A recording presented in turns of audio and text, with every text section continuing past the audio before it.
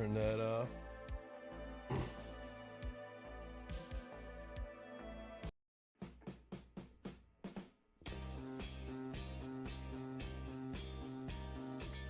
Good morning, Chris, Hutch, Gary, Faison, Mateus, Chant, Sue. Good morning, everybody. Hope you're all doing well out there.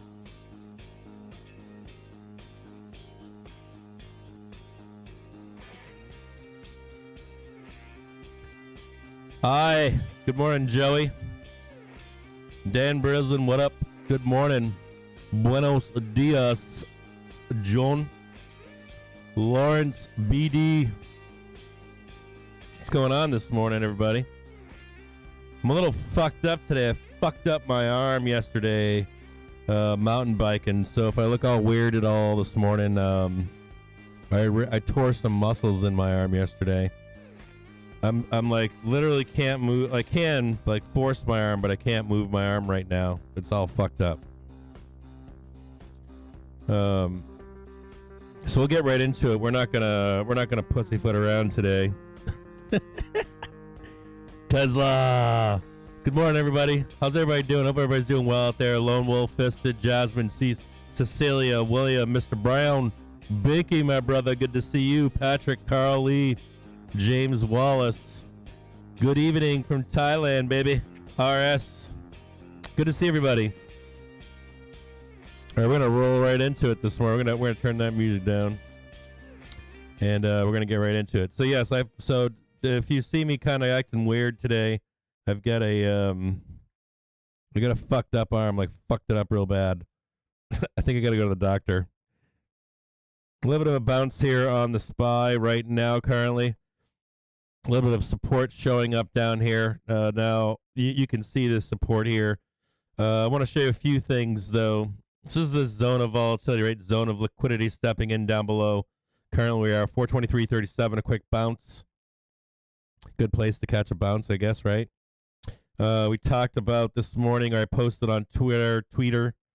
You can see this nice area right here of buyers, 23 or 423.50. And then 420 should be bottom for today. I don't expect was a couple things. If you catch this bottom right now, this should be a good bottom to buy. But I wouldn't hold it that long is the only thing that I would say on that, okay? And we'll get into the reasons why here in just a minute. What I do want you to really see, though, is I want you to see this 420, right? There's still money waiting down below here. So we could still, if you watch my cursor here, we could catch this bounce, then roll over to 420 down below. This is like more conservative dip buyers are down here at 420. But what I really want you to show you down here is this 415. And I want you to see this and mark this up. I talked about this on Twitter yesterday, that your next stop, right, your next bottom is 415. So we'll take a quick look at that right now, just to get some stuff out of the way here. What the point that's trying to be made here, and that would be, so we go back to a month chart here. See if this makes it clear, right? U.S. equity futures trying to work up off the early session lows in the wake of the better than expected April Richmond Fed reading, and consumer confidence also coming in just below expectations. So yeah, this is funny. The Dow is down about 160, the S&P is down 30, and the VIX at 28.79 remains up about 6.5%. U.S. 10-year yield at 2.76% is a few basis points higher than we were heading into the Richmond Fed reading. So you can see this the support down below here, 415, right? This is really what you want to be buying. Is down here. If you're a bull and you don't want to put too much risk on, this will be your next dip buy is down here, 415-ish. We got this nice bounce yesterday at 418, right? We could catch some dips and ride this out. We've got some great earnings this week, and we should be able to ride this out. It wouldn't shock me to see us each day of important earnings. That let's say we get let's say we trade sideways into close, possible, right? But either way, if we get a bad earnings report, then we'll trade down to these levels where we can catch some support, right? And then we're going to sell off even good earnings as we trade higher, if we do, right? So this is all gambling type stuff. With that being said, Our original thought was we'd trade down here into FOMC, and then of course we had this move here that said, "Nah, fuck you, we're not doing that. Too many people are long puts." So they burned the puts up here, right? And we reversed course. We knew that when we reversed course that the vol trigger was up here, and that you would sell any rip once we traded down below the vol trigger, and that's what we've done, right? And so we're still in that regime right now until we break above the vol trigger. And I haven't looked to see where it is right now. I'm going to assume it's at 440, flat somewhere in here. Hit the break out again, break out of this negative channel, right? Until we break out of this negative channel, we're not bullish, right? Then you give it to the bulls again. Russian Defense Ministry saying that London's direct provocation in Kyiv to strike targets on Russian territory will immediately lead to proportional response. It's being reported by the press. The Defense Ministry commenting directly to the UK. So with that being said, as long as we're down here, what you should be doing is buying dips, right? And selling rips. So just keep that in mind. So as we get down here, we're still not at full market liquidation yet. I know it seemed like yesterday we got down there for a minute. There was a safety buy. I took this buy down below yesterday. I bought this yesterday, but I took my winnings as well yesterday. So there's some positives here. If you're a bull, if we do trade down into FOMC, into Russia default, some places that you can buy bottoms as we trade down into the fourth. If we trade down in the fourth, some places that you can buy some bottoms, which is kind of fucking nice. In relative safety, you can buy bottoms down here if you're a bull. That's a good sign, right? Up here is kind of risky. You're kind of scared or whatever, but you know that down here to some extent you're going to be able to buy this stuff in some kind of relative safety that we're going higher. And that those bottoms will be bought by algorithmic computers and stuff like that. Now, with that said, even if we trade sideways in here, if you're a bull, you're just looking for bottoms to buy. And currently, right now, the safest place to buy a bottom in this market today is 415 right here. We have some pretty firm support here today. Now, do I think we trade down to 415 today? Probably not. We'll probably catch a nice bounce today and probably keep it up in here. Now we'll look at the economic calendar we'll look at the earnings calendar, because the other fear is even if we have good earnings, right? You got Microsoft and Apple at the end of the day today. You've got Meta, PayPal, Boeing, Hertz, Qualcomm, baby.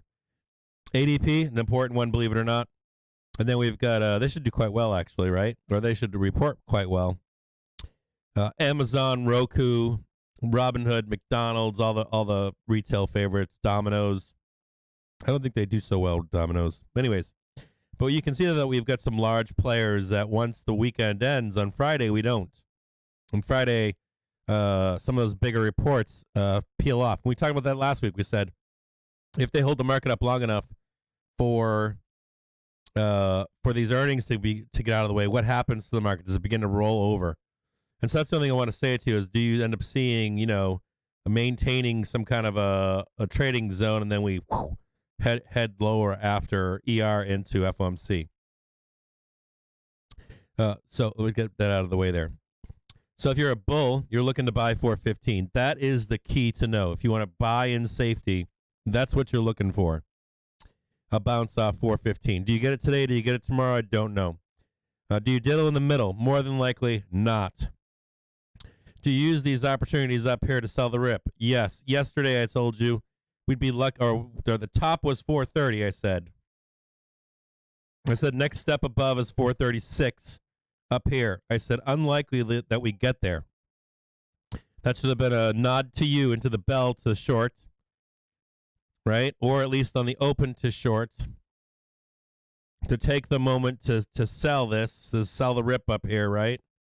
Anything up here, you're selling the rip, and to be buying the dip down below as we head into FOMC. Should be pretty straightforward, pretty basic to understand. And furthermore, yesterday I posted about XLP not quite liquidating. There are still bulls hiding in XLP in Staples, and you can see it's holding up this morning. It has not sold off, right?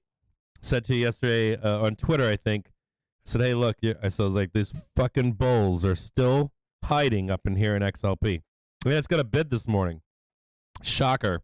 We'll also take a look at XLU.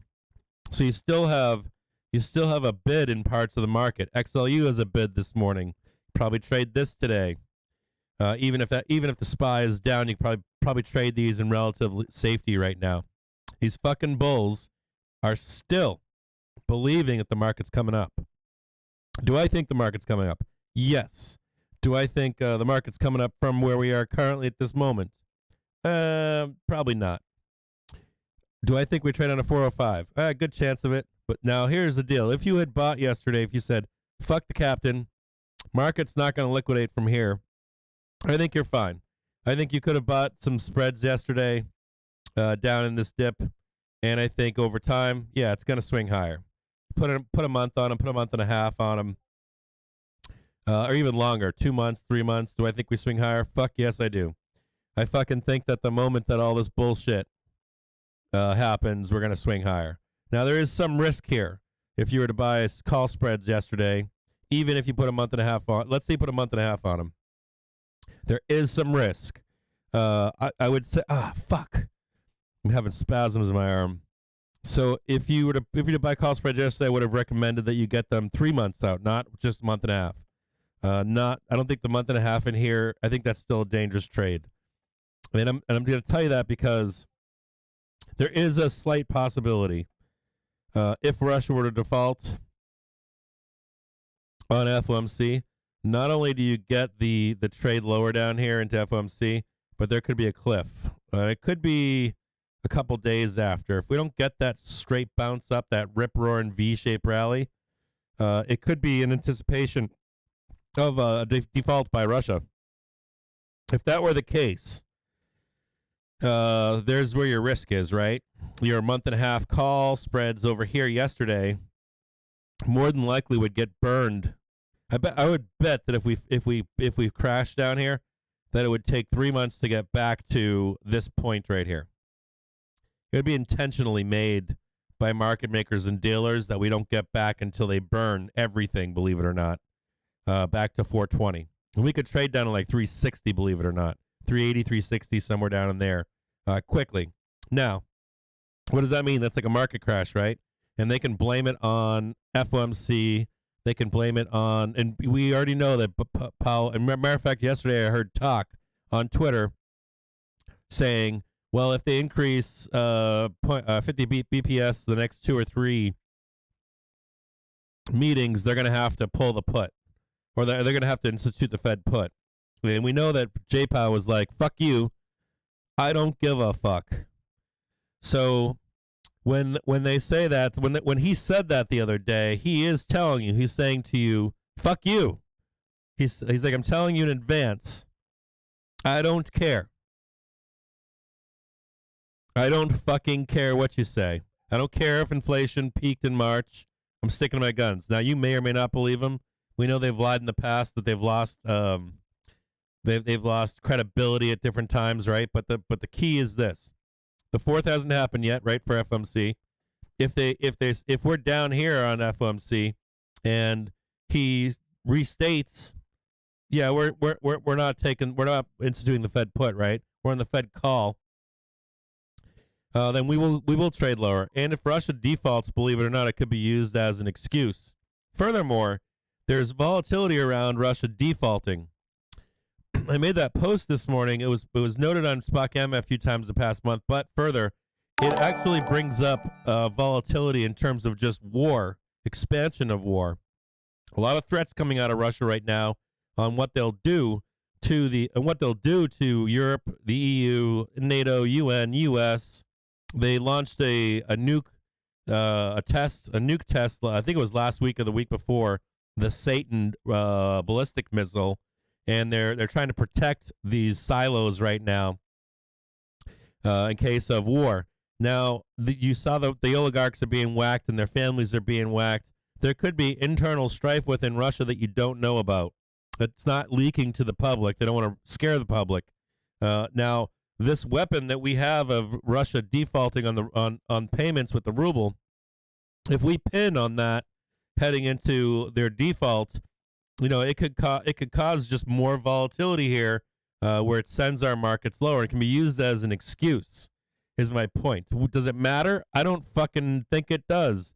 But is it used as an excuse to drop the market even further? And we have ERs. We have large tech ERs. The perfect excuse and timing for us to actually go lower than 405. So what does that mean? If you took a month and a half call spread right here, I would say to you, there's still some risk in here. So you either want to put 3 months on them. Time would be your friend, or you kind of wait as we trade into this zone down lower. We kind of wait for those bulls. You need the bulls in XLP and XLU to panic. You need blood in the streets. You need CNBC saying, "Oh shit, we're all fucked." Right? You need blood everywhere. You need people to say XLU is not safe. You need the long tail risk crowd to come out on CNBC and say you're not safe in bonds. You're not safe in equities. You're not safe in XLU. There's nowhere safe. Buy gold and fucking, stuff your mattresses full of cash for you to actually be safe buying a liquidation event down here. So, myself, I have not bought this dip with spreads. I've already told you that I will do this live with you when the time comes. I don't think it's now. I think it's further down. I think it's somewhere down in here, at least. And if it let's say we do have that liquidation breakdown of 360.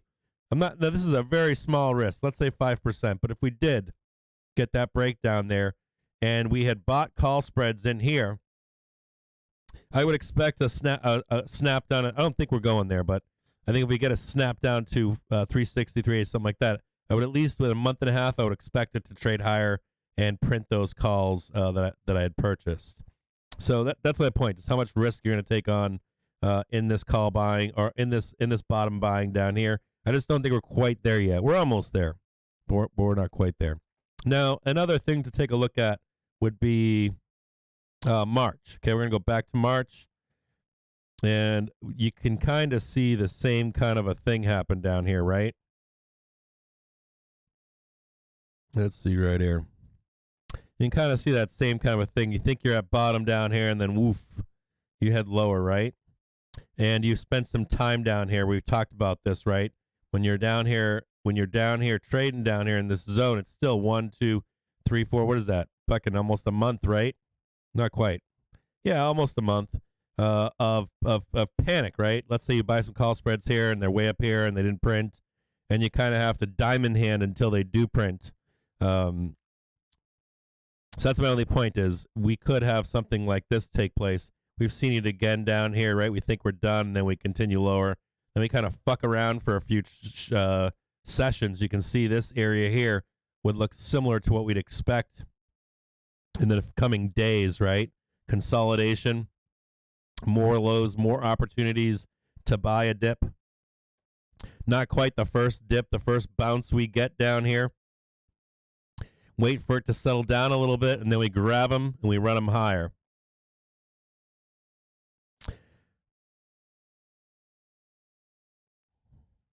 Now trading down below to 421. 43 with a bounce. We'll take a look back here on go back on Twitter. Who is Bullish yesterday? So we got this nice little support down here, 421.50, and then we get some more support down here, 420. I got some. Let's look at some volume below here. See what we got. Where's the real liquidity? Yeah, we know it's down below. The real buyer is down below at 415. You can see him down here, right? So where the real liquidity is. So we'll take a look at this 421.43 quick bounce, and we'll put another little mark down below here, right here, somewhere in here, and this is our well, wait a minute, hold on here.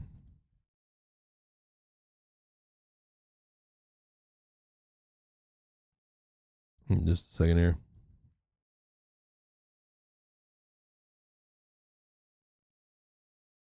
Now I've got some buyers down here.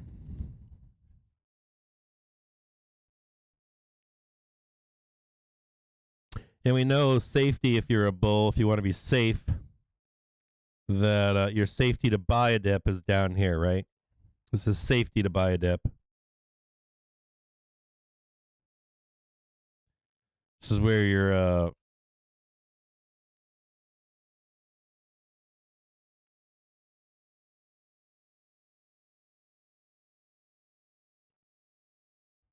or you could just write buy the fucking dip. Right down here, 415 or so. Okay, so you can see that there.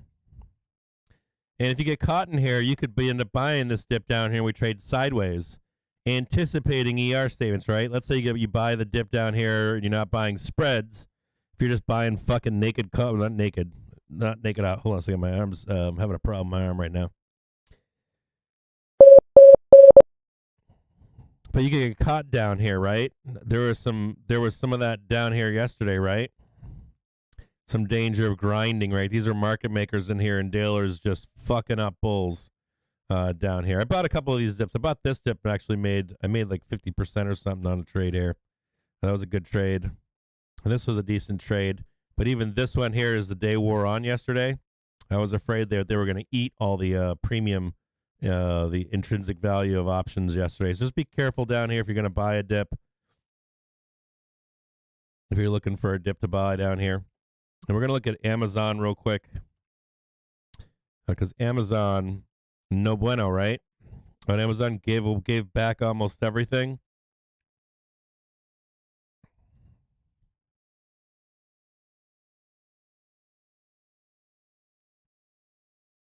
Just looking for those lower lows down there. 2,600 price target down here, right? What do you got down here? 2644. This is bearish, right? Nothing about this is bullish, right? If Amazon were to continue selling off here, we might catch a dip here, but look at this. This is not bullish. Nothing about this is bullish right now, right? Just another opportunity to short into their ER. So if you start to look at the components of the underlying of the market, right? Is this bullish to you? Does Apple show you bullish right now? Does that look bullish with not even charting this? Does this look bullish to you? It looks bearish. That's what it looks like, right? Looks bearish. We could tap here, right? 1, 2, couple taps, and then a quick little run below. That's that 405 that you get down here, right? That's how you get 405 in the SPY. At the bottom of the hour, we'll get the April Texas Service Sector Outlook Survey.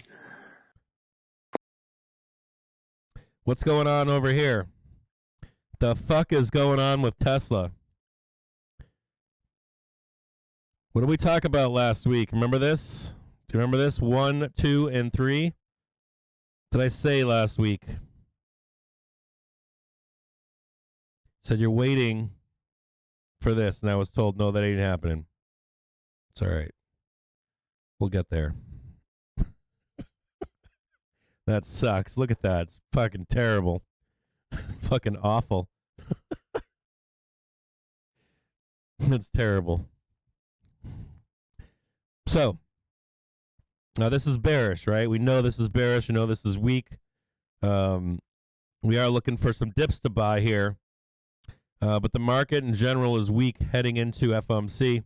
That's what at least what it's showing. It's showing that we're weak heading in FOMC. It's showing that the market could drop further, have further declines. And it's showing that as these long-term bulls start to cut their positions loose, there could be an impact market-wide. Right?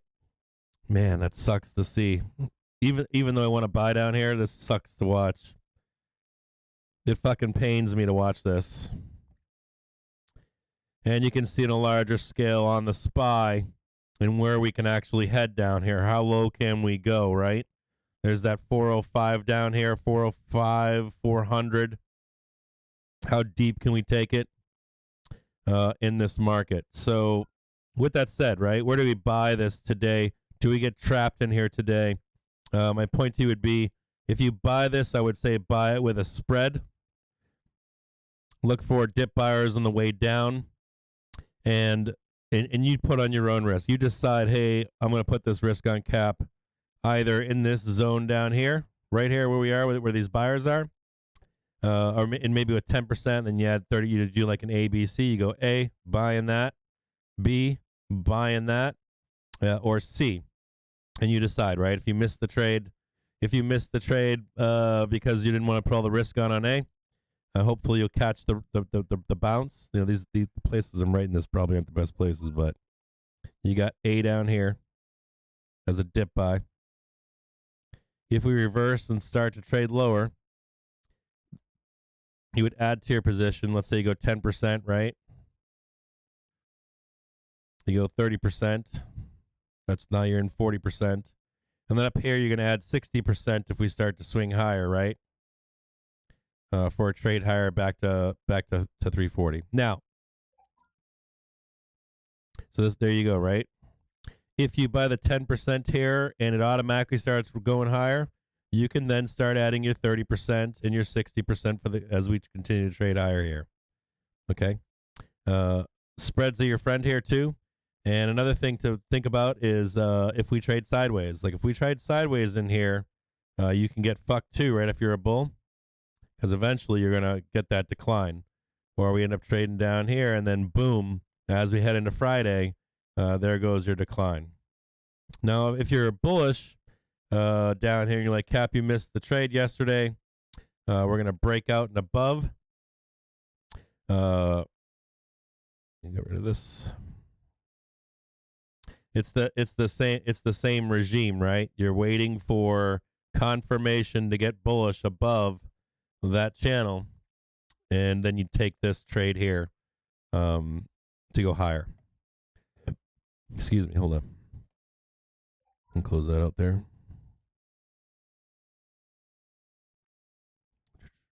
And move this over here.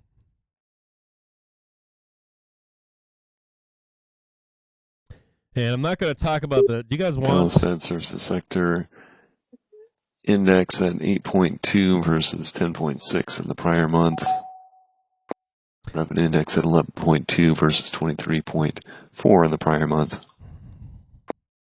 And if that wasn't bad enough, all this week we've got huge economic calendar, right? You got the Fed not speaking, but every single day this week you've got all the nasties, right? You had durable goods this morning, consumer confidence index later today.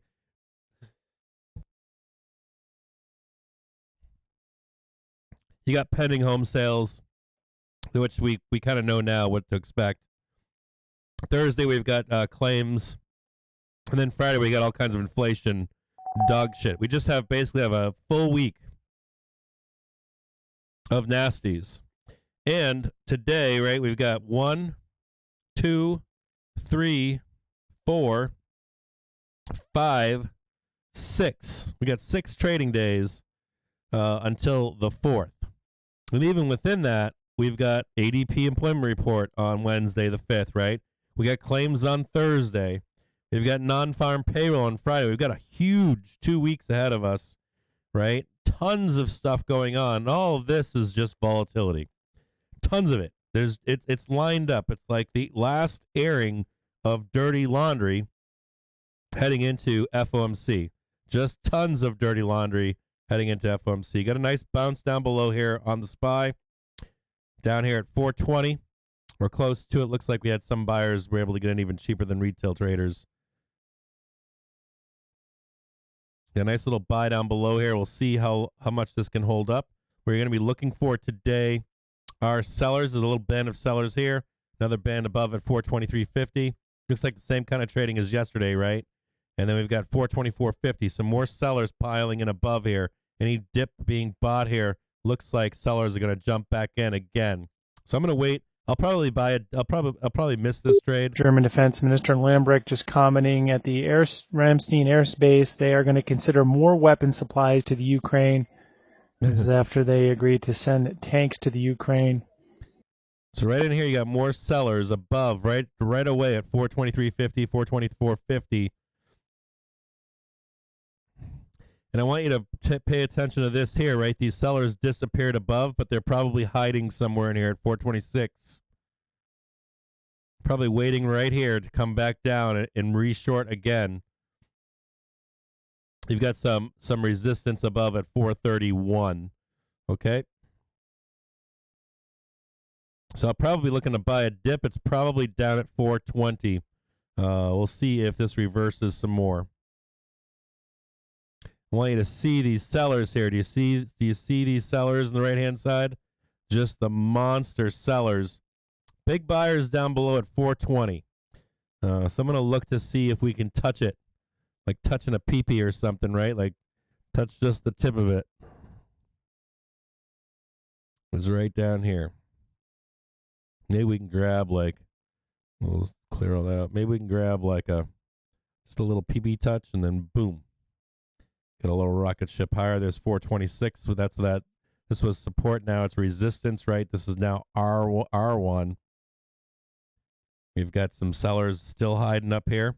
And this is that 431 that you're looking for above here. These are more hiding sellers above here. Okay, so we'll see if we can touch down here and at least maybe take a trade here. And we know that safety is down below at 415. There is some more vol at 418. You can not, throw that on your charts if you want. There's a little bit of support at 418 as well. So we did the calendar. We did the charts. We're gonna look at the market breadth indicator.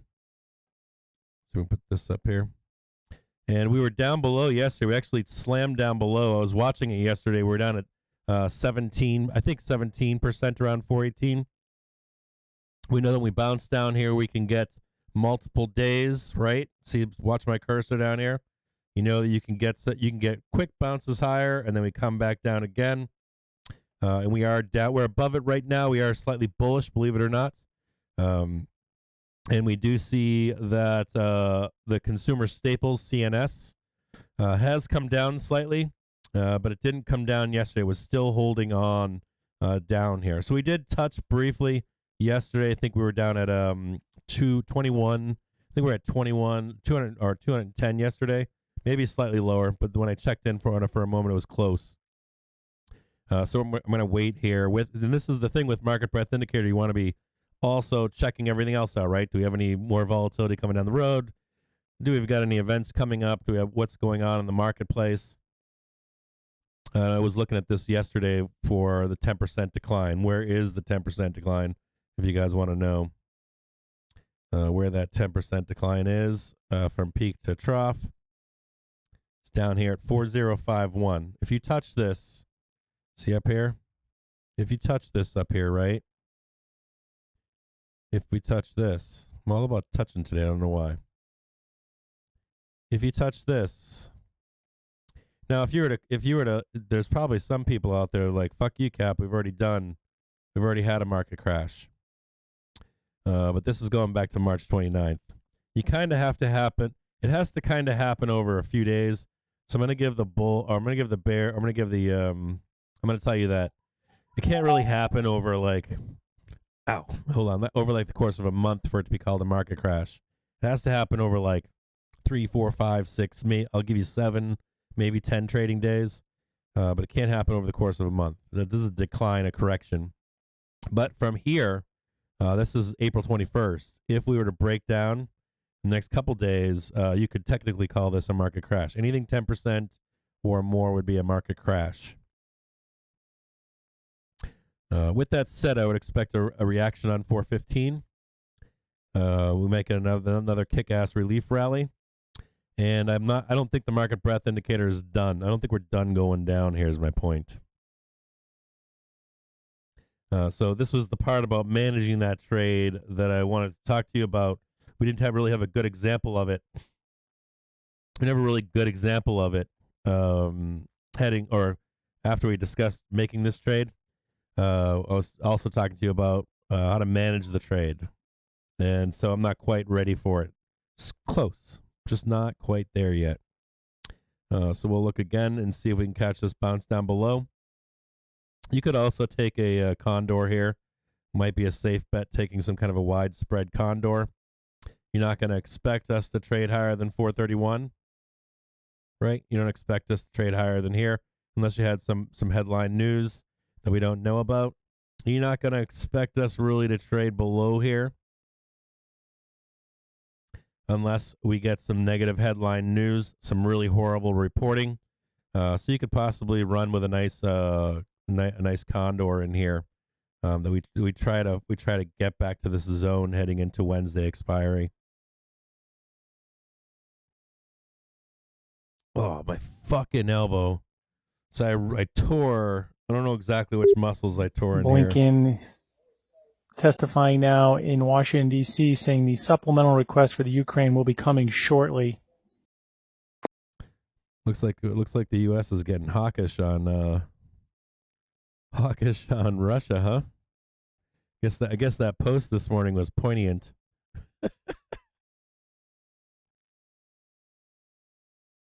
Whoa, I was at 14% yesterday. Yeah, I think I looked at it. I was in and out yesterday trying to get some. I was trying to get some permits yesterday, some building permits. So I was in and out all day long yesterday. I saw it at 17%. I didn't see it get as low as 15 or 14. I was like here and not here. Our total got down to 11.7 yesterday. You took a picture. Fuck yeah. QQQ is heading 368 say channel support. Touch my PPP. Hilarious. Yes, we'll watch this down here. Keep an eye on it.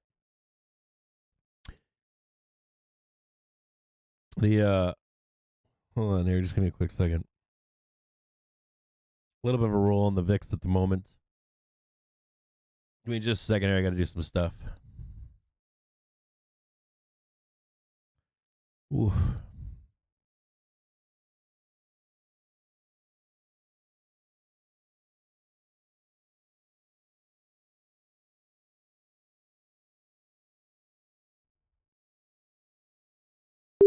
Note incrementally here out of Europe, we're seeing a report get circulated that Russia has suspended gas supplies to Poland under the Yamal contract. Let's take a look at This report saying at this point there's been no communication from the Russian side as yet to whether this is the fulfillment of the ultimatum that President Putin has recently threatened. someone I trust on Twitter this morning said buy gas calls on the bell today. Buy some more natural gas. U.S. equity markets are on the lows here as we're a little more than 45 minutes to the European cash equity close. The DAX and the Spanish IBEX have moved into negative territory.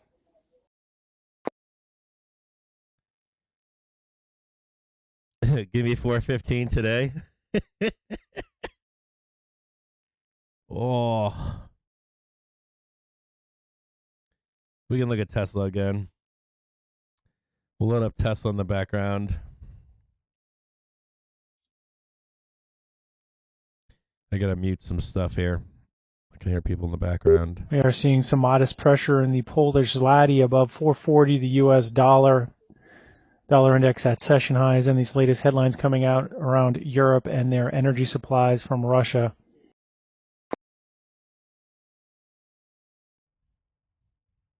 The U.S. 10-year yield falling to 2.73%. Now trading, UNG is blasting off right now on that news about Russia. It's just blasting off. Natural gas futures here in the U.S. moving back towards the highs of the day, up about 5% at $7.13. Again, the Yamal pipeline is one of the biggest pipelines coming out of Russia into continental Europe. It's still unclear whether or not this will affect gas supplies to other parts of Europe.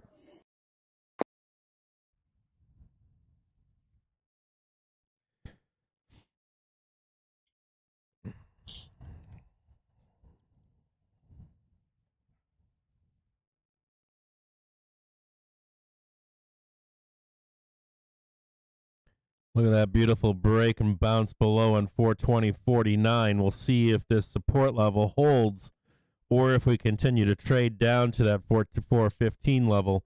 I do want you to be aware, if we take a look here, see if I can so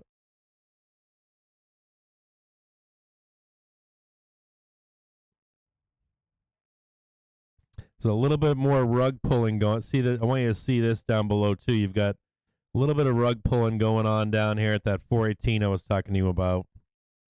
And then firmer support down below between 415.67 and 414.83.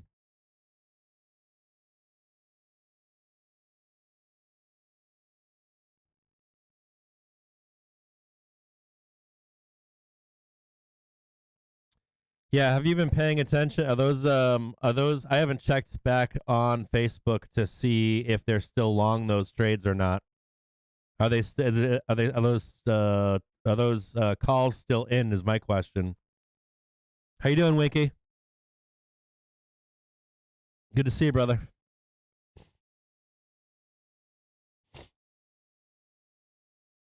Hey, you guys want to look at Tesla chart one more time? The Tesla chart.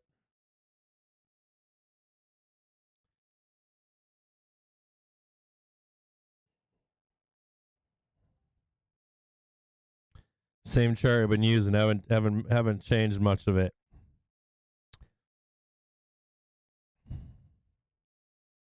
Hopefully gonna see some kind of a response down here. 870, we're at 905. This is a normal dump by the dippers from before, right? Or this was resistance too. Well, we're gonna be looking currently right where we're at right now. 903 and 878. We'll take a look here. Damn, that sucks. This is from like last week, right?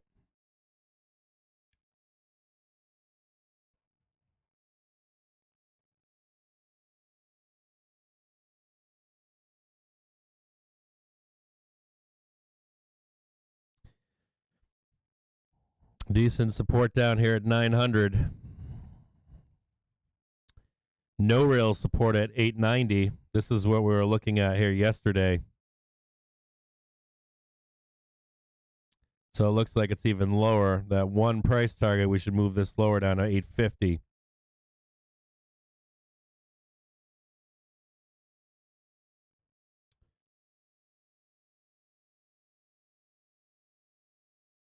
And that does seem like real support down here. I'm going to put real support down here. I'm going to change that from this is from last week, a couple weeks, on their earnings report, right? If you can't break out of this channel, reversal, come back down, and we'll start finding lower lows. I don't know if this holds coming into FOMC. I think it's easy to see 850. You might get a reaction bounce here, but I think even if you get a bounce here, you're still going to trade lower. So my price target ultimately is 851 on Tesla.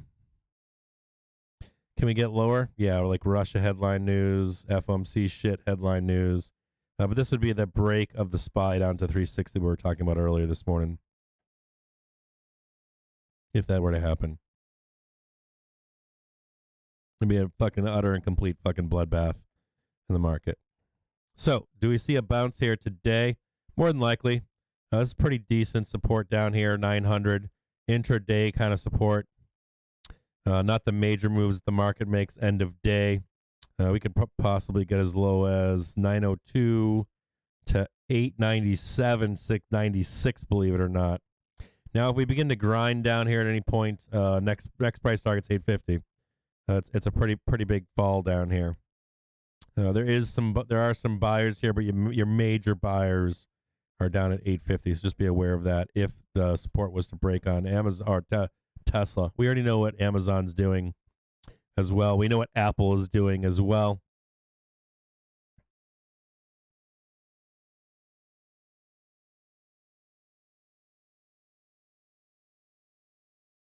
Yeah, I just showed you Tesla on Bookmap, didn't I? I think I just showed you Tesla a couple minutes ago. Good morning, everybody. The King Cow, how are you? Good morning. Secretary of State Blinken saying reaching a nuclear agreement with Iran would not take away from U.S. ability to address Iran's other activities.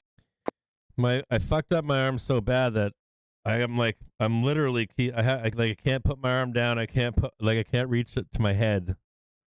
I can't reach my head with my left arm, and I can't put my we had $1 million call golden ticket just come in. Like I wouldn't be able to wipe my ass, and I wouldn't be able to stick my hand in my mouth, my left arm. I can't even cheat on my right hand and jerk off left-handed right now. I can't cheat on my fucking right hand right now. Just had $1 million call come in on plug.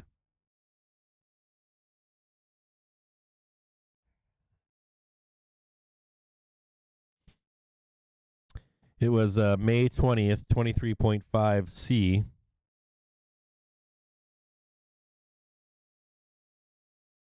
No, not a bad place. Kind of like that trade. But I don't know that I like it today or right where we are. I think I'd like it but deeper down. So keep an eye on that trade. Like that Facebook trade, what you do is you monitor the trade that's taken. So as a golden ticket, it's May 20th, 23.5 C for $1.1 million. So you'd find the trade in the options chain, keep your eyes on it, and the key on that trade would be they might be trying to protect. Usually with these golden tickets, sometimes I think they use it to protect a ticker that they're long in stock. But the idea would be if we trade lower, see if they remain in the trade or if they roll them into another $1 million position, and then you take it and follow them with it into May. But I still think that plug can go deeper. I'll give a price target and plug of what will we give for a price target and plug?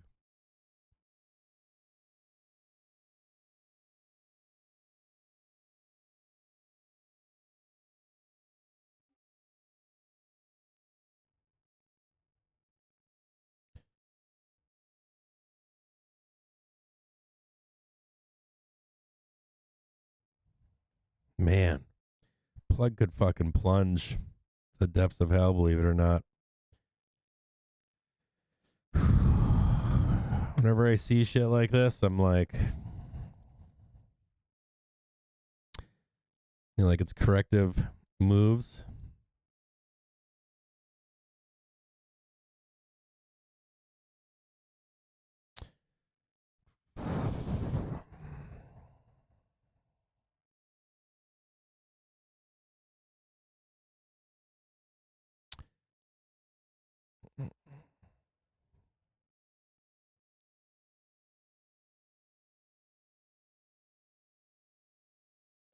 $5.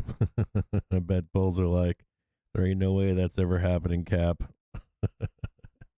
I fucking know that they're gonna bulls gonna be like, there ain't no fucking way. With still in a corrective mood, and it is still correcting, believe it or not.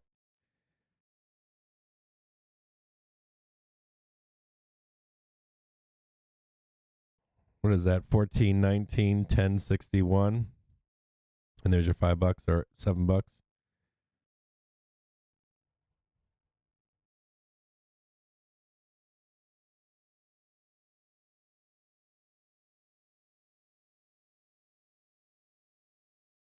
Yikes.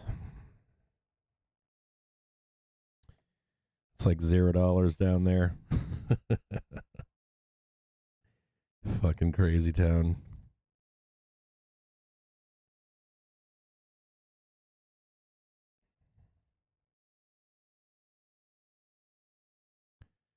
Can't make this so sloppy. Sloppy fucking charting. Nope. We're doing wrong here.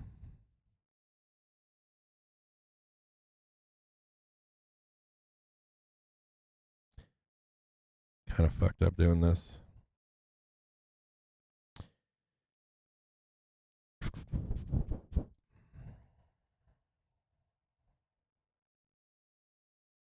Oh, size. From Blinken saying the U.S. will be sending diplomats back to Ukraine this week. If you get a break, if this breaks here, that white line breaks right there, it's on. It's fucking on. If you get a break down here, that golden ticket could be an attempt to not let a free fall take place. Because if it does, you're free. If you break here, if you break this $20, you're free. You're gonna start fucking free falling. Bam, bam, bam. Price targets. If you break $20, price target probably 7. That's how nasty it could get. Now, if it does break here, what does that mean for you as a bull? It means that you dollar cost average, right? You add down here, you add down here, and you add down here. You want to pay attention to plug because if plug trades down to this 20, and if you can buy, it's a good trade. If it consolidates in here, if it let's say it touches and starts to consolidate here, you might get a brief moment where that you can buy down here at $14, $15 somewhere in here. If the market kind of kicked off heading into FOMC, so pay attention. This might be a good trade. Believe it or not, coming up on plug. Don't pay too much attention to yeah, it's kind of a sloppy fucking, kind of being sloppy with this chart right now. I shouldn't be that sloppy. You can figure it out and make it more complicated, but you can see that down here, right? You don't want that break. And another thing to note here would be this. If you were to buy this dip right now on plug, and you want to see that breakout above, you can buy these dips as long as it consolidates. Plug's not bullish either until it breaks out of this channel. So even if you're like, oh, I want to be bullish on fucking plug, it's not even bullish until you get out of here. That's when it becomes bullish, believe it or not. You could fucking trade all the way up $25 and it's not bullish. It's not bullish till you break this plane here. So continue to let it consolidate, continue to let it find its footing. And then you would take that trade on. That's a risky trade, that $1 million trade. Not so much for it's not that risky for a short dated trade. It's only May 20th, so you could see something like this, then you get your $23. But it's not, but plug is definitely still corrective in nature. If anyone tells you right now it's not, they're fucking lying. And even if you trade it in here, it's still corrective in nature. It needs to break out at some point.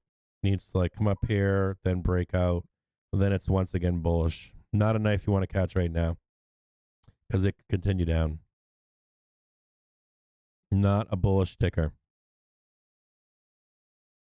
I know a lot of you guys like plug.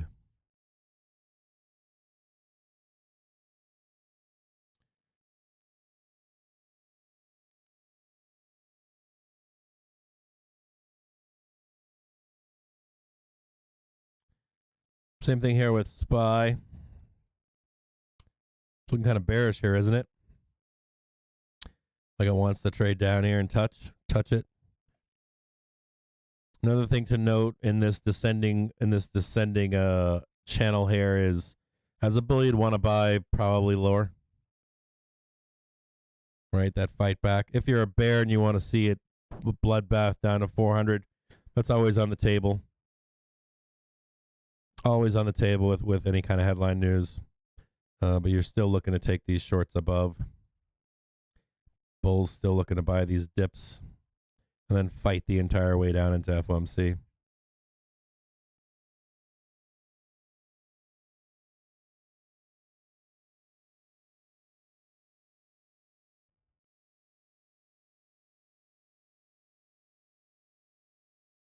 Good morning, everybody. Good morning, Brad. How are you? If that's sloppy, then mine is a kinder scribble. Thanks, Paul. I appreciate the support. Yeah, it's more than 200 watching. It's YouTube pins it at 200. There's actually more than 200 people watching right now. YouTube's kind of fucking douchey. Watching some TLT calls come in currently. May 20th, 115C of almost it's almost $900,000 on TLT.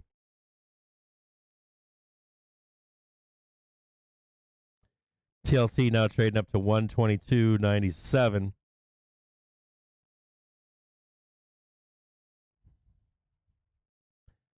Put on a 3-month chart here.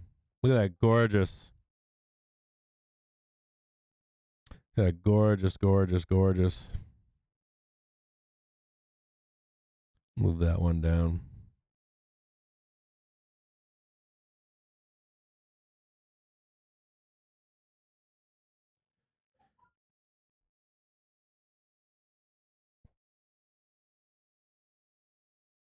Trade this here. We got sellers hiding here, right? Break through those sellers, trade up. We know we've got major sellers here.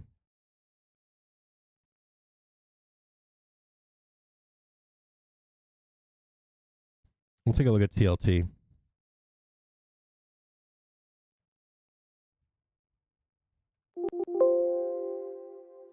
Like that 116, 118 area down there on TLT is amazing. Amazing buy.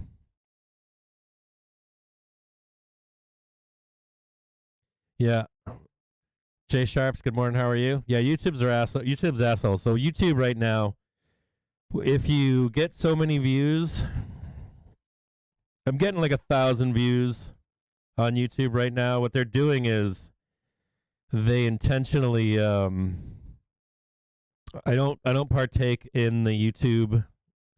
It's like YouTube wants you to accept tips and shit through them. They want you to like integrate everything that you do through YouTube. They want you to partake in their advertising. And I don't run ads on my videos yet.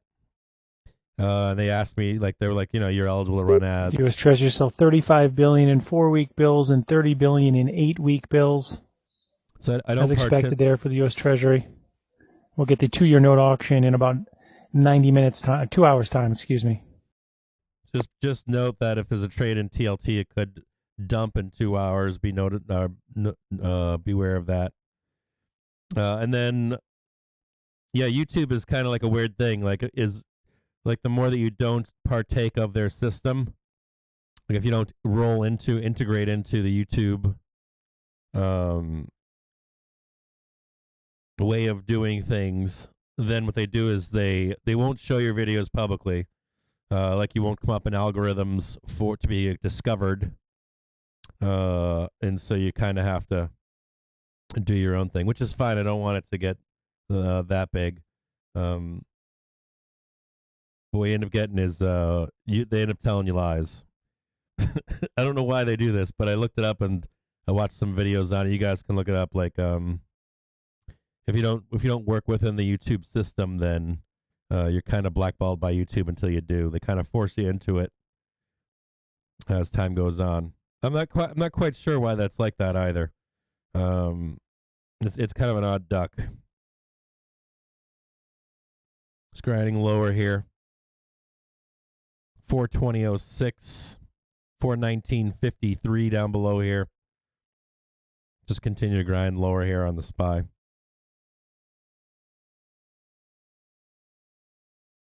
Yeah, I can bring up Apple. You think FOMC has potential to be sell the rumor and buy the news? How many of FCFX is going to predict it on earnings this week? Yeah, small community is awesome.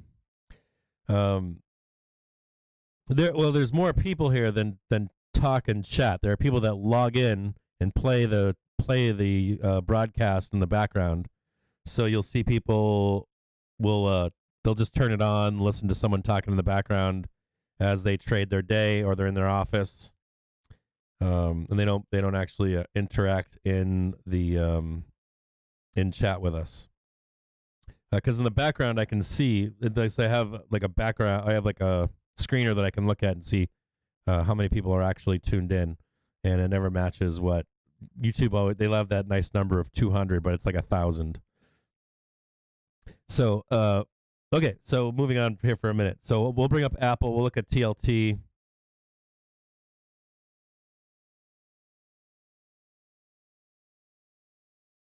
We should talk about that too. So there's a couple things we got to talk about here. So,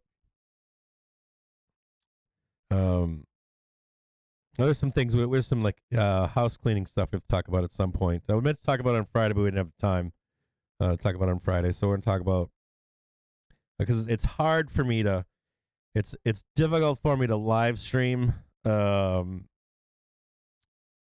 like 9 o'clock in the morning or 9:30 or whatever, 8:30, whenever it is that I come on. It's difficult to live stream from like, like from 9:30 or even earlier sometimes to 4 in the afternoon.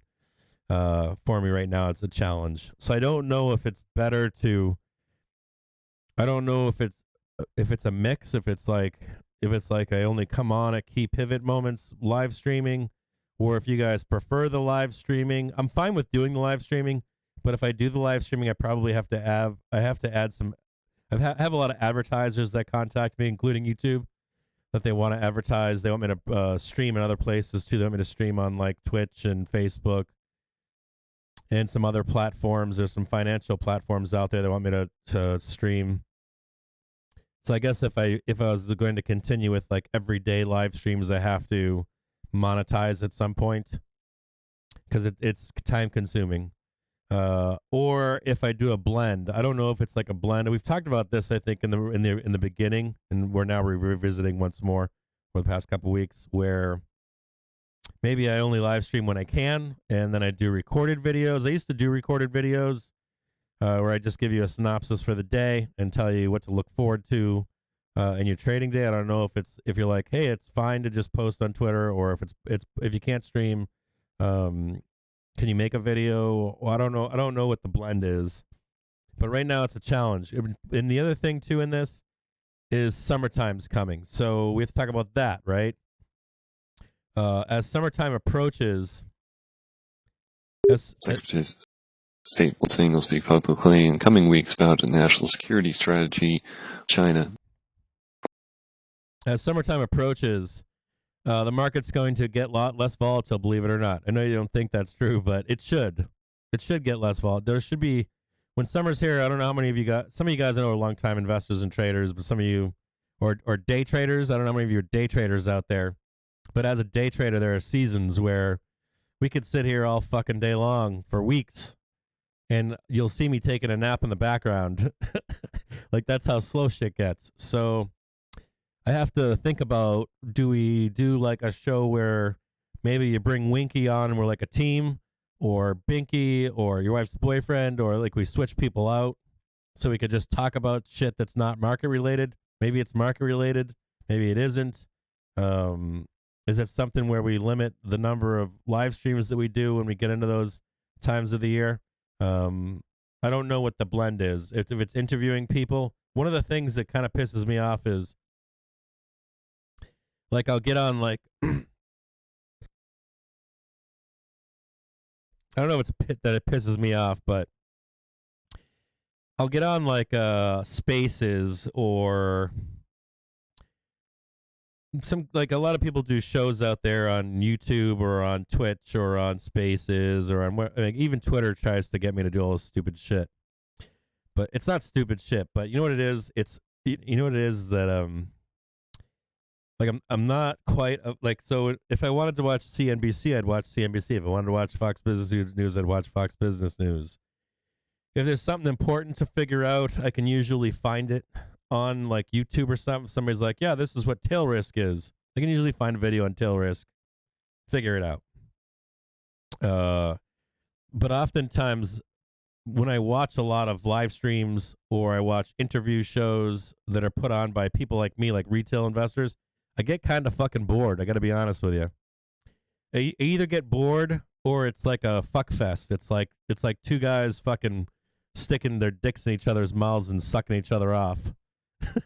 And this even extends to furrows, right? You put furrows on these shows, you get like two. I don't watch them actively, but I've watched like on YouTube. Sometimes I watch like recordings of two furrows sitting around and talking, and oftentimes it's like, there's a couple live shows on YouTube that I've watched during the daytime, and it's like they got the old school like Family Guy where it'd be like Z104, wung wung wung, and they have like all the effects in the background, all that kind of stupid shit. Like, that shit's all fucking goofy. And then when you get two guys like talking about complicated subjects, I don't know. It's good to watch when I need to reference it, but to tune into that shit all day long every day, it's like fucking putting a knife or a gun to my head and being like, I want to fucking shoot myself listening to this shit, right? So I don't know what the evolution of the stream is. I don't know if it. I feel like I want, if I was to listen to somebody, I kind of want, like, I don't want to trade alone, right? I like to trade with other people. I like the idea of keeping it light is important.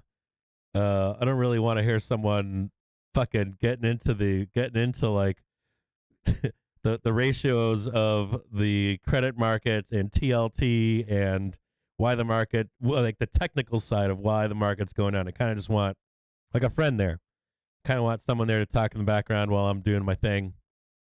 I guess that's what I want. It's funny too because it's not quite. I'm not really. I used to like Joe Rogan way back in the day, like way back in the day when Joe Rogan used to have a kick-ass live stream. Right, he would ask people questions and just let them talk, and that's when it was a really good live stream because he would just bring on interesting people, and it wasn't always necessarily what they were excellent in. They would just start talking about shit that was relevant, to, I guess, to what would you call it? To news that's important to people. So maybe you could do it where you interview people, but you keep it light, geared towards the market, like a market slant on it, but don't get too technical. I guess every once in a while I could get technical, but you really want to bring on like the weirdos out there. You want to like interview the people that are fucking astrologists and why are they trading with astrology, or why is so like no one ever interviews like an ape, like especially like a late to the party ape, like some of these apes that trade GME. These are the fucking people we sold our bags to. I want to talk to them. I want to find out why they're an ape. You know, they talk about it all the time on the internet, but like deeply, is it because you have a mental health issue? Like that kind of stuff. Incrementally here, an operator in Poland saying Polish customers will not experience a gas shortage today. You're not going to experience gas operator is not party to comment on that earlier report that Russians have stopped shipping gas to Poland through the Yamal contract. It's not winter. It's not winter in Poland right now. So Polish infrastructure operator Gaz telling financial press that Poland does remain ready for any potential gas supply halts. So I haven't been a fan of Joe Rogan recently because he's given his opinion on things. And I'm like, I really want to do is, when it gets slow in summertime, is maybe interview people that are like the I don't know, like not. I don't care if you know everything about the credit market. I'll be honest with you, I don't give a flying fuck. Give a flying fuck if you know the intricacies of tail risk to the market. I'm gonna keep bringing that one up, but I really don't. There's enough videos out there. There are enough people that take that seriously, or that's their lives. That every once in a while you want to hear that stuff, but in reality, I want to hear I want to hear people's stories, right? That's what I want to hear. So I don't know if that's what it turns into or not into summertime. Maybe it's an interview show. Maybe it's with a partner or something that does the show with me, or maybe there's someone that wants to step in and be like a guest host. If I can't live stream one day, you put someone else on that will want to live stream on those days. So if you have any ideas, right, don't leave them in the chat. Send me a DM. I've got a better intern now trying to look at those DMs. Supposedly, I have a better intern working at that stuff. But if you can just shoot me a DM or something, if you have any ideas for how this evolves, because it'd be kind of I think it'd be kind of fucking cool. It'd be kind of fucking cool to like you interview like a Tesla fucking bull and it's the same fucking story. Not the same, but oftentimes those are the ones that get traction, which is kind of bizarre, right? It's not bizarre. It's just it gets fucking boring. And so I don't know if you get something like that going in a live stream, I'd probably pay more attention to it. I'd probably watch it more frequently. You know who does a good job of this sometimes too? Here's a good conversationalist. I still haven't watched his newest videos, but who's a really good conversationalist is Real Brian Watts. I used to like to just turn him on and keep him on in the background, and he would make all kinds of fucking stupid shit. He'd say, like he'd just tell you fucking stories and shit, and you'd be like, I fucking love listening to this guy talk.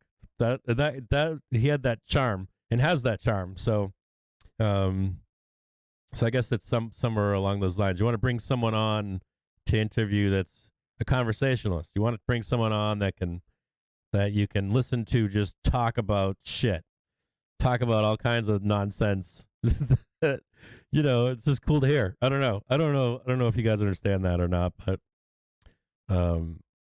if I'm making sense there. Anyways, watching some Tesla calls come in right now. Some dip buyers. Tesla, April 29th, 930C. About $1.3 million. They're buying them for $20.74 and $21.15. They bought 605 contracts on Tesla for this bounce right here. Looks like some dip buyers are stepping in currently. They want it. Wouldn't be too bad of a night to buy some call spreads down here. Maybe for Wednesday would be nice. Something in the money. A little bit of a roll currently in TLT. We'll look at Apple real quick.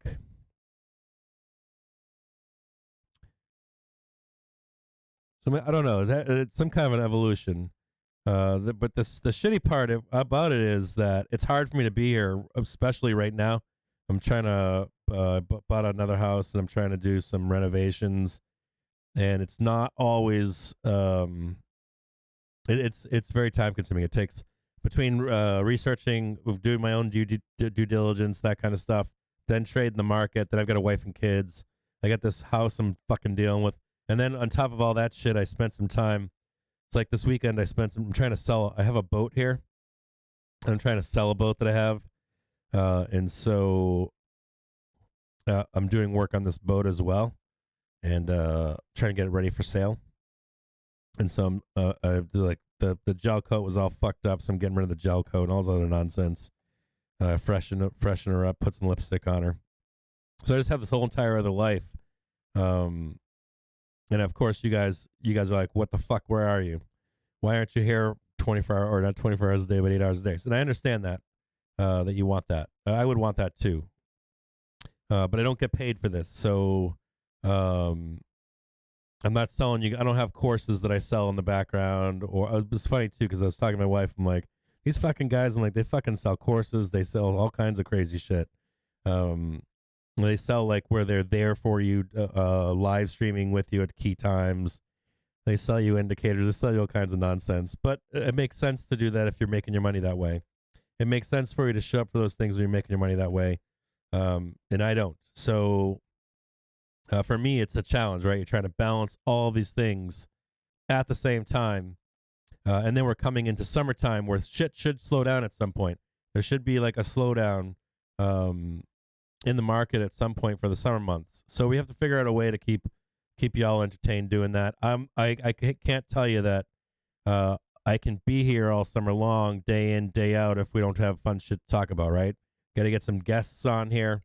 Probably need to get a partner or something to talk to, even if it's like part-time, where it's like two people on a show, or it's they're sitting in and running the stream at those times. So or it's recorded videos when we're not doing this, right? If it's summertime and it gets slow, maybe we put out a video and say this is what we expect today to Friday, or something like that. And if anything changed, we live stream, right? If we hit a key pivot and said, "Oh shit, what the fuck's gonna happen next?"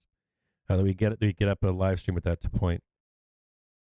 So we got support here on Apple at 155, and then of course key support at 150.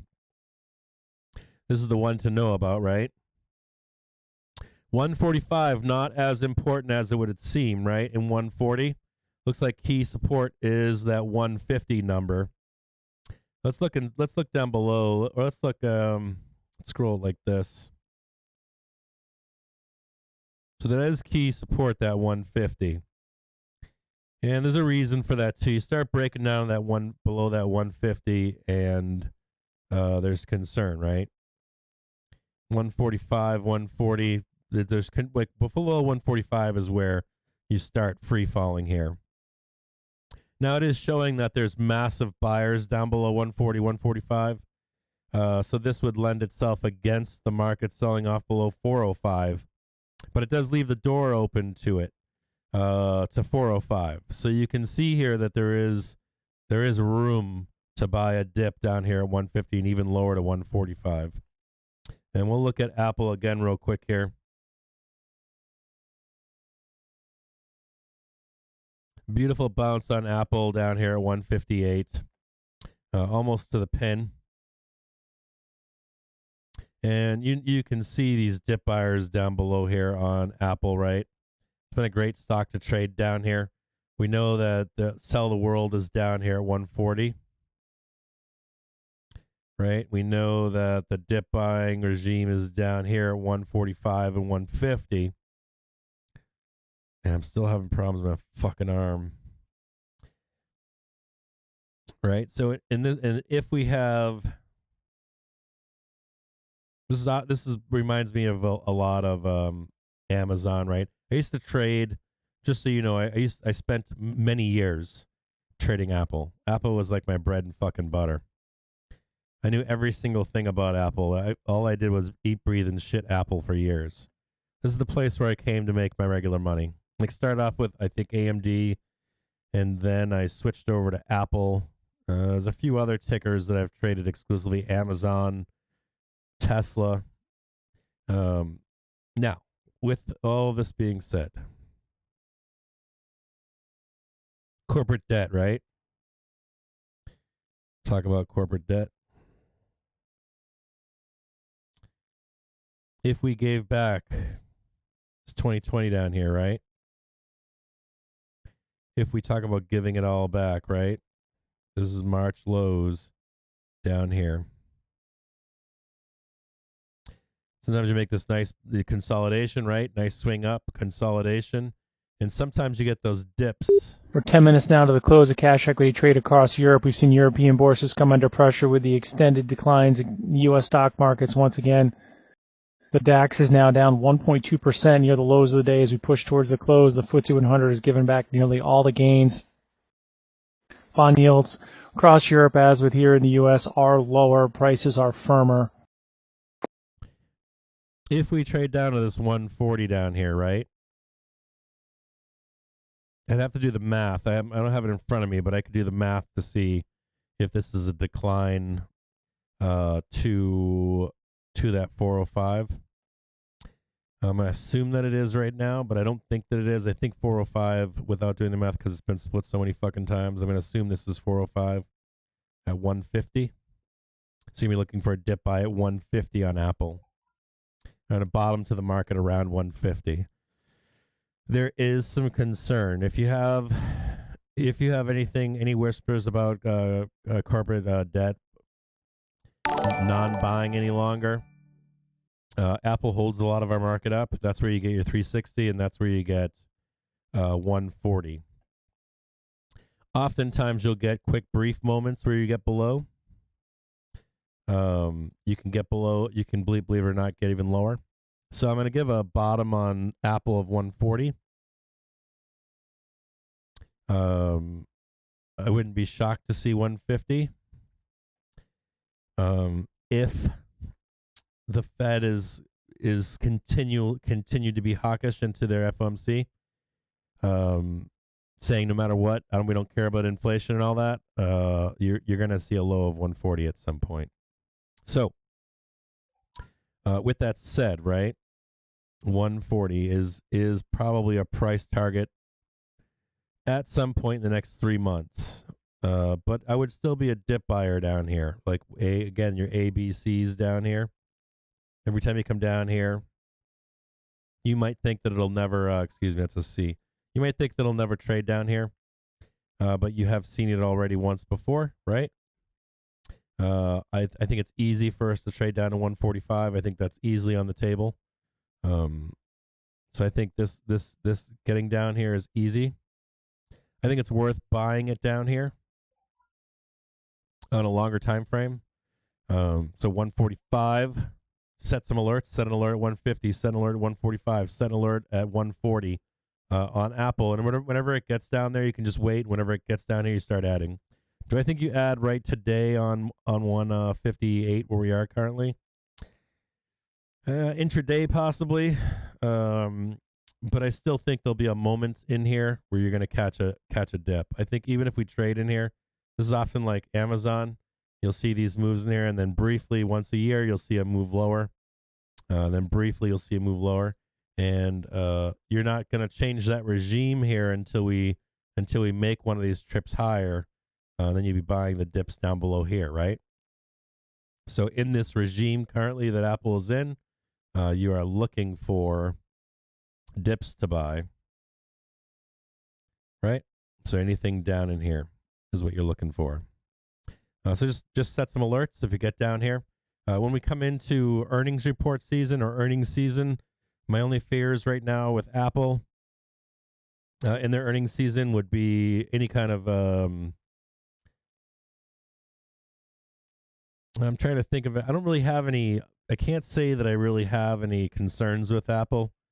They've got a pretty. I don't really have concerns with Apple. Just weakness in the market conditions, looking for bottoms. I'm trying to think of anything that could be negative about Apple. They only have positive down the road. If they have that Apple car at any fucking point, we know that the engineers have been rehired back on. We know that there's that Apple's gonna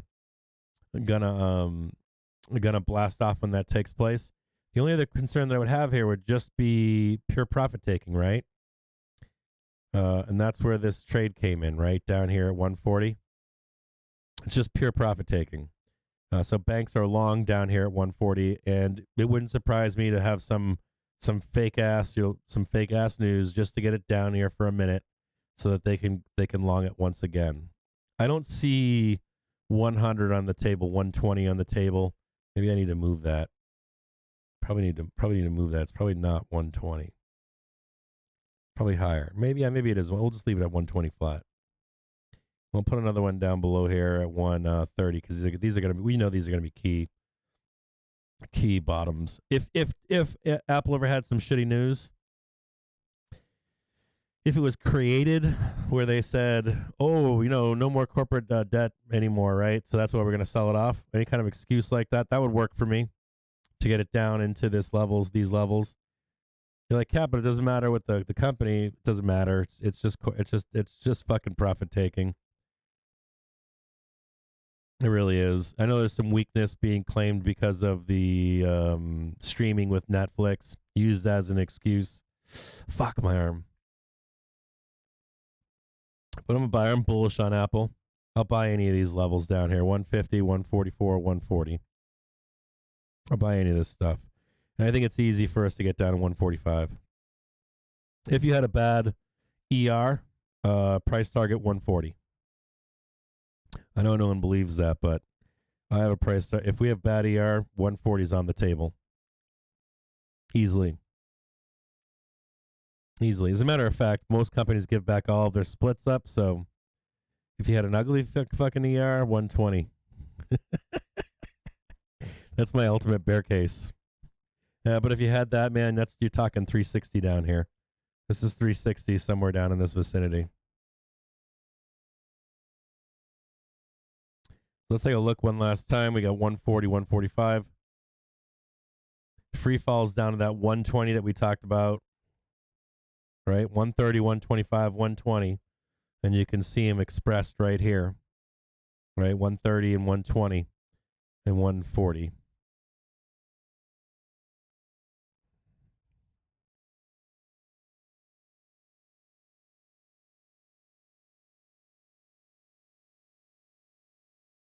Nope. Keep. We'll close Apple out. So what's my take on Apple? What's going to happen on Apple? Apple's market conditions.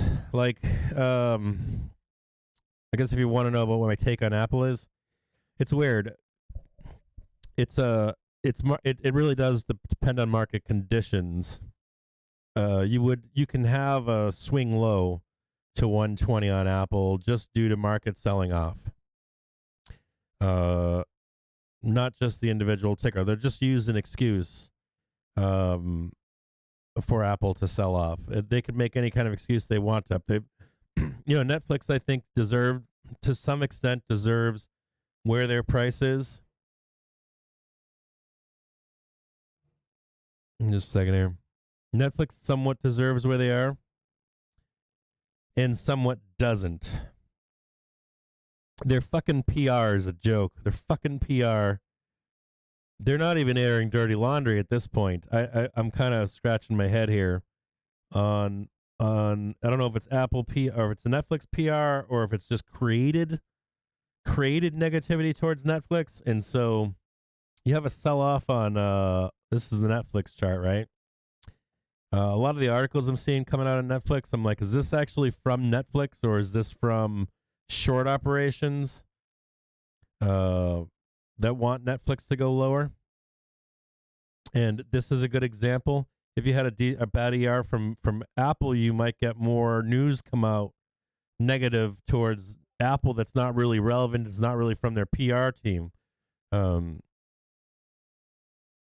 So that's my concern, right? You kind of see that same thing happening now with Netflix. So that's tough. And this is 100. I mean, this is giving back a lot here, right? And it's happening right now. So to say it couldn't happen, I know that Apple and Netflix are not the same company, but they do follow the same kind of fucking, or stocks tickers tend to follow these same kind of sell-offs, right? These highs. If you were to just match up or compare Netflix to, let's say, Sam Adams, it's very similar. It's very similar with Facebook. Very similar with a lot of tickers. You'll see distribution very similar. So the news doesn't really matter as much as is it going to happen? When is it going to happen? How low can we go if it happens? Right? And so let's say it happens with Apple. Let's say it happens with Apple, right? Apple was trading at 182. If it was going to give back everything, this would be kind of what you'd expect, right? You'd kind of expect some kind of a steep sell-off in Apple down below here, and to come back into at least it's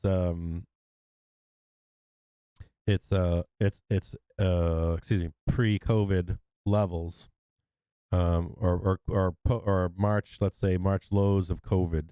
I don't think it's difficult for an excuse to be made up with any ticker to sell them off. And it's weird because on one hand you're like, oh, it's because they're a bad company, but on the other hand, you know what it really is? It's that we started our buying down here,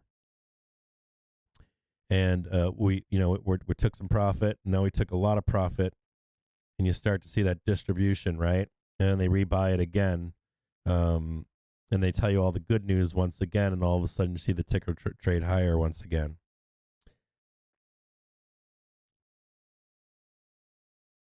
And there's your 120 down here, right? If you went down to 120, that would give back everything. This would give back. What was it give back? This is not. Oh, so 2020 is down here, right? I mean, let's look at this. I'm fucking this up right now. So this is the 2020 lows down here. If you had a bad, let's say Apple gave it all back. That's $53.97. Look at that shit. Woo. Whew. I'm talking about coming down to 120. I don't think Apple gives all this back. But what if it did? If Apple gave it all back, right, down here, I mean, that would destroy. That would probably wreck some pension funds. I don't think it goes that low. I'm gonna give my lowest as 120 on Apple. I wonder what I'd have to do the math on this. Secretary of State Blinken saying U.S. is engaged with some countries to dissuade them from increasing their energy purchases from Russia. I think I told Joe Donut. I think back in January I told Joe Donut to expect 70. I think that's what I said. I said, how about $70? Do you think it's going to 7? I think it was 70, somewhere down here. Maybe I can look at it in a You're larger going to be chart. selling €4 billion in 10-year bonds on April 29th, and $1.5 billion in floating rate bonds on the 29th, and $2.5 billion 5-year bonds. Italy Debt Management Office announcing upcoming bond sales. I think I asked Joe. I said, what do you think about $70? And he was like, or I think we were both like, no fucking way is that happening.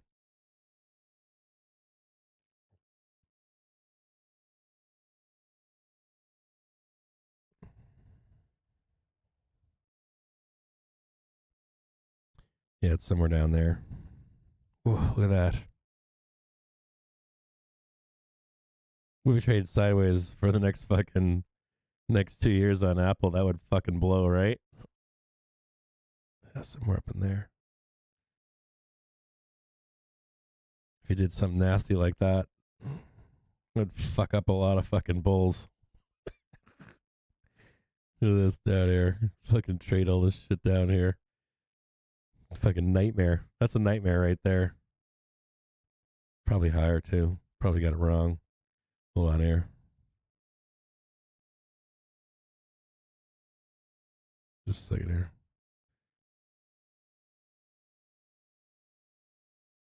Probably not that low.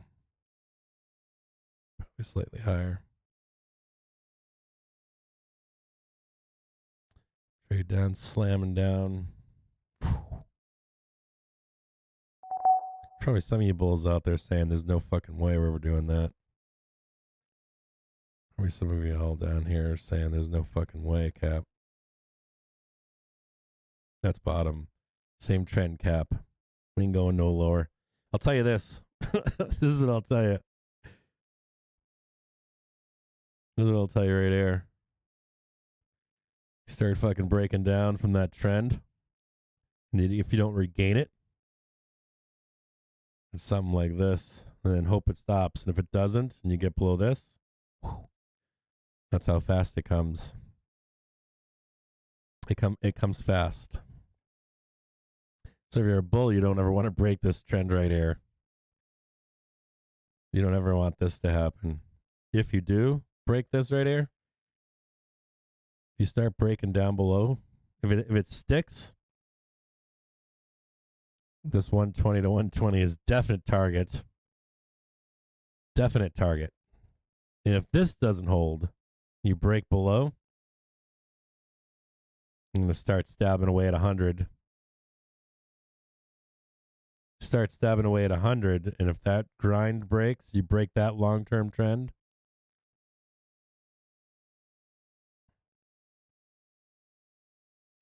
You start stabbing, you start breaking below here, right? This will consolidate down to the next level of support. If this support breaks in here, because we spent a lot of time here, right? See all this time we spent in this zone? But if we do break this support, this long time we spent down here, then you'd be below it, and you'd be slamming down, trying to maintain at 100. This is bigger time frame. This is like over the course of a year, 6 months, a year. But I mean, the bulls have some stuff going for them, right? This zone here is nice. I want you guys. I know some of you guys are long-time traders, but I want you guys to understand that if you're not a long-time trader, when you spend time in these zones, it acts as some support. These are nice support zones. We fought to stay here, right? We said, fuck no, we're staying here. Same thing here. Fought to stay here. And we're doing that right now.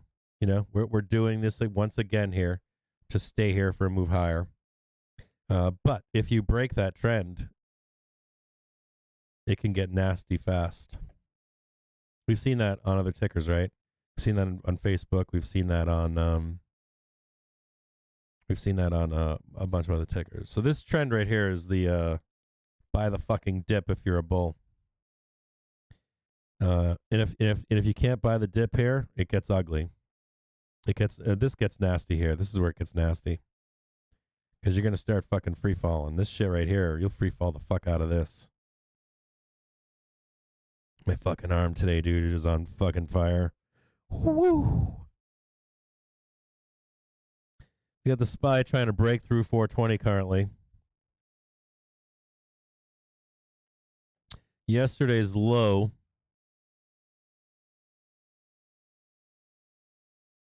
$419.85. Now yesterday's low on the SPY was at 418, right? Take a look here. 418.94. What makes that important? Right? So here's your low from yesterday, 418.84. I'm mistaken. So your low yesterday was 418.84. And we don't have a low prior to that, do we? Right? To look for. Where's the next low? Let's go back. 418. Somewhere down in here.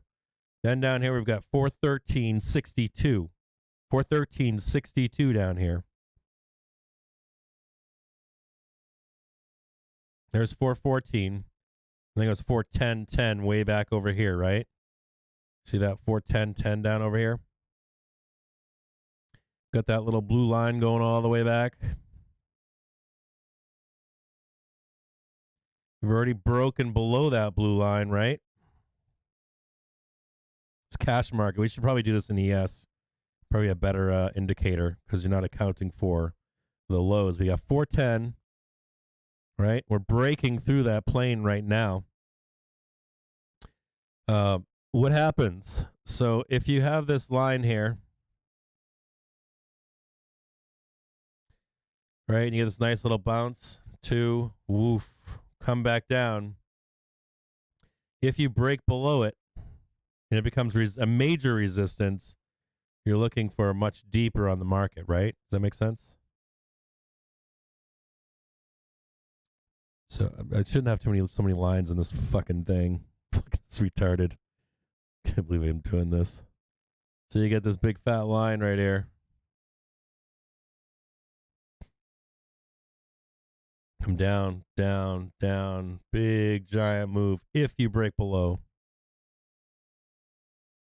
no bueno.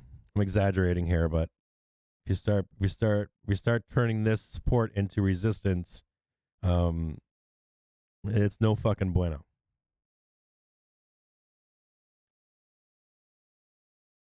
$405 is going to look like a cakewalk. 405 is going to look like 405 is going to look like a walk in the park. So does this introduce the question that becomes, does this introduce not only 405? Stock markets here in the U.S. remain near the lows of the day following the European cash close about 10 minutes ago. The Dow was down about 530 points. The S&P holding just above 4,200 at 4212. Not only does this introduce 405, right? Down here, this 405 number, this 400. But does it introduce, let's say you trade down here, nice little spring higher, let's say. But does it start to consolidate and want to even head even lower? And someone was asking earlier in the stream, do I think that after FOMC we're going to blast off? Yeah, I do. But what does blast off mean? Like, let's say we trade to 405 or 400. Let's just say we trade here. And FOMC, we're done with it. What's a blast off? Is it 400 to 430, 350 points? It most certainly is not bullish still. It's a nice bull run. It's going to fucking print fat. But is the market bullish? No. We saw what happened here. If the Fed continues we're gonna swing the fucking pendulum the other way and stick to it, right? We're gonna use a hammer and attack, like they did in March, right, of 2020, right, where they unlimited QE would be in unlimited QT. Then it doesn't matter if you get down here and trade higher. This is great here, but you still haven't broken out of the market going down. So, fuck.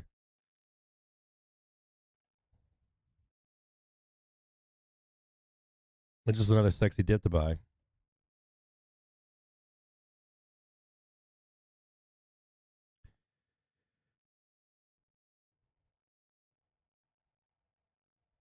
Look at that sell-off. Come back to revisit the lows.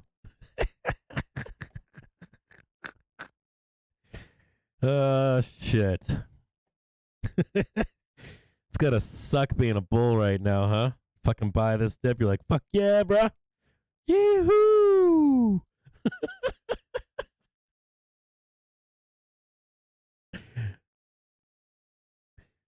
Look at that. Gap them and trap them.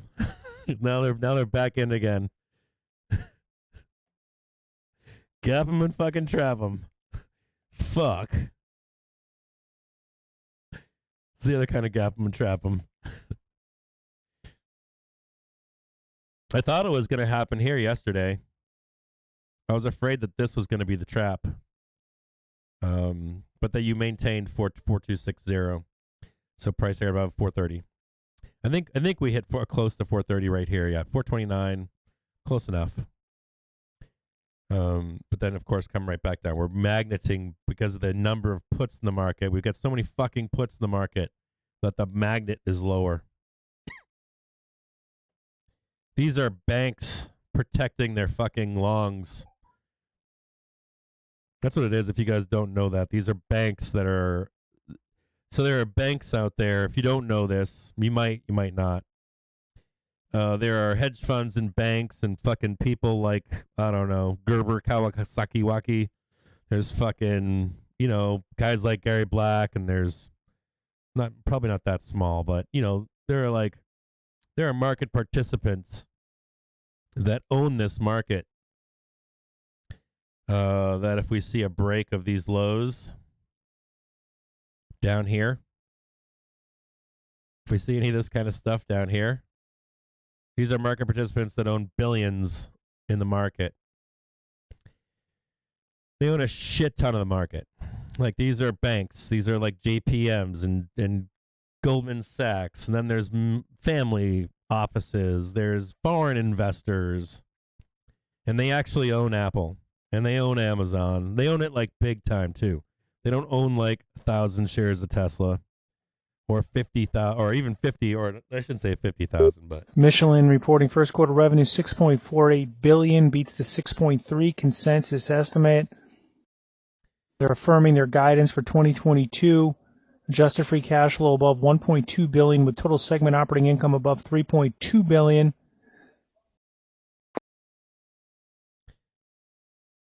So what you've got is net loss for the quarter at 9 million euro for shit. Michelin, operating loss at about 8.5 million euro, in line with year ago. So you get these giant fucking banks, and they own this down here. Michelin saying operational disruptions and inflationary pressures were exacerbated by the conflict in Ukraine and the resurgence of COVID-19 in China. And so let's say you own like 50,000 shares of Apple. You don't give a fuck about Apple trading down here at let's say you own fucking 100,000 shares of SPY. You don't give a fuck about us trading down here. You could give a fuck about if we trade up here or down here, any of this kind of nonsense. What you do care about is if it breaks. So you throw on like $20 million in put protection. Just in case this breaks due to what we just looked at, right? This morning. We looked at the economic calendar coming up. We looked at the FOMC coming up. We looked at Russia defaulting coming up. FOMC minutes coming in. So, like in the larger scheme of things, they need to protect their pension funds that they fund, and the money that they manage, right? And so they don't give a fuck about what's going on there in the market. If you're bullish and I'm bullish, if we think it's going up. Every time they lay these things on, too, we'll have some more stress push slightly lower into that 405. And until that stuff goes away, until you see threat from Russia go away, threat of war go away, threat of FOMC, threat of aggressive Fed go away, you'll see pressure on the markets, a downward pressure on the markets to protect these longs. So if they do pull the plug, if you see like a bunch of Wall Streeters sitting on top of a balcony sipping champagne, and the market's fucking just on fire, they don't give a fuck because they protected their longs, right? Down here in case something bad happens. And meanwhile, you're caught in the dragnet. A little bit of a bounce down below here. We'll check and see if this is an easy place to buy here or not. Got a decent buy right down below here at 420.027. I'm going to take that as a yes. enter this long. There are some sellers above still at 420.69, but this is a long signal here. Sellers have disappeared currently. They're hiding above at VWAP at 422.81. Oh, wait a minute here. Yeah, they're not here anymore. It looks like they're some at 421.50, 422.50. It's a band of sellers above. They're kind of weak. They get more active again at 426, 428 price target.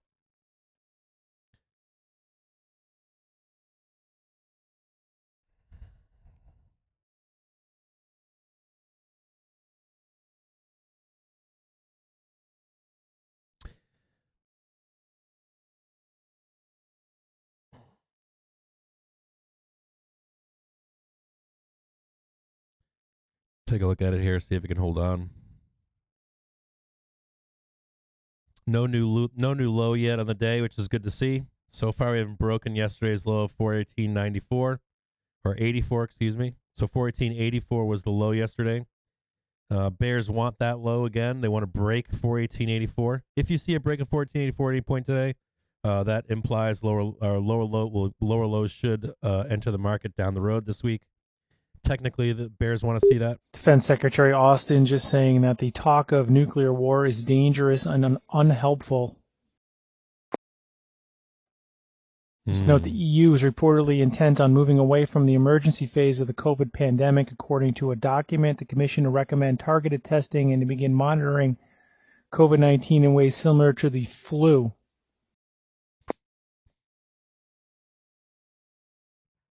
We'll snap a little line down here. This is what the Bears want. Bears know that if they don't get that, it's bullish. At least intraday. Bears want to get a lower low in the day at some point today or tomorrow, or even if it's end of day, it doesn't matter. They want that lower low.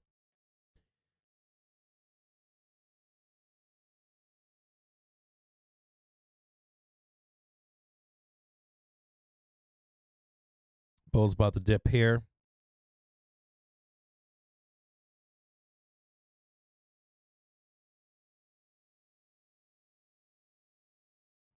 Still these sellers stepping in down below at 421 and 51.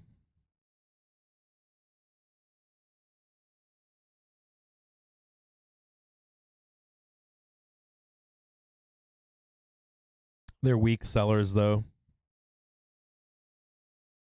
Some strong sellers here at 422.50 at VWAP. Kind of showing up here. But not that strong. The real strong sellers are above.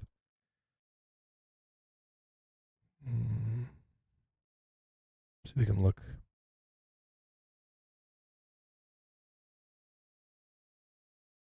There's strong buyers down here.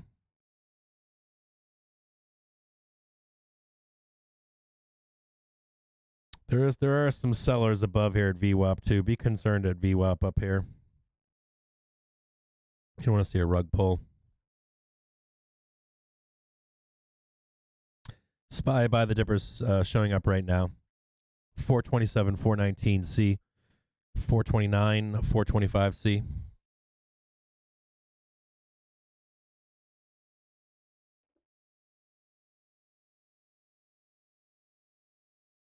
Yes, I'm going to place a trade. Also, VIX topping out at 31.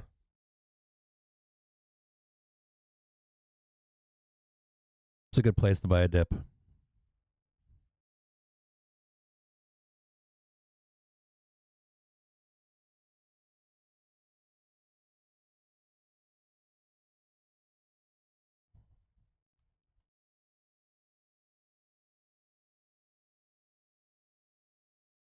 Might be a little more push.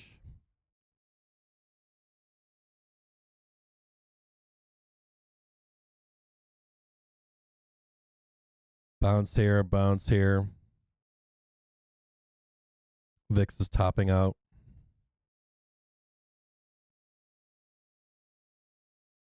Shit, that was almost a pinstrike yesterday, huh? 3160. Like, who the fuck watches my shit? Where it's weird. Okay, so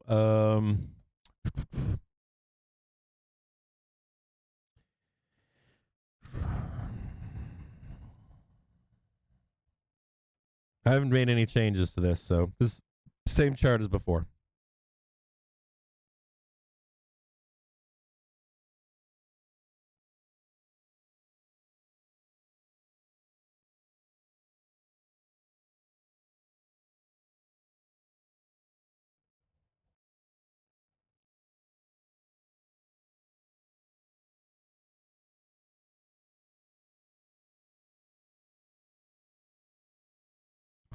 Two. Let's go back to February. 38.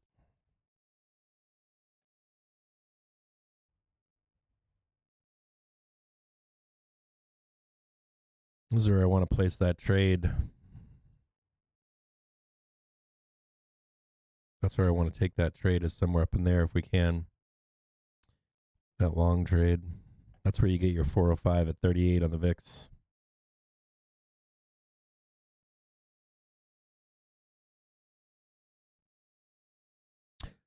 Good place to take a long.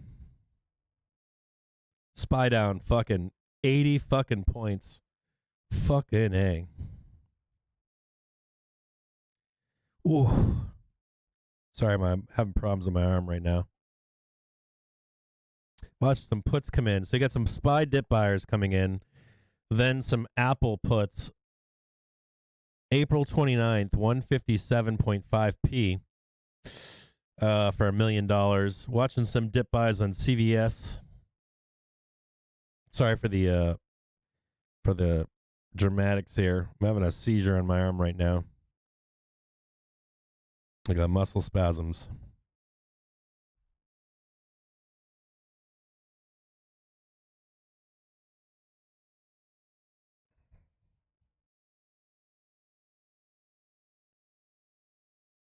A little bit of rug pulling going on in the SPY. Rug pull on support right now.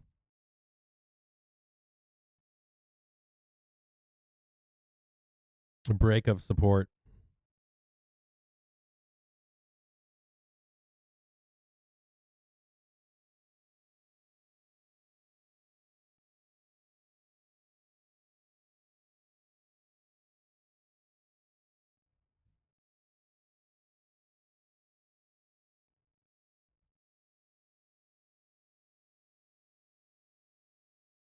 That rug pulling. U.S. equity markets continue to probe near the lows of the day, 4,200 in the S&P cash market. Russell 2000 down more than 2% on the day.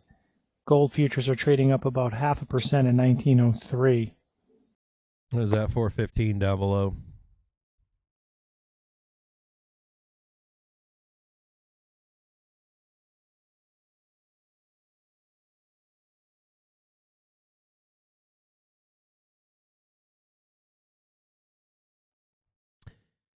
Previous low from a few minutes ago is 419.62. Previous low yesterday, 418.85.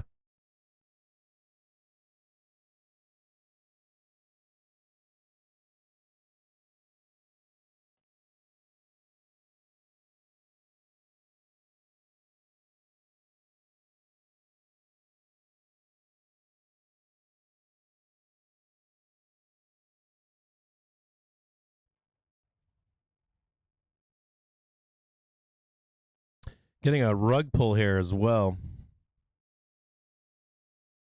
Don't like seeing this. This is not good. You can see the support being pulled.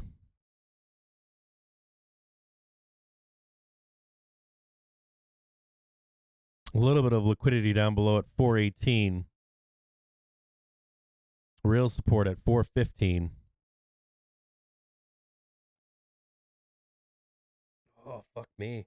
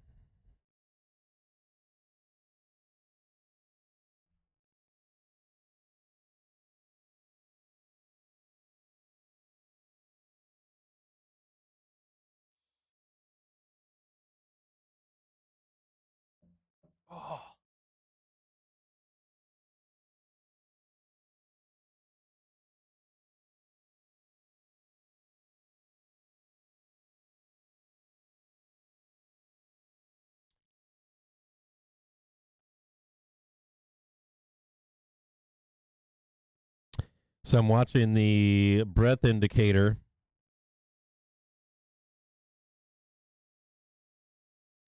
Consumer staples still holding up right now. We're at 23.1%. A little bit better than yesterday down here, right? Slightly better. Still a bid in the market. A better bid than yesterday in the market. Even though we're trading to the lows.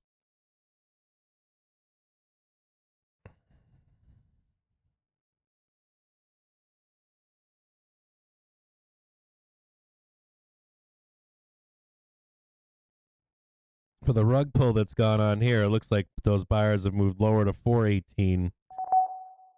Still that support kicking in at 415 down below.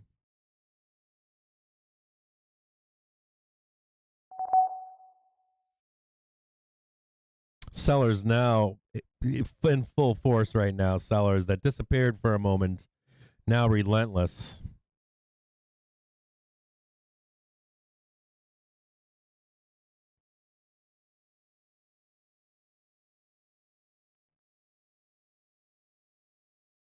For 1802.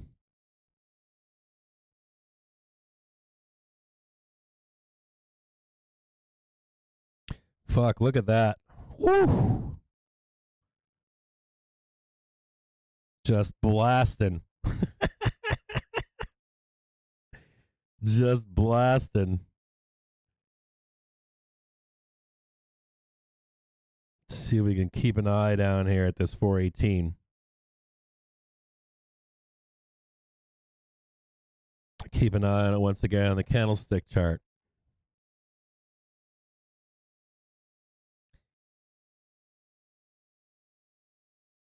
I'm gonna check and see what Twitter's saying. I haven't been on Twitter a lot lately. Like get on Twitter and then I get off Twitter. I've been too fucking busy.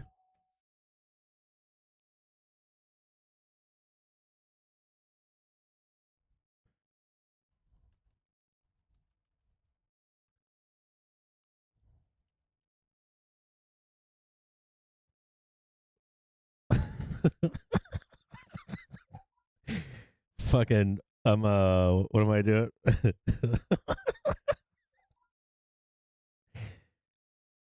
I'm trolling Twitter right now.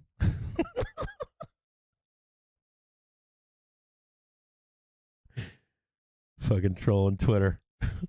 Shouldn't be trolling Twitter.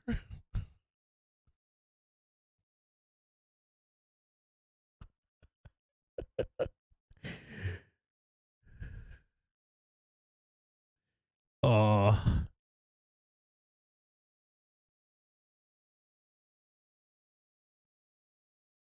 Yeah, these fucking sellers are relentless. Now, you guys watching this on the right-hand side of the screen, right? If you guys check out the right-hand side of the screen, you can see these sellers disappeared for a brief moment about 5 minutes ago, and they just fucking laid right back in again.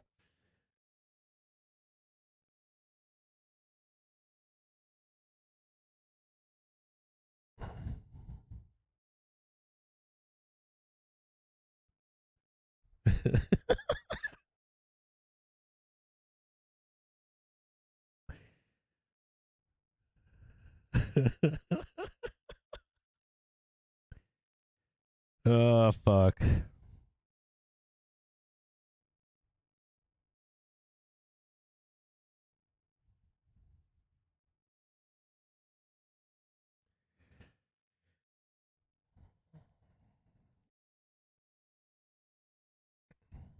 Look at these fuckers just unloading their shit.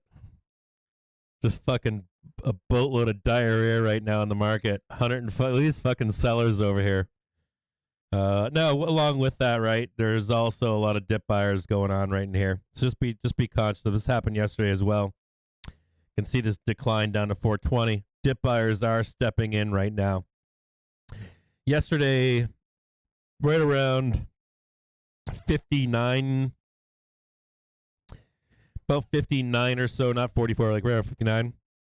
So had a pretty decent bounce yesterday.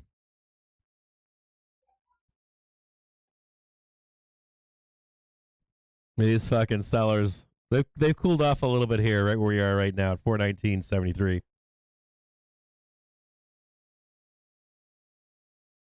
But they were getting wild there for a minute, the sellers down here. Fucking just screaming selling down here.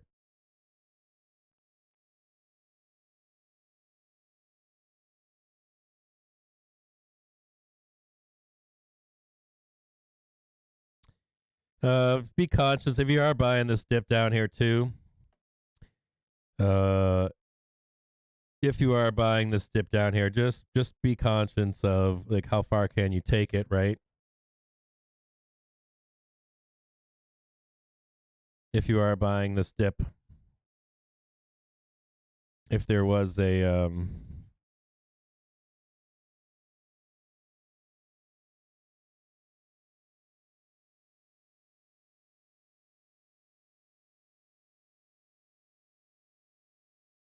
you're starting to see that roll.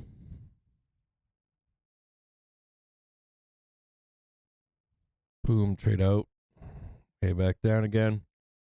That 426 is an area of interest. It'll go lower too as the days progress. As we head into, let's say you get a decent, if you get a decent ER, you're still going to be looking for like the trading zone.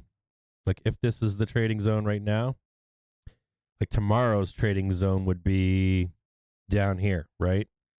So you're going to get like your resistance. You'll see how it moves down, right? So your resistance would be, your S2 would be here. Your S1 would probably be here, and your your R2 and your R1 and your S. Actually, we'll probably get a tighter trading range. You'd be probably here tomorrow. I'll tell you, support is 415 tomorrow, and your R2 tomorrow, and R1 would become. This would be your R1 up here. So this is going to be your trading range for tomorrow.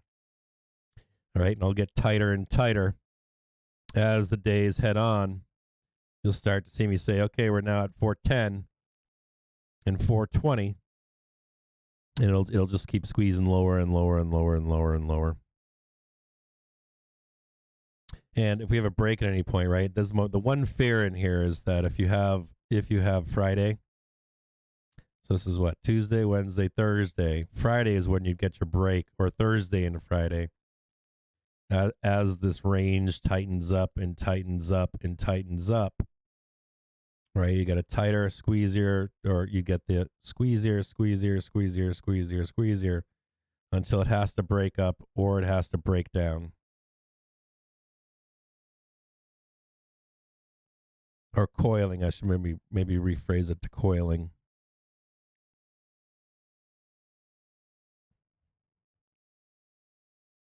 Nasty. 418.84 is the low they want. They still haven't got it yet. Still haven't touched the low from previous low from yesterday. It's good for the bulls.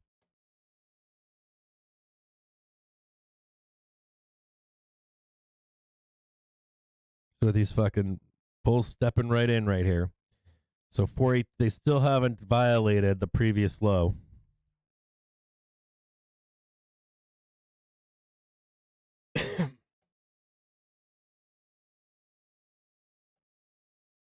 Still haven't violated it. It's fucking hilarious.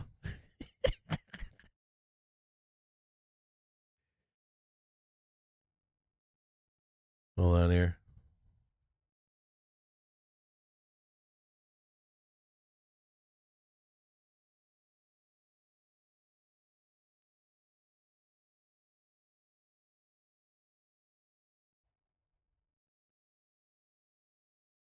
Tesla down 10%.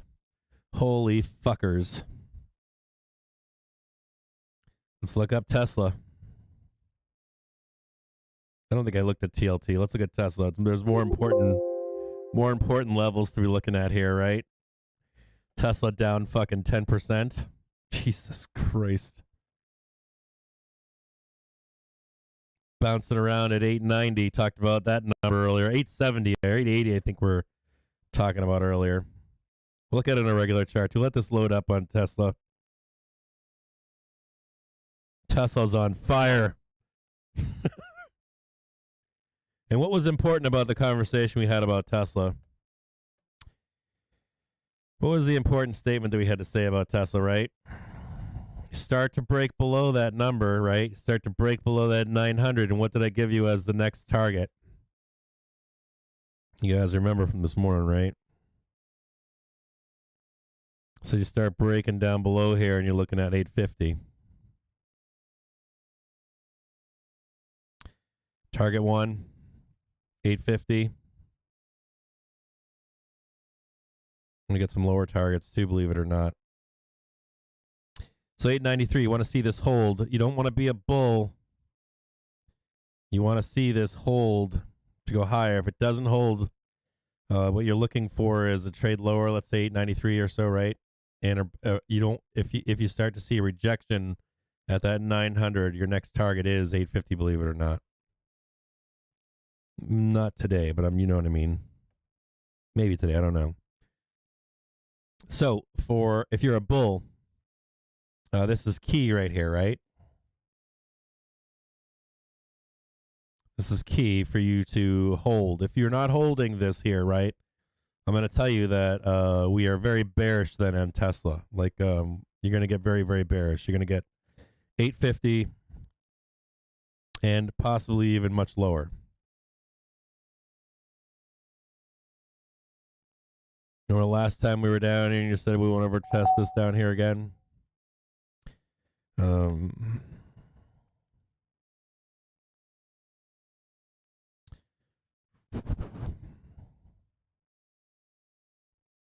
Atlanta Fed is cutting their Q1 GDP forecast to 0.4% from 1.3% prior. Probably do a better job of I could probably do a better job of looking at this too.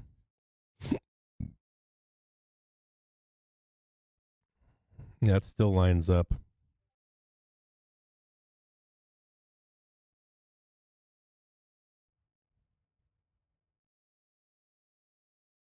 It still kind of lines up.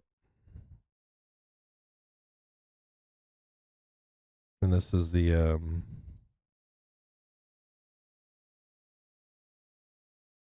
so you're looking for a dip buy down here. This is tail risk down here, number 3. Like when you see moves like this capitulation down here. That's your tail risk number 3 for a dip buy. I've been talking about this chart for weeks, right?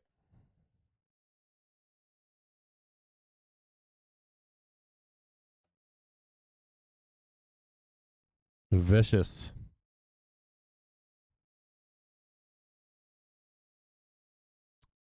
I don't like this here. I don't like how the sellers are pushing, then they pull back, then they're pushing, then they're pulling back, and they're pushing. I'm not a fan of that.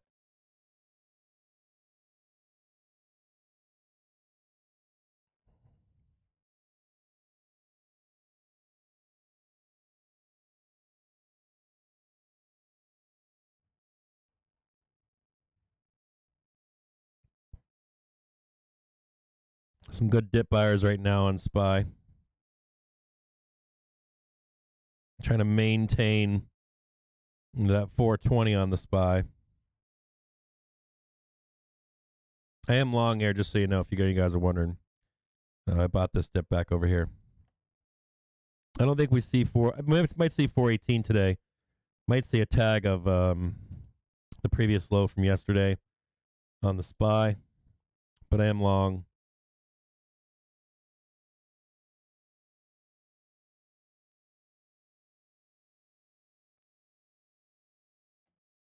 If you want to know where to cut them loose, if you do want to know where to cut them loose, you don't want to see a break of 418. 418.84 is fine. Like if it breaks below 418.84, just like briefly, I'll stay long. But if it breaks actual 418, I'll get out of my longs. Like anything below a 418 flat, it'll probably go to 415. But otherwise, I'm long here. I still think we can ramp up today, tomorrow.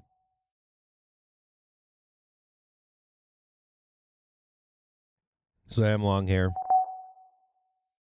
If you want to know. Oh. But not for long. I'm long, not for long.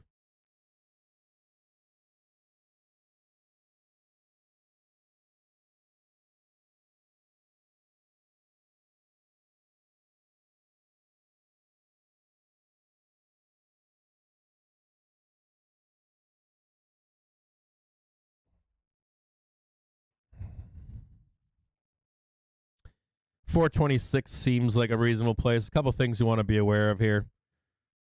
The bears can come out at any time and sell this. We're noticing that, right? But there are some targets about to be conscious of. 422.50. See that VWAP right here? I want you to see this. You see these sellers hiding here? They're right here at 422.50 to 423, and they slam down. They're like coming down, coming back up, coming down, coming back up. 426 is another point to note today. 425.87 or so, and then of course the big daddy up here at 428. So your top is if 430 was top yesterday, 428 is top today.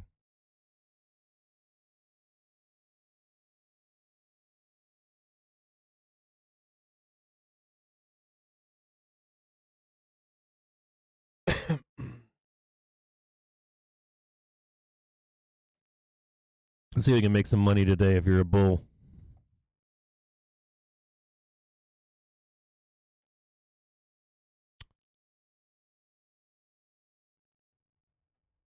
We'll keep buying these dips as we head into FOMC.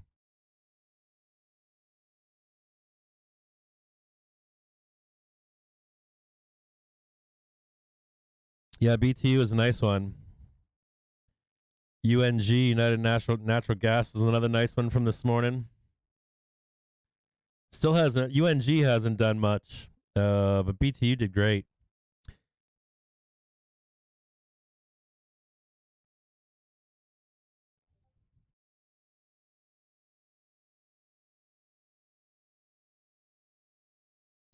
Now trading 420.93.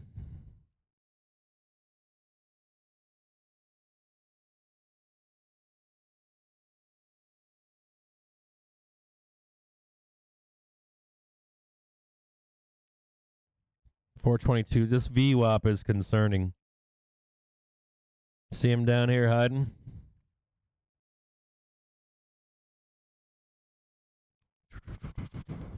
$426 though is the target. So my price target for today, 426 is the top. Oh no, I'll call 428 the top. Do I think we get to 428 today? Probably fucking not. Take your money off the table somewhere between VWAP and 426. There'll be some volatility there.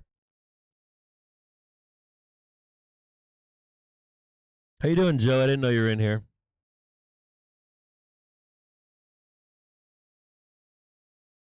Oh, dude, I'm having fucking spasms again. And I took some fucking like I don't take Oxycontins and that kind of shit. I just do like a mix of like aspirin and ibuprofen and acetaminophen, and it has that same effect without getting you all fucked up. But I'll tell you what, I'm gonna have to go get a shot of. You know what I probably need a shot of cortisone. Get on my doctor and get a shot of cortisone on my arm. Nice turnaround here on the SPY. Reversing course.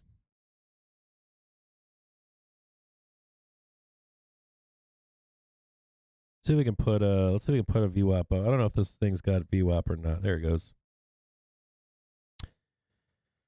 Yeah. So you probably have, right, say that's 422.25 or so. Now some volatility up in here. If you can break that though, you should be able to get up here. 426. 428 is probably top. So some places of interest. The only other fear that I would have in here if you're a bull is that bears are just, this is a bear bull trap, right? And that's where if they just start flowing in to sell, they start flowing in to sell at any point for lower lows later in the week. And the other concern, of course, would be if we trade sideways into the bell. So they can hold you to it, even if you're not trading reports.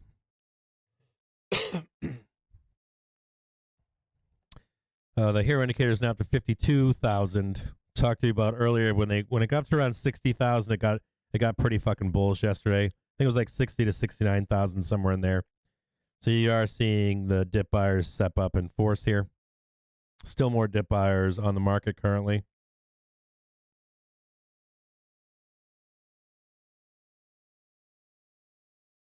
You also may want to be careful in here. Yesterday when we dip bought, or when I was dip buying yesterday,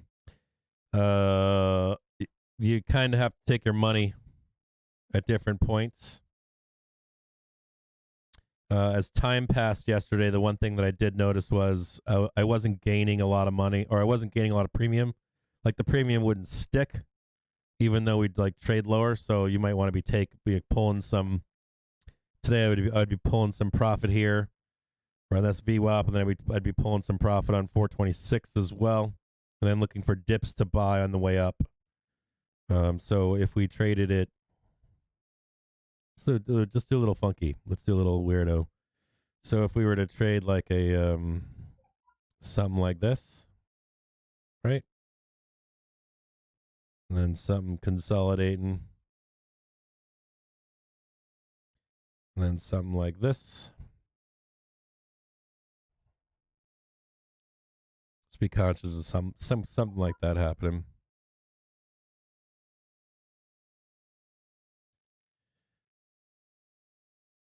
And we'll see if we can get something like that. Not saying that's going to go. I'm just going to say that could have some kind of a move like that into the bell. It's very similar to yesterday. See if that happens.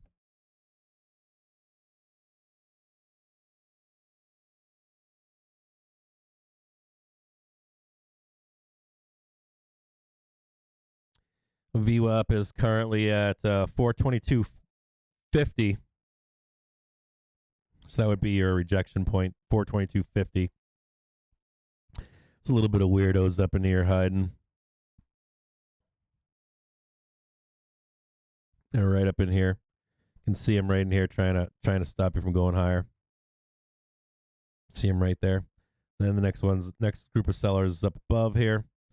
Still weak right now. It's weird. They were weak and then they poured on. So even though it's not showing that they're here, they're here. I promise you they're here. 426 and then 428.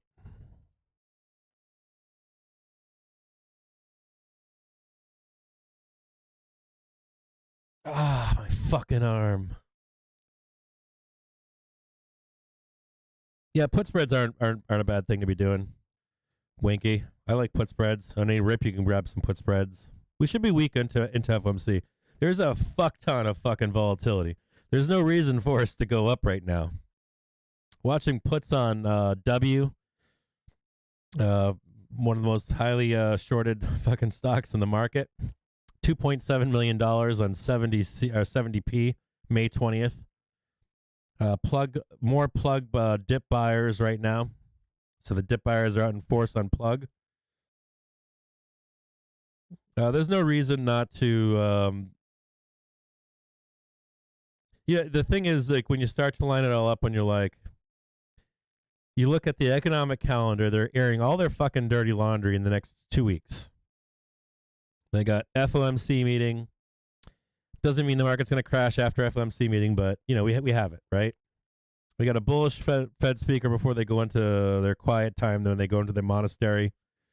So it's not like there isn't a shitload. You got Russia, Ukraine, you got all kinds of nonsense. It's all just here. It's all here. So the volatility is here to stay for a little bit.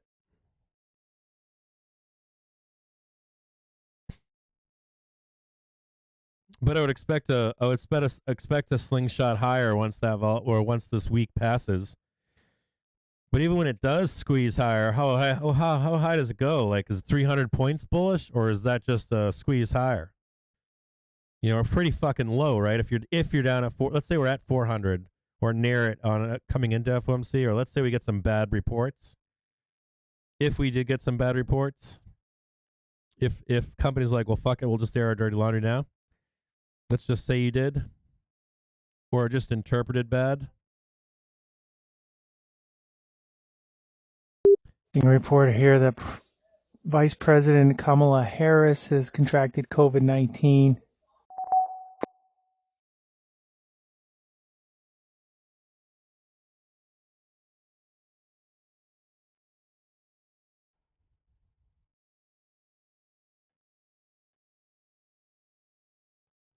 I do wonder if it gets front run though. That's my only other question on that would be is does it get front run? Do they front run the day before FOMC?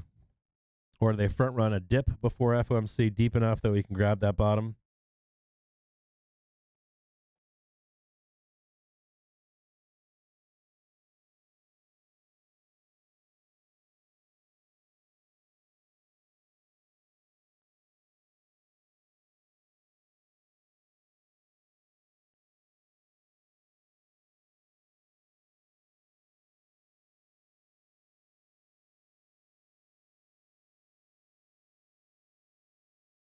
I haven't been on I haven't been on Twitter much. I've posted a few things, but I haven't been scrolling. So I'm out of the loop on a lot of shit that's happening in Tesla or in Twitter.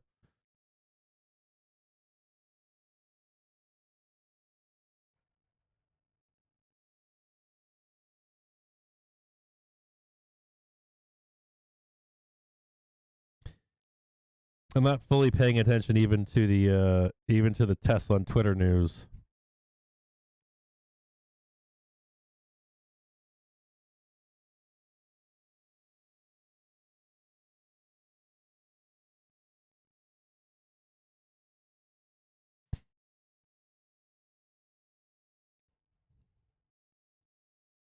The only thing that piqued my interest recently was if the deal falls apart, or if it's intended to fall apart. Oh, so the volatility whiz is back. Fuck yeah.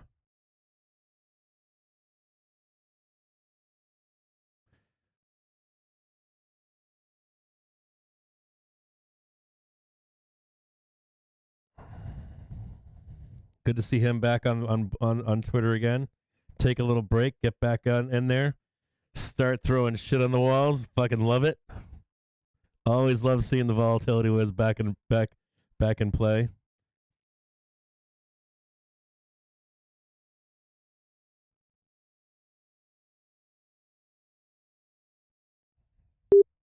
And after briefly nearing the 4,200 mark, we're bounced in the S&P futures to 42.27, still down about 1.5% on the day, but we've seen a 25-point bounce or so in the S&P futures contract.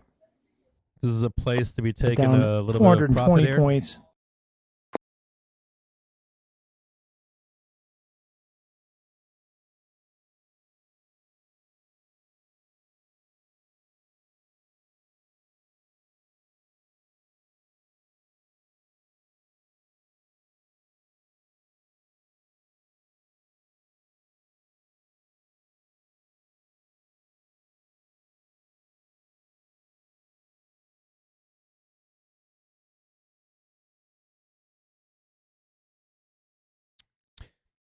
First resistance point, not much. There's a lot of buyers here on VWAP.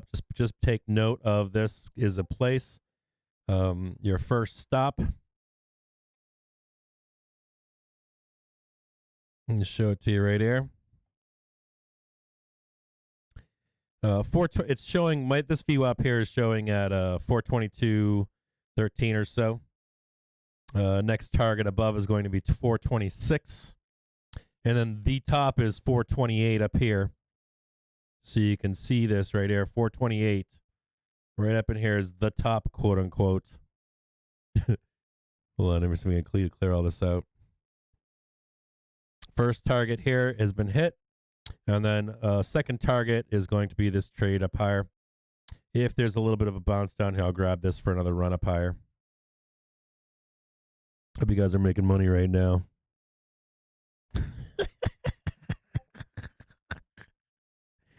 More buyers on the Qs and SPY. Qs, April 29th, 320C. Qs, 427, 320C. SPY, 427, 426C. UK and U.S. officials say they remain ready to increase economic pressure on Russia to end the war in Ukraine. SPY, 523, 440C. Qs, 429, 328C. So some big spreads there, 320 and 328. VWAP, next target, 426. Next target, 428 up here. So we'll just move this down.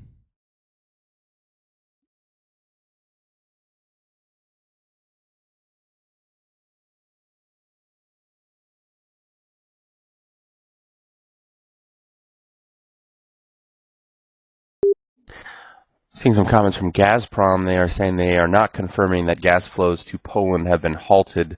Gazprom saying they have not suspended gas supplies to Poland.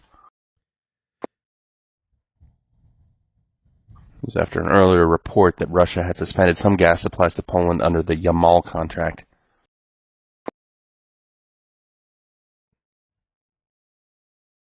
Further from Gazprom, they say that Poland has to pay for gas on Tuesday in line with their new payment schedule. Hero.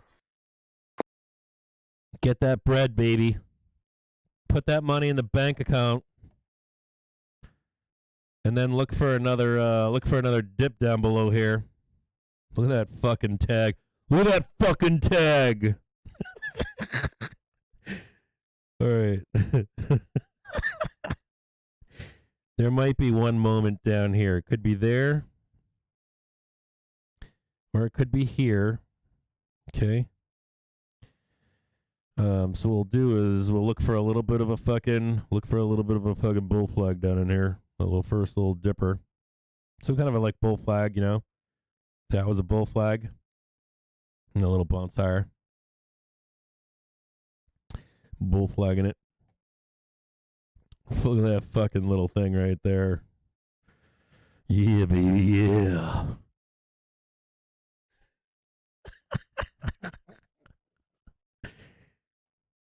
Winky's getting that fucking that bullishness on. Let's take a look and see. It's a nice little run right here. Rejection on VWAP. Not too much of a shocker, but you know that they're up there high and they're right up in here.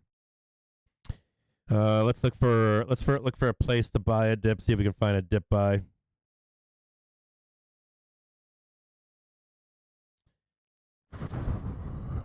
There's black, but it's just black space down. It might be right where we are. I might jump back in right now.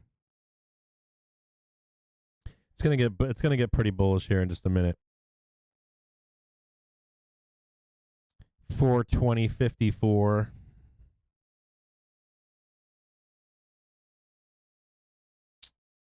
An area of note, 420.54. Taking it along in here. Almost looks like a trade sideways. You can see these sellers up here, right? 422.51. Kind of vicious up in here. They're just like pouring in. You can see them right now at 424 and down. They're pouring in. Let's take a breather here. See if there's another trade.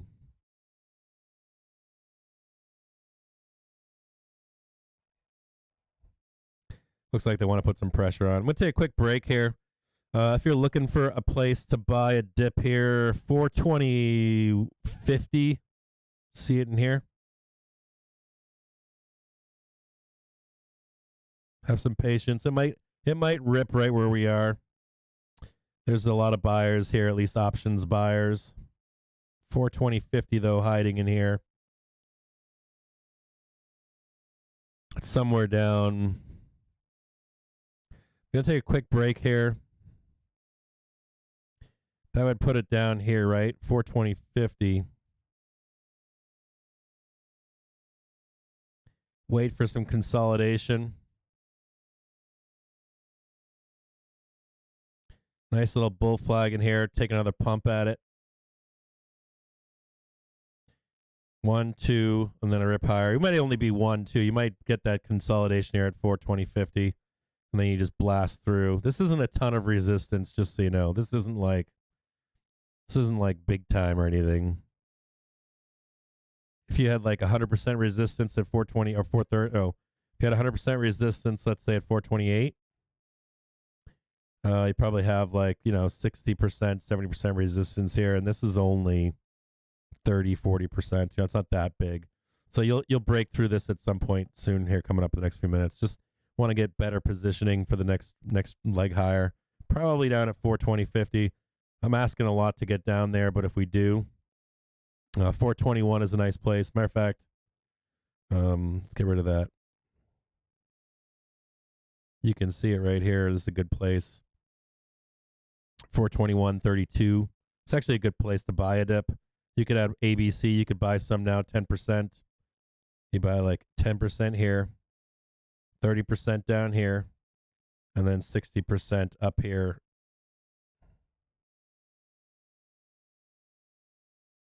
Here's your next trade right there. Okay. I'm going to take a quick break. My arms, I'm having really bad arm fucking pains right now.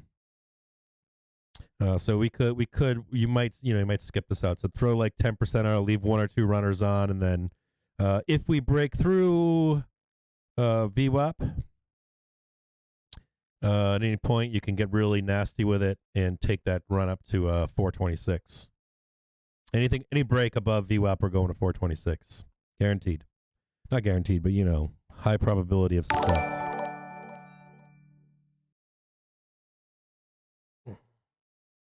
Thank you very much. You guys, oh man, thanks, Loaf. I appreciate it. Chad, thanks for subscribing. Okay, so I'll be right back. I'm going to take a quick break. I'm going to grab some more water, and I'm going to try to shake my arm off here. And see if we can take this trade higher. I'm hoping that we come down a little bit. I'm so fucking cheap. I'm such a fucking cheap fuck that I'm like, oh, I just want it down here so I can buy the next one. I'm fucking cheap as fuck. I shouldn't be so cheap.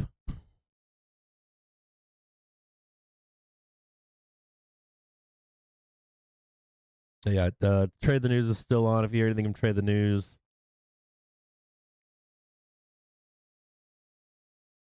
Good job, Joe, taking the money off the table on BTU.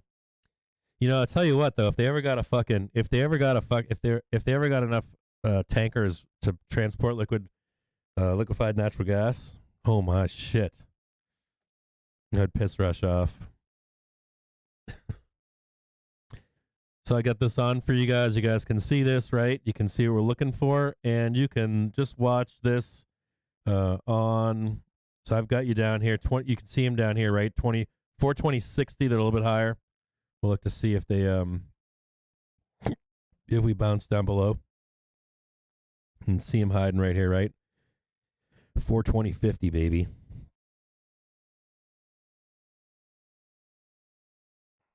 Let's see if that holds. If 420.50 doesn't hold, make note of this down below here.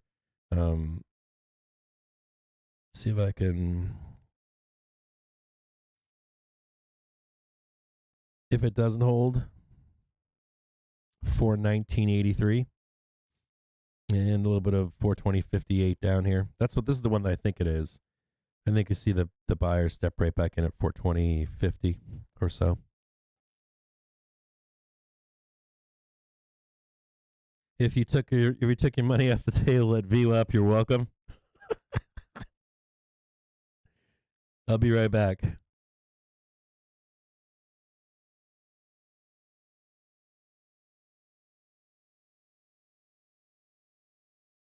It's my left arm. So what I fucking did was I hit a fucking roots. I was on a single track, and rather than let go of my bike, I held onto the grip, and I had some torsion pull on my elbow. Now I have a huge bump. My muscle is popping out of my elbow where my muscle attaches to my elbow. it's popped out. It's kind of fucked up looking. Just take note right now, just a warning, market warning real quick. There's a lot of puts coming in on IWM, heavy puts on IWM currently. This might not be the place to buy a dip here. This might be a fake dip. Just a warning that there's a lot of heavy IWM puts coming in at the moment.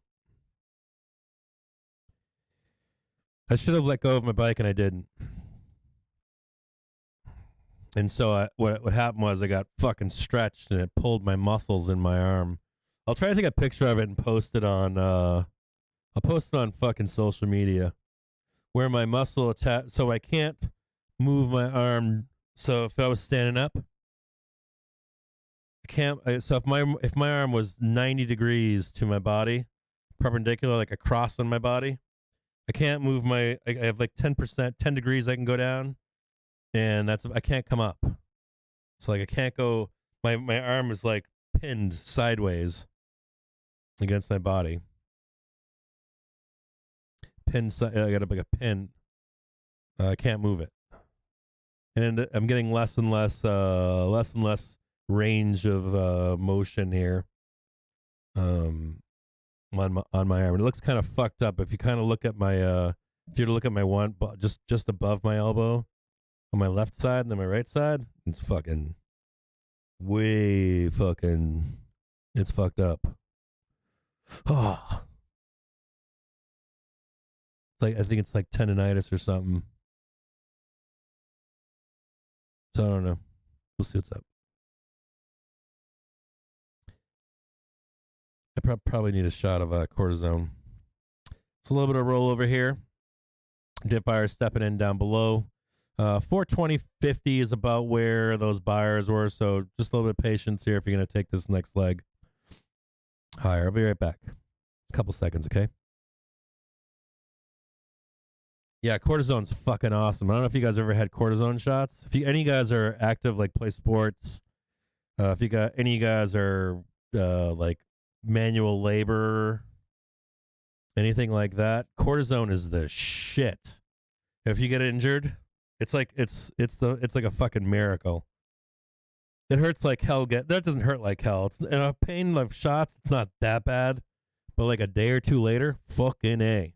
And the fucked up part about cortisone is you don't want to go back and start doing like heavy sports. You just want it to take the pain away while you rest. Because if you go back and like if I go back and start riding again, I'll do more damage. You got to be careful when you take those shots because you can keep working or you can keep playing, but you're gonna have problems. They got a big giant fucking orange over here, like the strap that holds my muscle on is fucking. I don't know. It's fucked up. All right, I'll be right back. Oh, and of course, I'll leave the stream on, and I'll leave the news on for you.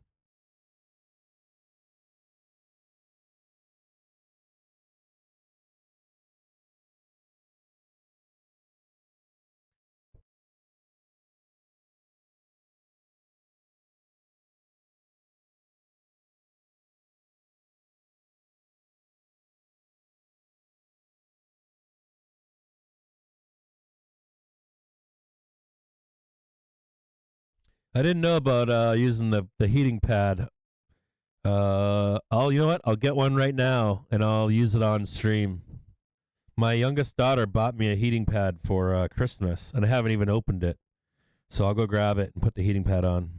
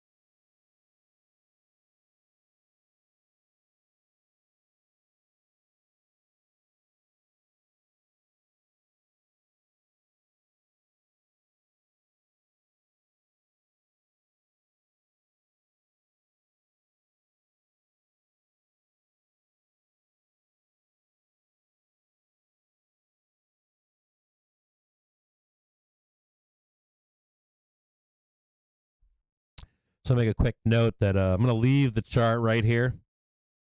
These are the dip buyers that you're looking for. You can see them right here between 420.50 down to 419. See if they can see if these are real buyers or not. Now, when you're looking down here, right? We're now trading down to 420.58, 420.59 right here. I do want you to look on the right-hand side here, right? You can see that the buyers are even lower down here.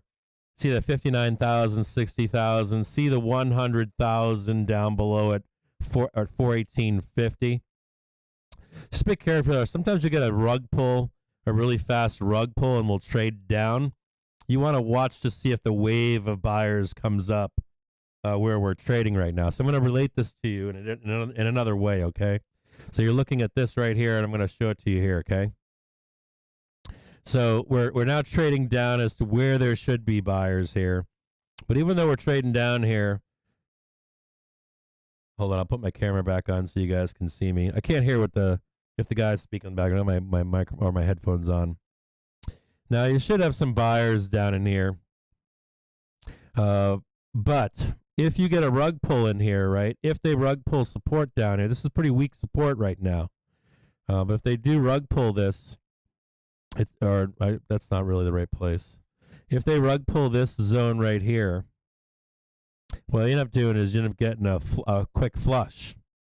If you get that quick flush, right, there's two things that'll happen. First thing that'll happen is you'll panic and sell your longs, and you'll get fucked as it trades higher. Right? You end up getting this is where your bulls get panic and will sell too early. The other thing is the bears get what they want, right? They get that lower low from previous low yesterday, but then we still continue to trade higher. So just this area of contention here where we are right now, you can see this tag right in the middle here at 420.50, right? The point that I'm making too is that when you're watching this 420.50 we were talking about and this 420, you might end up getting that quick slip down below, and then we rip higher. You can see the buyers are down here. A little more than 10 minutes to get the here results of the Treasury's $48 billion 2-year note auction. At 420.50, and you can see continued large buyers down below at 418. So what does that mean to you as a bull? It means that you're just like down here, I guess. You're going to make this your A at 420.50. You make that your A entry, right? If there's a quick flush down below here, you don't buy anymore. Right now, you don't buy anymore. And then you would add again. So if you bought 100 contracts here, you'd add down here like 300 contracts. And then above here, you'd finish it off above here if we make this trade higher. Now, do I think that we're trading down below this zone down here today? Probably not. Maybe end of the day. Russian President Putin saying Russia is not refusing to negotiate with the Ukrainians. Putin speaking to the UN Secretary General. But we have another day left on contracts, right? It's not like today is the end of the day for contracts. We've got some reports coming out this week. I'm generally bullish down here. So make a dip buy down here, or I'm going to place a dip buy myself down here right now, and then I'm going to add some more down below. Okay, so this will be your second trade. Let's see how I'm fucking this up here. Your second trade for today, if you're a bull, is here, and more of an ad down below here. If you're skittish on buying a dip down here, you don't have to. You can wait for a break above. Sorry, I know some of you guys know this stuff, but new traders don't always know this stuff. So if you're like, hey, I'm not really bullish here, Cap, you can always wait for confirmation, because this is risky down here, right? Buying this dip is still risky. You can just wait until Putin we trade telling the UN so Secretary General that he hopes talks with Ukraine will yield positive you can results. Just take it conservatively. You just make your first entry here above VWAP. And the talks with Ukraine continue in an online format. Continuation, you would then buy these all the way up for a tag above at 426. Does that make sense? So you can wait to get bullish. until you get confirmation. Because you know what can happen up in here? You buy this dip, we trade up to this view up again, you get rejected once more. Now, if you're bearish here, which I'm not at all, but if you are bearish here, there are two things you're looking for. You're looking for the trade higher, rejection, trade higher, rejection, right? 2 times, right? And then a false breakout and a rollover. If you're bearish here. Which I'm not. I think you'd have to have some headline news to get this rejection, this rolling over. If you hear the news guy come on and say something uber bearish, yeah, you'd get the roll in here, but there's nothing that I can see. There is one. The only thing I can see here is 1252. We've got the bond report coming out here, but I think that's at 2:00. Oh, I put a heating pad on my elbow. Whoever recommended for me to put a heating pad on my elbow, thank you. It's actually feeling much better already.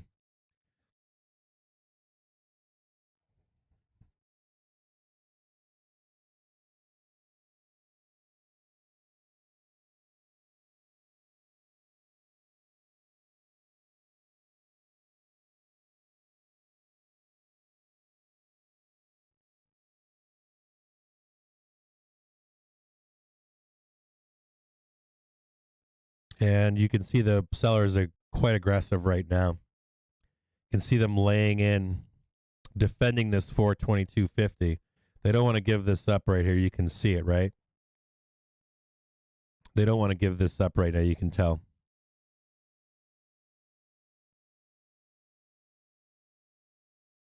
They don't want to give up VWAP.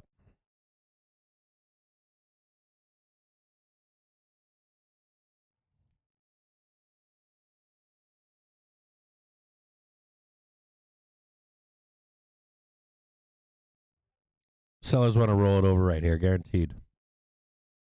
I'm surprised they're so aggressive. I got to be honest with you. I'm surprised they're so aggressive today to roll this over. And you can see them, but they're very aggressive at this moment. I'm telling you that I'm bullish here, and I'll tell you what, they can trigger this at any time they want. The bears are in control of this market. Guaranteed, they are in control. I'm quite shocked right now of the control that they have of this market. Or intraday, I should say, not overall, but just intraday. I'm surprised at the strength of bears here where we are currently. Because I do expect a strong, if we hit 415 at any point, I'm going to expect a strong reaction. There's like 2 main places in the market to expect a strong reaction. Is like 415, 405, any of those places in the market, I'm going to expect just a V, some kind of V-shaped recovery off both of those important numbers. Or especially in cash market. So if you see it in cash market, it's odd that you'd want to see that right now where we are with all the volatility in the market.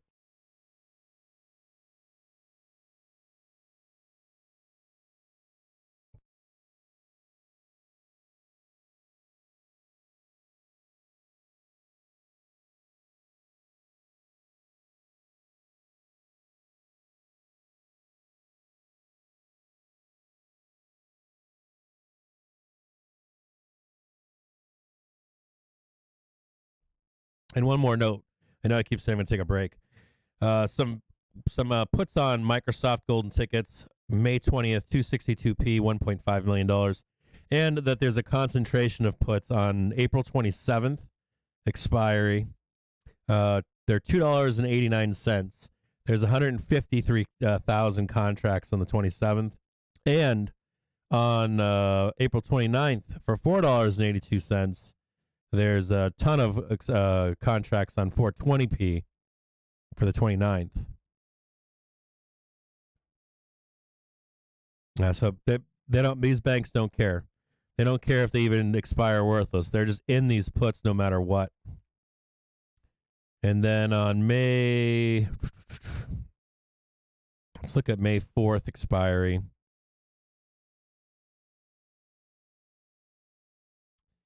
Yeah, there's not much down here. There's not a whole hell of a lot of interest down at May 4th at 400. But on May 6th, though, just after OPEX, there are 7,000 contracts on 4,000 or 400 for $2.60. Looking for that delayed reaction in the FOMC. Maybe the Russian default. You see the swing high, but not until after the 6th, let's say.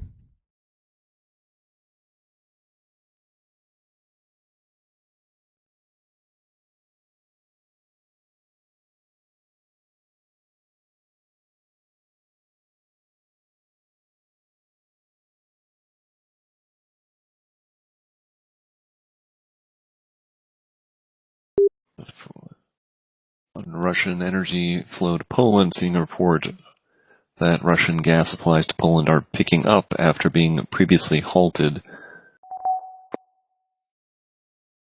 An earlier report said that Russian gas supply to Poland had been halted, according to one operator.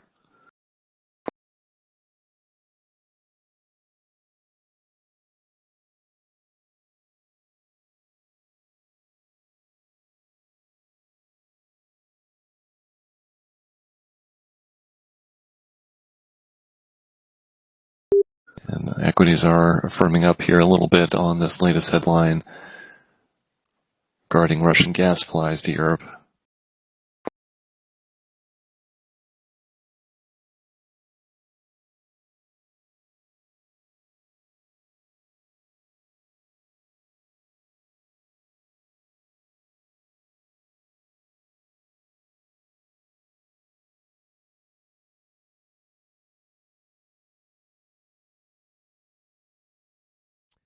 Another pin strike above you see on these sellers. One pin strike here, second pin strike above at 422.60. A break above this VWAP should send us higher to 426.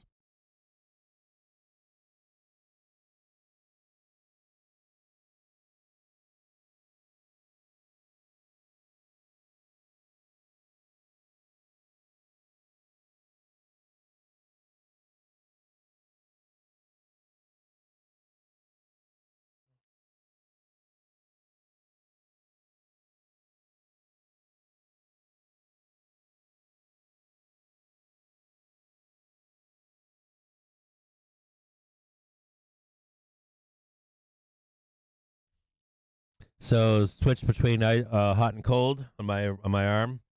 Yeah, I'll grab an ice bag too, and I'll jump back and forth between the two of them.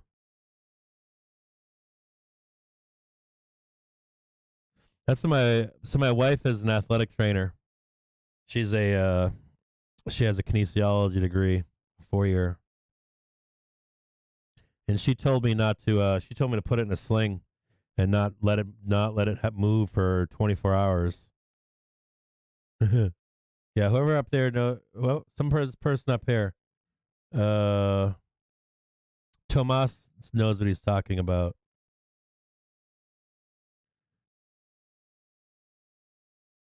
Yeah, Tomas. That's what my wife told me. She told me to immobilize it for at least 24 hours. Like no movement, no up, no down, no nothing. She was like, "Don't move your fingers in that arm. Don't do anything."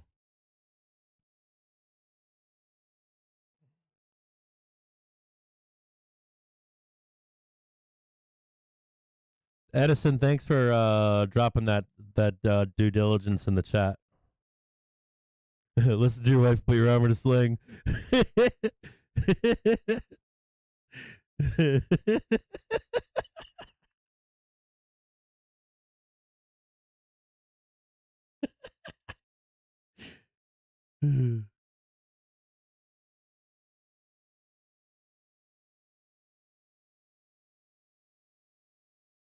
Yeah, my wife used to work for professional sport teams.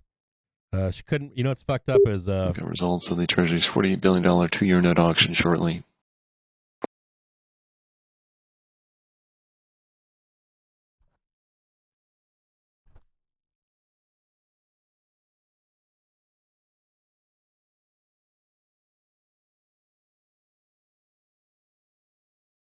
What's crazy is my wife.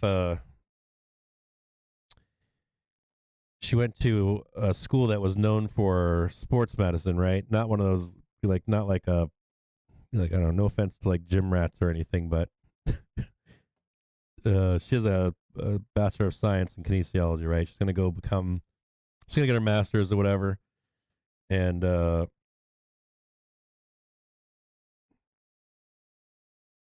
was kind of wild. That's what. The 2-year auction notes drawing at 2 spot 585%, 55.9% allowed the high, bid to cover 2 spot 74 compares to 2 spot 46 of the prior auction and 2 spot 54 in the last 12 auctions. Dealers taking 12.6%, directs at 21.4%, indirects 66%.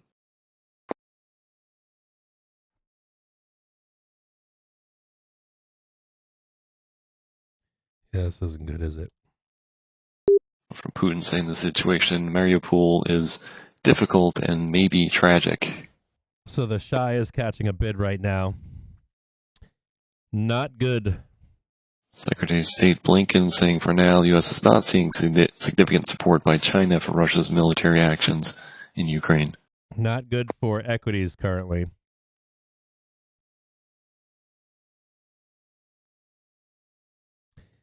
My wife is an athletic trainer, right? She used to train famous or not actors athletes and stuff. But it was weird. There was a lot more men and Polish gas situation. Another gas firm quoted as saying Russia will halt gas deliveries starting April 27th. that was all negative news, negative headlines right now. And Just one heads up. Polish gas firm saying Russia to halt gas deliveries starting tomorrow.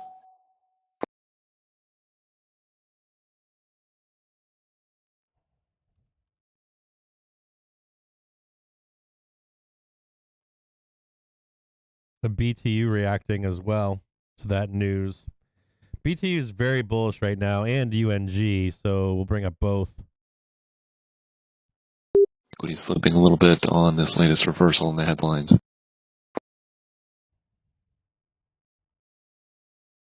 Putin saying the Ukraine army should allow civilians to leave Mariupol.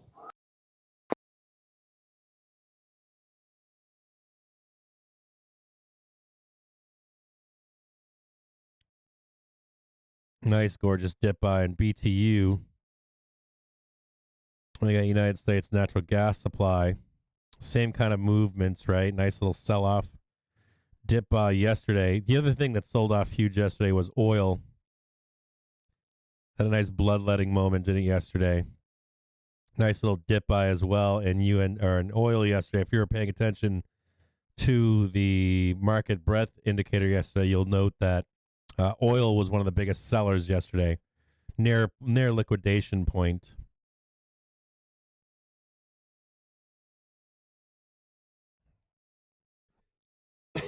And contextually, just so you can see, USO. There's a couple of things you want to know about USO right here. This is very bullish, right, for USO. I don't know if you know that or not. The way this is tracking right now is very bullish, right? Dip by dip by dip by, looking for an explosive move north, right? On oil, natural gas doesn't matter. And what is important about this? We're going to talk about this right now. We're going to take a minute to talk about we're going to take a moment. Well, there's a couple of things. We'll look at SPY back here in just a minute. We're going to look at something else. I want to show you guys something. I've been meaning to talk about this for like a week as well. I think I've been talking about this, but I haven't been showing you guys the New York Composite Index, right? Is it NYCE, right?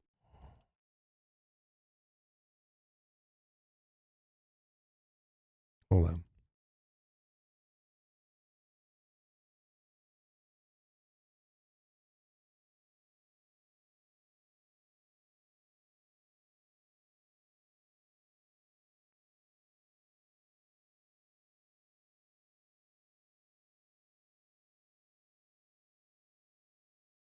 Just a second here. I've been wanting to show you this for some time now.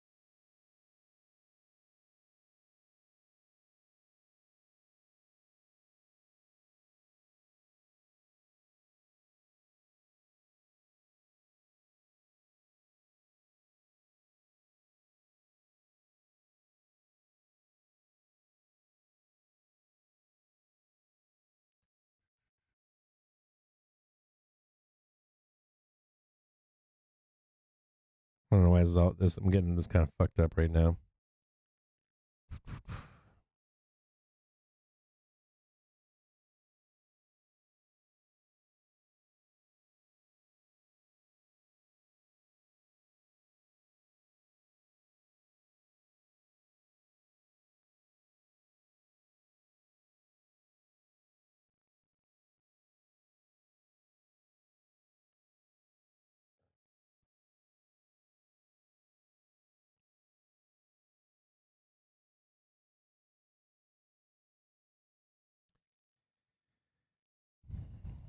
It's kind of hard to, kind of screwy to. So USO here, I want to show you USO. You see, you get the lows, of course, of 2020. See oil fall back off, and then oil starts to trade higher. There's a confluence here.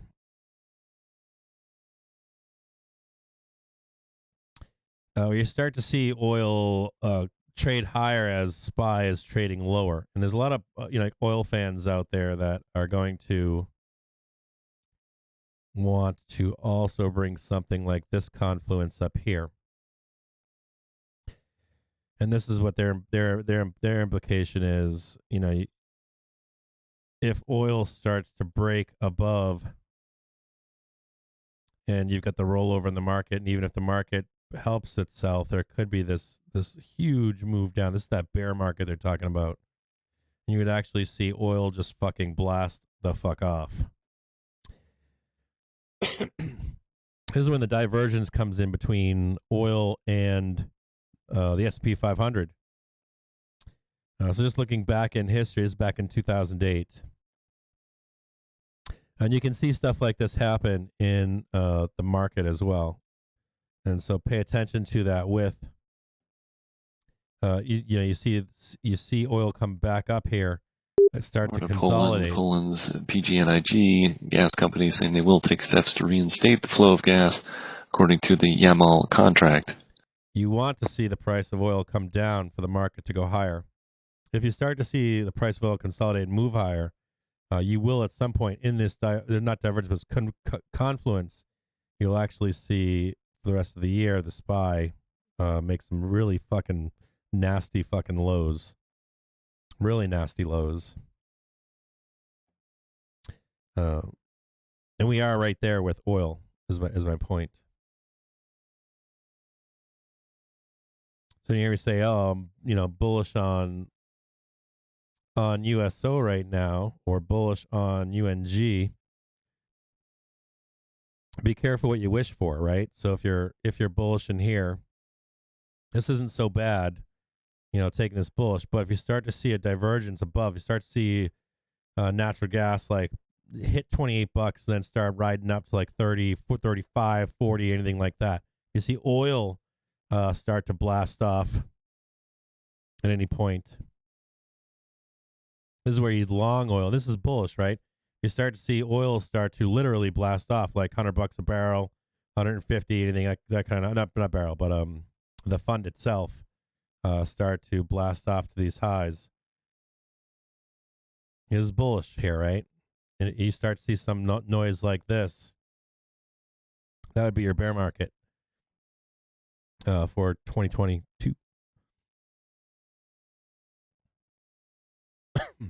We are in that place right now with oil, natural gas, and the like, where oil bulls want to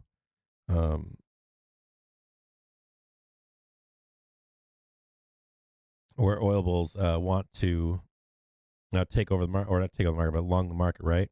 So always keep your eyes on oil bulls and see what they're talking about. So in this right here, we've got this one. We have this one attempt to run higher. Right, we got the second one right here, right? So this is 2 resistance, right? And so if you're a bear, you're like, oh fuck that. You're like, trap me some bulls up in here, which of course you're not. We already know. We already knew this was going to happen, right? So the question becomes: are we going long into the close, or are we selling the market into the close? And I don't think we are. I think that I'm not sure if we are or not, but we'll take a look. We'll take a look on Bookmap and see if the sellers are there. I think we actually blast off to at least this 426 into the bell today. I'm still bullish here. Now, with that being said, looking at this looks very bearish, right? We're going to roll this right down. We're just going to fucking reject. We already knew that the VWAP was where our sellers were. We already have two rejections. So can we trade this lower? So let's look and see if we can or we can't. Let's look and see where the real sellers are in this market. You can see right now there's this heavy selling here at VWAP. You can see that we want to look lower because we've got so many sellers. Buyers are now down here at 418. So let's look for a dip buy at around 418. Let's call it 418.50. Let's look for a dip buy and see if we can make another leg up higher.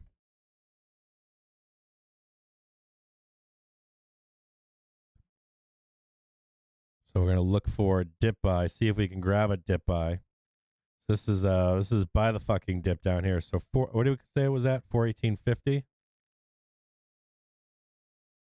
So we'll look to see if it's something like this to take higher.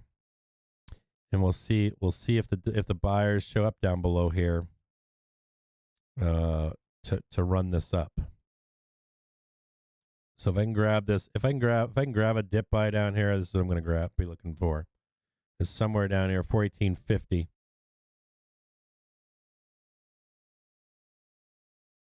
And you're a little bit of a rug pull, not really huge, but you can see that the smart buyers are waiting down here. You can see them right on the right hand side.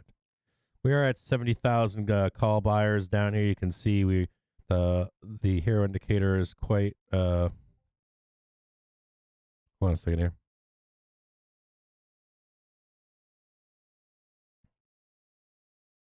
Some dip buyers here. Want to look for some more. The hero indicator is still very green. You can see the buyers lined up down below at 419, 417.95.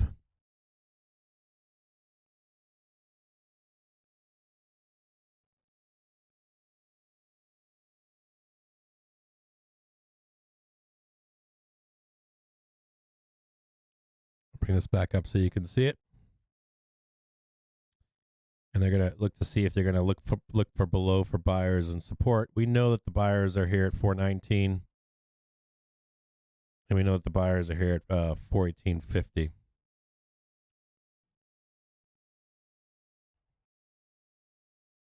So the buyers have switched right here. Give me just 1 second. I'm going to take a quick break. I've got some family. I'm going to take a quick break. I got some family just showed up. Give me just 1 minute. So mark there on your chart.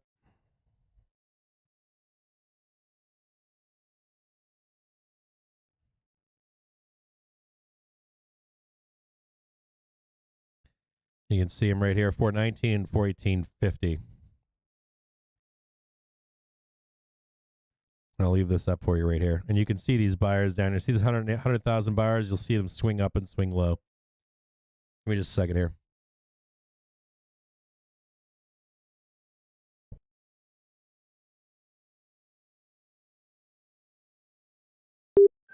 Fed accepting $1.82 trillion in the overnight reverse repo operation with 84 participants.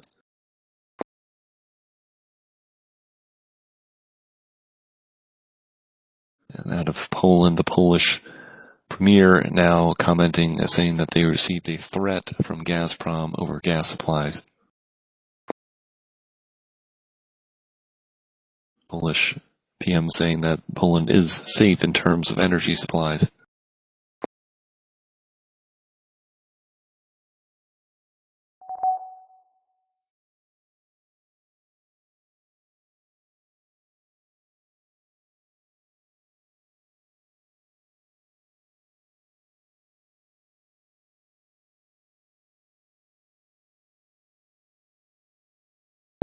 WTI crude futures have extended gains up more than $4, 102 spot 57 at 4.1%.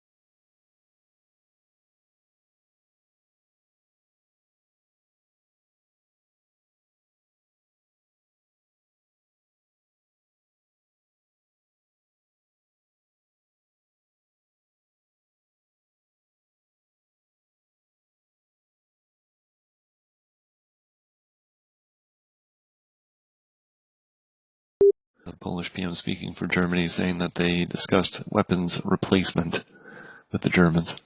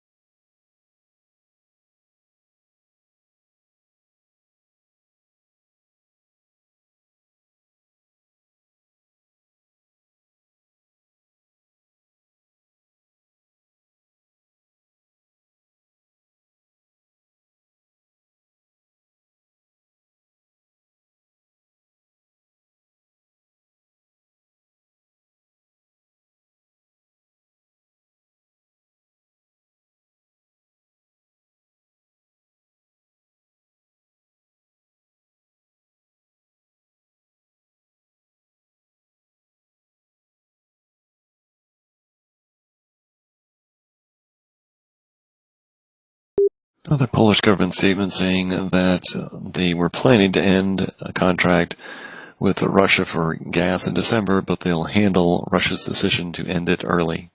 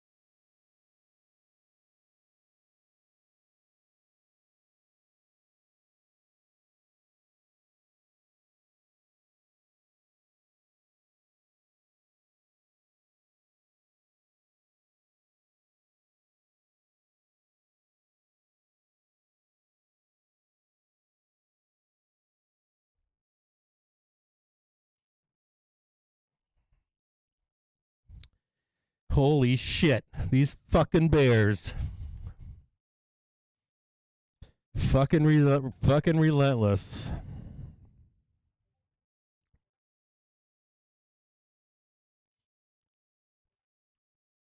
$14.75. $14.50 is where that next little round down here was. So we have broken through yesterday's low, right? Bears want this for the bearish context in the market. 418.84. Now down to new fucking lows. Fucking hilarious. Like, fucking sitting there, and you're like, yeah, that was the low. Yesterday was the low. Why isn't Cap buying the fucking spreads here? I bet that was questioned. I wonder if anyone. First, I'll say I wonder if anyone questioned. Why didn't Cap do the buy video? Too funny. Because we ain't fucking there yet. That's why.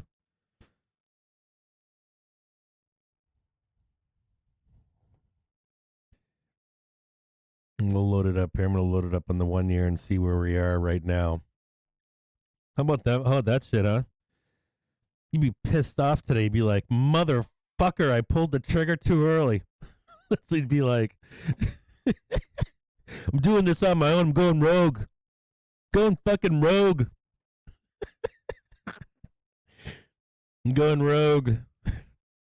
Yeah, how's your fucking rogue doing now? It's fucking lower than yesterday's low is what it's doing.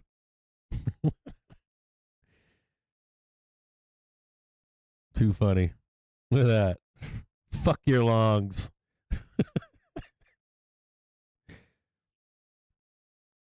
I think when I say we do these trades 9 to 12 times a year, right? Although yesterday's dip buy was a good dip buy. I bought that dip. I made good money. I bought it here and I bought it down here. Because this is some general support. Yesterday you knew support was down here. Although I did tell you that we weren't done going down yesterday too. Before the bell I told you that. Told you we ain't done going down.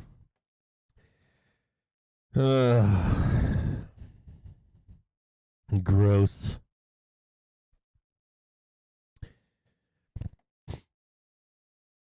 This is gross. Just seeing this is gross. It's like dirty. So let's see. Let's see if the buyers or if we're getting a rug pull.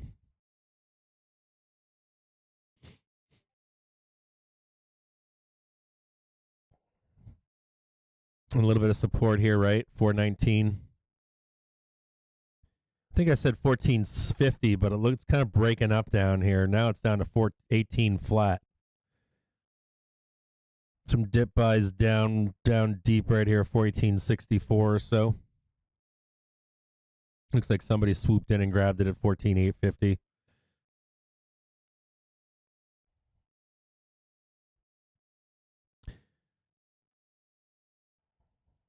Do we get the slingshot higher?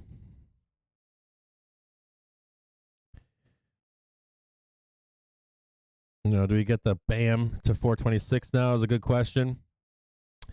Do we get cut off here to VWAP as it comes lower? Which is what? It'll be at like 421, 23 or so. So let's see if the sellers are still down there. Look at how high VWAP is.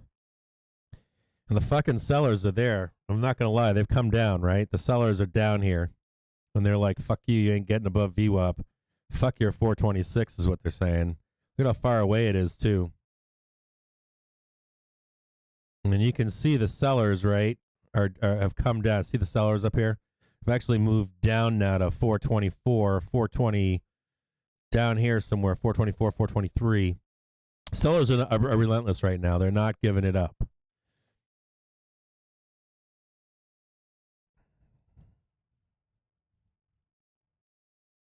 Let's see where they are. They're defending that VWAP massive, and they're still hiding up here. Now they're even hiding lower. They're still at 426, but they're feeding into VWAP. Still feeding into VWAP right now currently.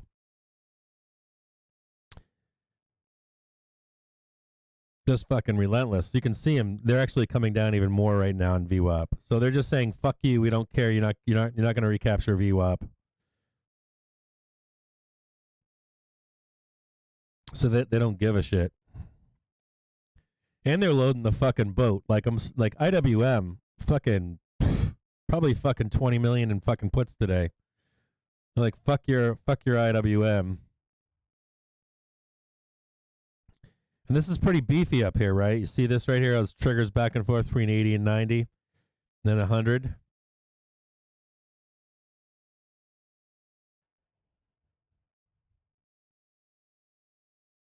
So they've jumped now down right to VWAP down here. Sellers said, fuck you, we're down below. You can see them. Now 428. Still there. But the sellers, man, they came back with a vengeance.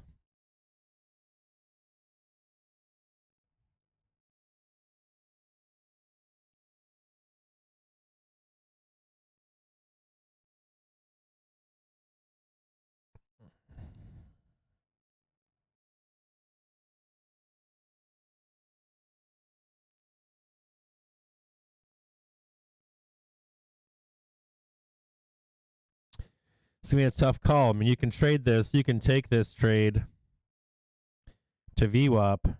But I'll tell you what. The safer trade is not until you're above VWAP. So even if you take this long right here, these bears are just, they're fucking relentless right now. They're not fucking giving a flying fuck.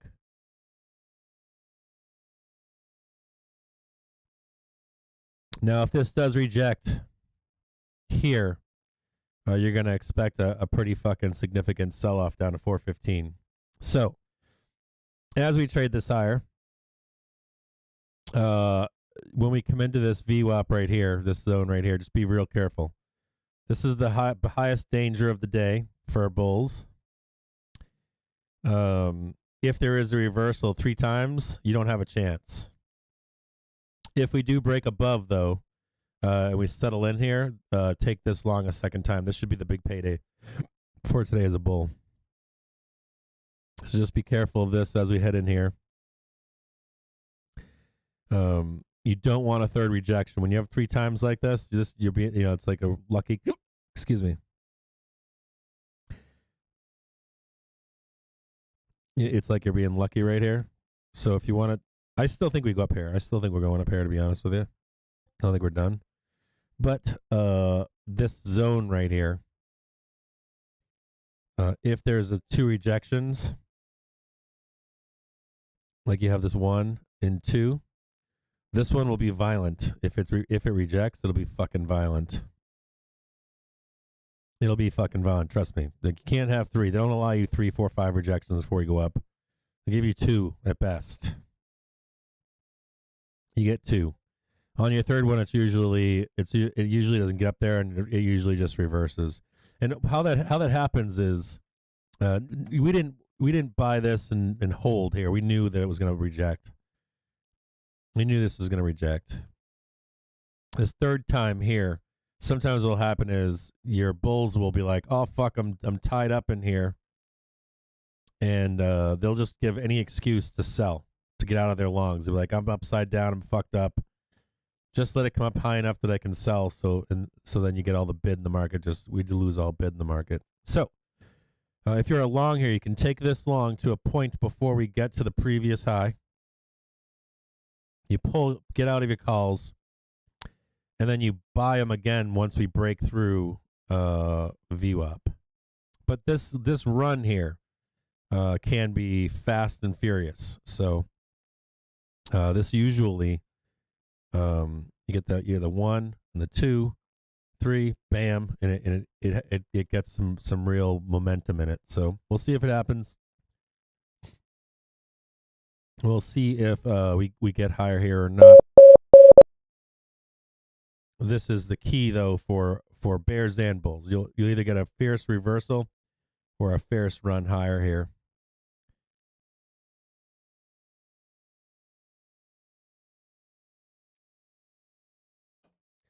We already know that that real supports that 415. We knew that on the open today as well, right? That we've been talking about that.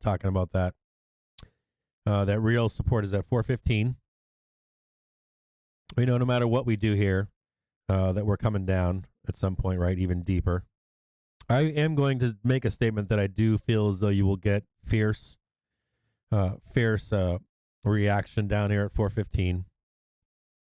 And I don't think you get to 405 or 400 today. I don't see it. They could try to pin it here today too into this close, but in reality, I think it comes up higher. I think it stays up here heading into at least Thursday.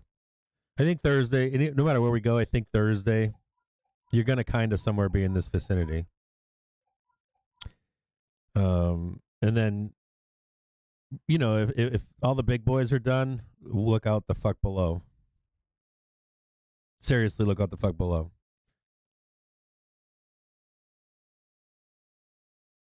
Because you could have big banks that are long in these big tech companies that just want to get their last money out of it, and then if they fucking rug pull you as a bull, if you're if they leave retail holding the bags, if this is distribution and they just want that last few nickels before they fucking rug pull your ass, it'll happen between now and Friday,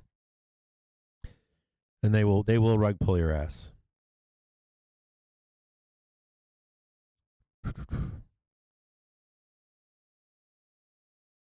So yeah, that's the trade higher. I think it holds up through the rest of the week, just long enough for them to get their money out of the market, juice it just long enough to pull. And if you get great reports, you treat it just like Tesla, right? Let's say you get some kick-ass reports. Let's say they're like, fucking A, man, we're doing an Apple car, or Amazon's coming out with their own fucking car or something. It's just like Tesla. You can trade this up on an individual ticker like our reporting this week, but then it's just to take profit and continue down. And we know where the sensitive places are. We know 415 is a sensitive level. We know 405 is 410, 405, 400. They're all going to be places to buy a dip.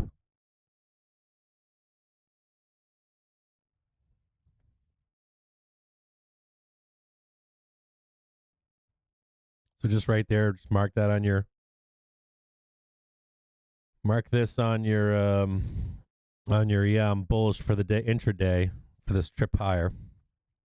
You need to break this view up because we know the sellers are there. They're just hiding out there.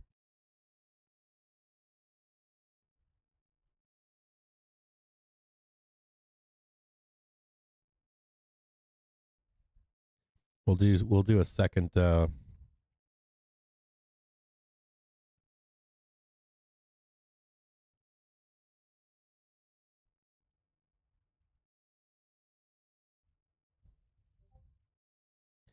we'll do a bearish context.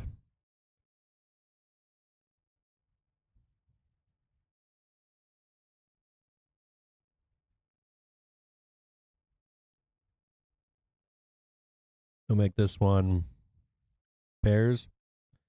We'll make this one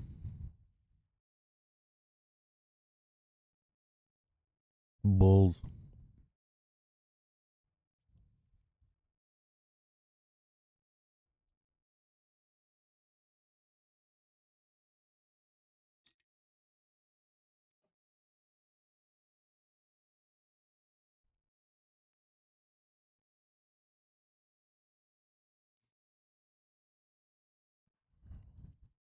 Bears doubling down.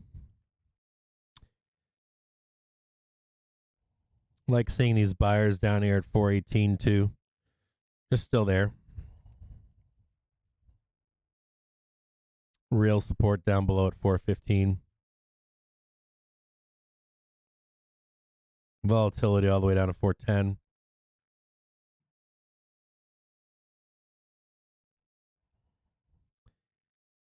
It's not 405, it's 406. I said 405. And 403, 404. Large support at 400 down here.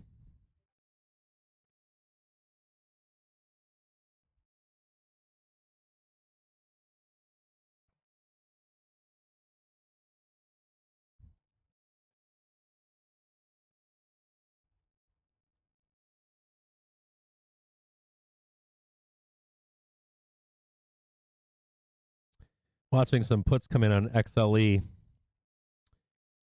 Also note that run that took place in USO and some of the other oil and gas stuff, they're coming into some resistance. This is USO. Some put buyers here. You note too, I want you to note here that excuse me. I want you to note here too that if we do get rejection here, USO, another trade higher, if this rolls over, that this would coincide with, hold on. If you get a rollover here in USO and XLE,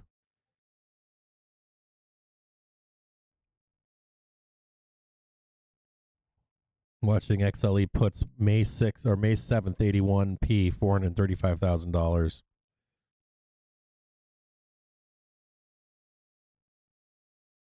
And then some kind of a roll down. There'll just be market weakness. Although to me this is very bullish overall.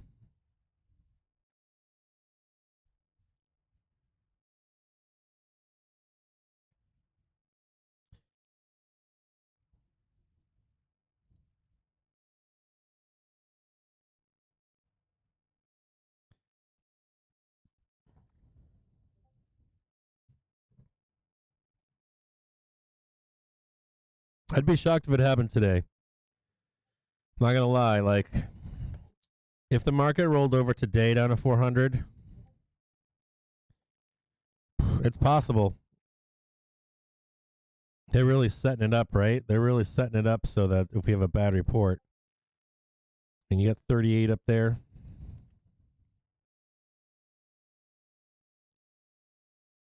This is a pretty ugly day. This is back on January 21st. It's a pretty fucking ugly day right there, January 21st. It's another ugly day back here, 24th, and then March, of course, 8th.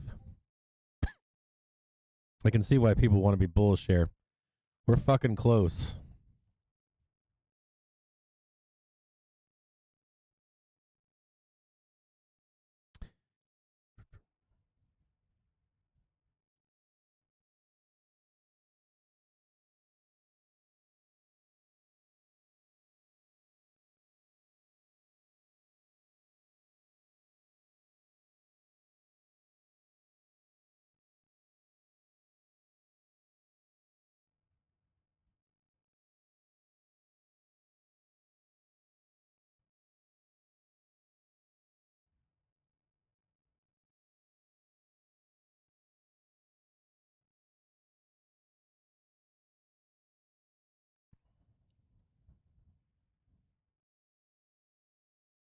We haven't even peaked out, right?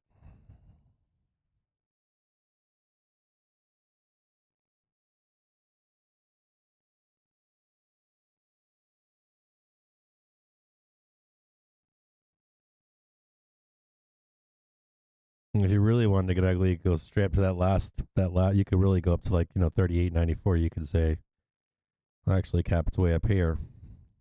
That's $50. Imagine seeing 50.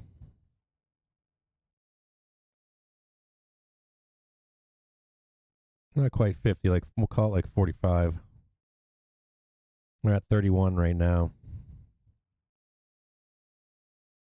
It'd be vicious. Say we're going up here for right now, temporarily. The SPY's going up, not the VIX. I think it's more like something like this.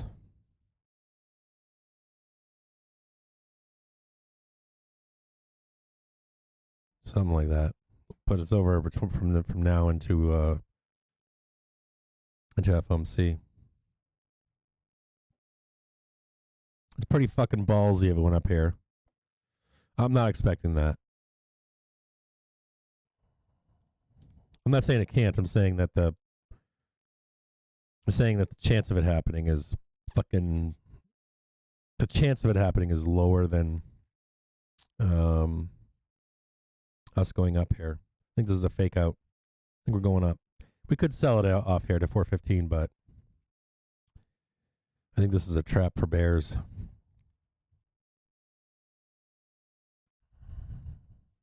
I'm going with bear trap.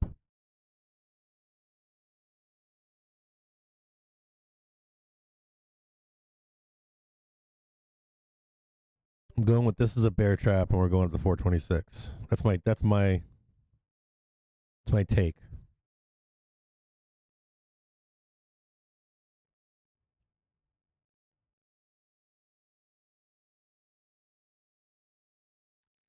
Yeah, I like that.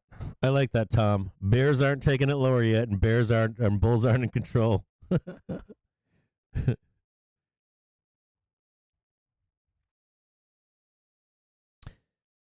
Yeah, I haven't read Spot Gamma yet. I haven't read the Spot Gamma report for today. I'm a little pissed off at Spot Gamma right now. I think this is a bear trap. It's not really like a real bear trap. I think that the real bears want better positioning. I think they want 426 to 430 again. I think you can run it down from here, maybe to 415, but I think the real short's above. I saw the short of 430 yesterday up here. This isn't juicy enough. I guess juicy is 415, but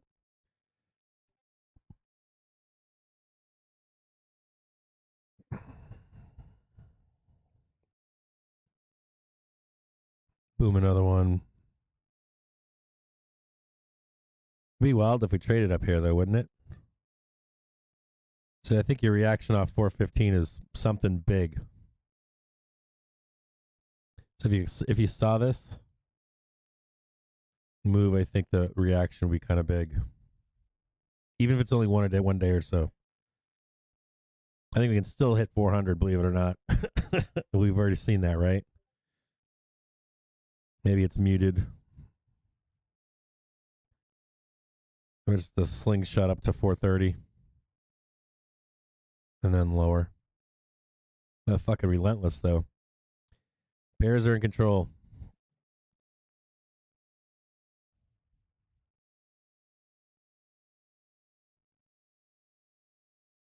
But the VIX isn't telling that story. Fucking VIX is not telling the VIX is not telling the story of, I guess, unless you prescribe to the VIX going to fucking 50 or 45. But even if you do subscribe to the VIX going, to 45, today, why? Like, it needs a reason. I see it going there. I just don't see it going there like today.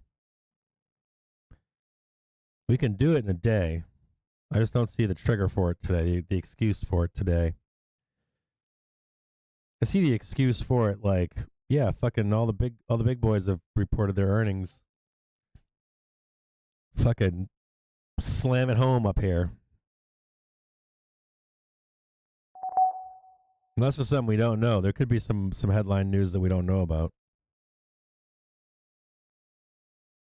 But other than that, I'm trying to figure out like what would be an excuse for why the market sells off steep into 405 today. I don't know. Maybe you guys know a reason that I don't know. There'd have to be some kind of reason. Even if it's manufactured. Just panic?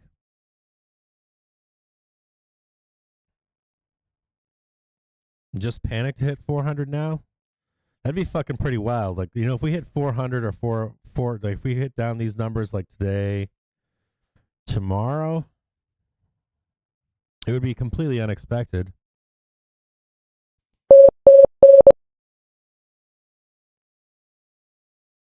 So I don't know. I'm not bear trap, but I'm not in, I don't see this. Like UN statement after the Secretary General met with Russia's Putin, saying that Putin agrees in principle to UN and the ICRC involvement in the evacuation of civilians from the Azovstal plant in Mariupol. Did you guys see that that tweet? I put a tweet out this past week of the video of the kids and that were stuck in the basement of the Sevastopol steel plant or concrete plant or whatever. I posted a tweet this past week and said, how does the NATO and UN not get involved in this at this point? Like, that's some fucking fighting words. in my view, it was. There's a lot of shit you can let slide, but when you see real video of kids, and I did have one thought in my head that's possible they're being held there intentionally, believe it or not, like human shields. That shit does happen. But regardless, it doesn't matter. They're kids. When you see videos and pictures of kids that are stuck there or whatever, it doesn't fucking matter. Not in today's world. You give those kids a safe passage one way or another, even if you have to send troops in.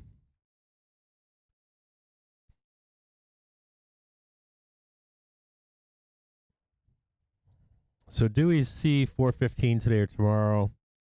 Tough, man. You might for a second see 415 just to get a good dip buy.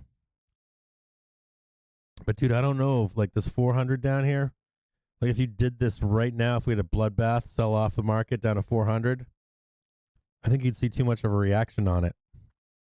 Do they want that reaction right now? I don't know.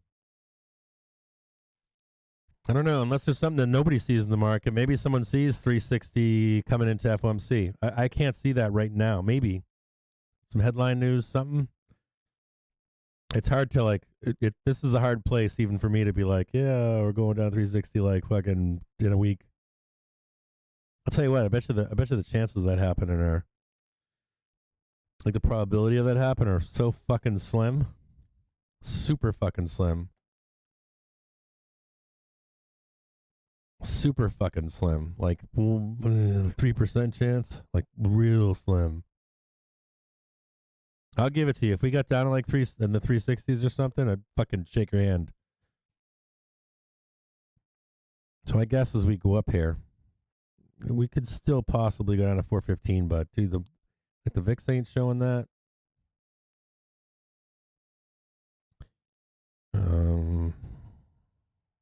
Still have some reports coming out. We have tons of volatility this week. I agree with that. I know we got tons of volatility, reasons for volatility. I know we got a ton of risk off sentiment down here. Maybe options could push us lower. Maybe just slow grind down into it. Well, you give up like you give up 150 points just slowly over 5 or 6 trading sessions. We only have 6 trading sessions left, right? And today's one of them. We just slow grind it down. And then any good report sends us higher. I don't know. It's kind of fucked up and tough to say right here.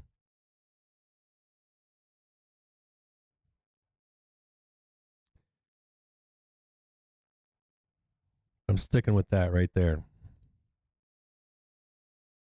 That's my jam right there.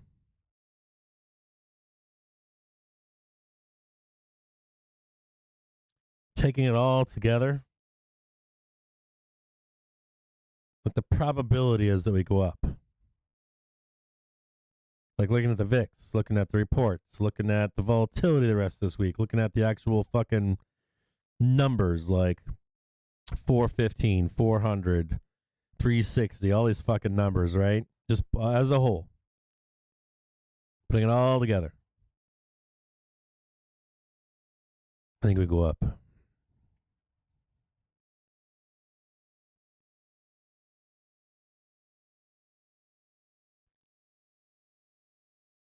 Move right to the bell. We could go down, but I'm telling you what, man, none of it adds up to going down. None of it.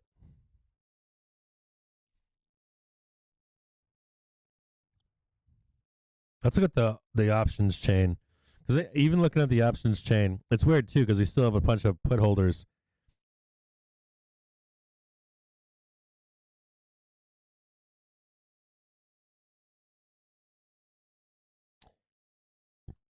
Still loaded to the fucking tits on puts, but like April 27th, right?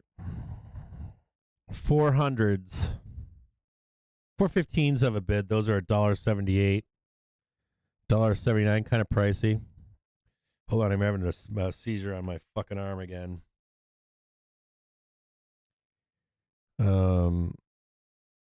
Or muscle spasm. Like 400s are like 13 cents for the 27th.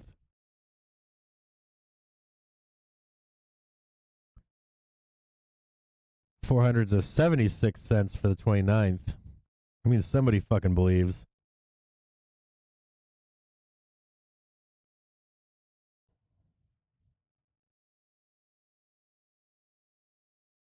I mean, somebody believes they're going down to 400 between now and fucking the 4th or 6th. I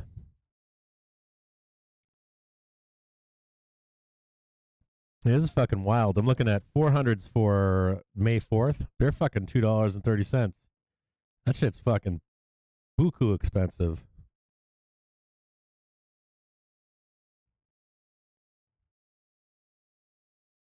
$400s for May 6th are $3.11. That's wild. But they're betting that we get there by between now and the 6th. We have 6 more trading days, right? 7 more trading days.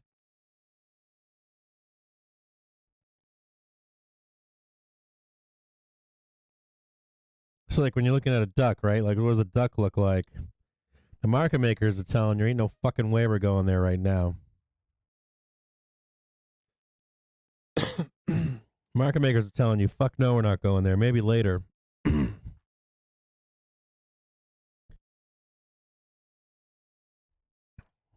But the market makers certainly aren't saying that we're going there now. The dealers aren't saying that we're going there now. It's just scaling out a little bit.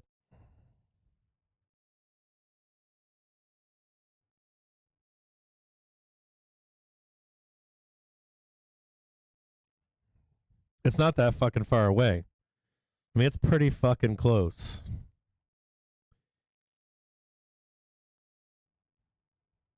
So I'm not saying you don't get that staircase down. I'm also not saying that you don't break below and then come back up.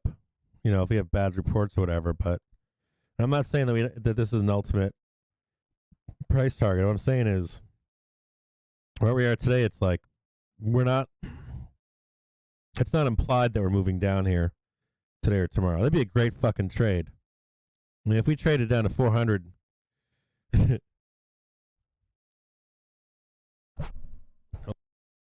Sorry, I'm having problems with my got like an inactive arm. This would be a great fucking trade. I mean, not gonna lie. I mean, if you traded down here tomorrow, fucking completely, no one has this trade as happening. And it's not that fucking far. It's not as far as it would seem. But I'm not buying it. I'm not buying the fucking VIX at fucking 40 fucking 5 today. I'm fucking not. I ain't doing it. I'll buy the VIX fucking down here maybe at $45 in the 6th. The 4th or the 6th, somewhere down here. I ain't fucking buying it.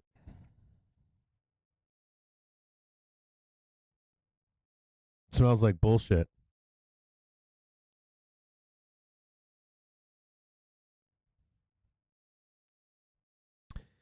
One thing here, so I think Tom Pacheco was saying was that there's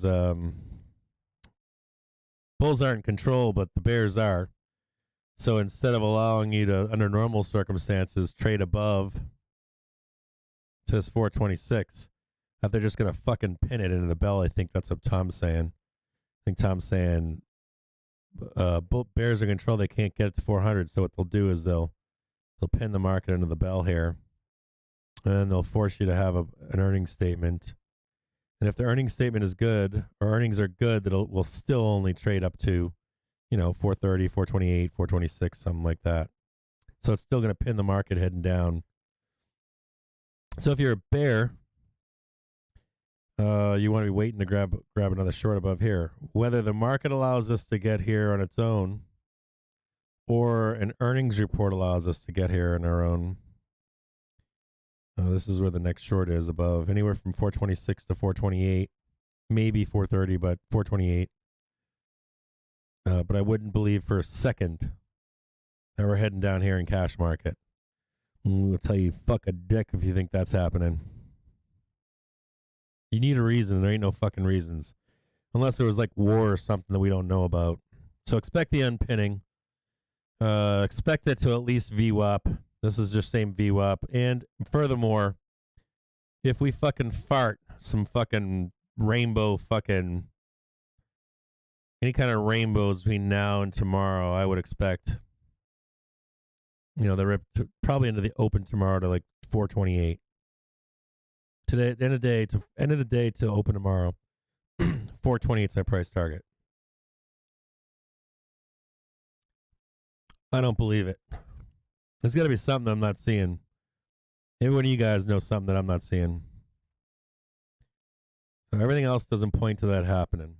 If we were to sell off to 400 right now, I mean, you need a reason. It can't just be like, oh, because we're going to 300 cap. That doesn't work. It doesn't fly like that. Even if the news is bullshit or scams or whatever, they still need one. They still need an answer for why it's going there now. So it's either something we don't know.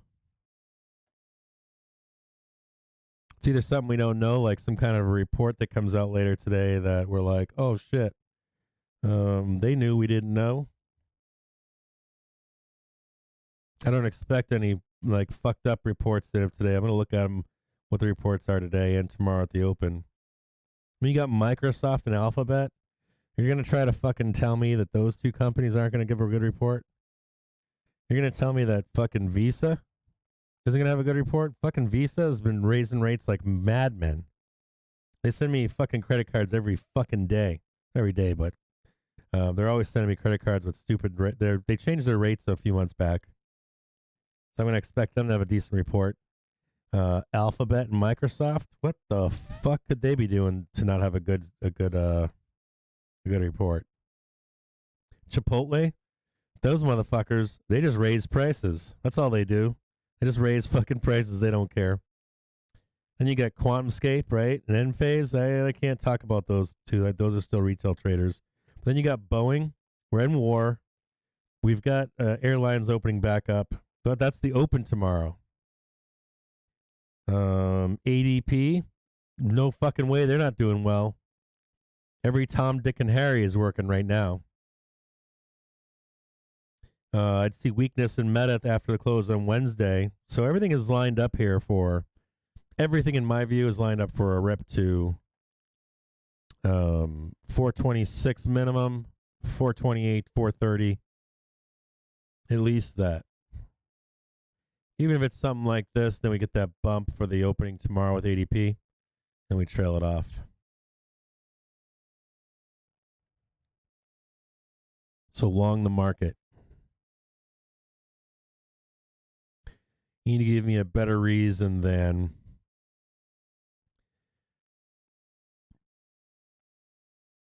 you need to give me something better than the only thing that would be unknown would be Google and Microsoft say, I don't know, something fucking stupid that we don't already know. That would be the only thing, the only risk that I can see. That we've got some bad reports coming out tomorrow. Maybe we sell it before 9:30, so you get double fucked. So maybe you take longs, you take a long on the SPY and you sell it at 4:15 p.m. Or you're in a call spread maybe down here, and you hold it till tomorrow, Wednesday expiry, and you cut them loose at 9:30, something right in the money right now. But nothing adds up to this market selling off right where we are right now. Nothing. So if it does sell off right here, it's some shit that nobody knows.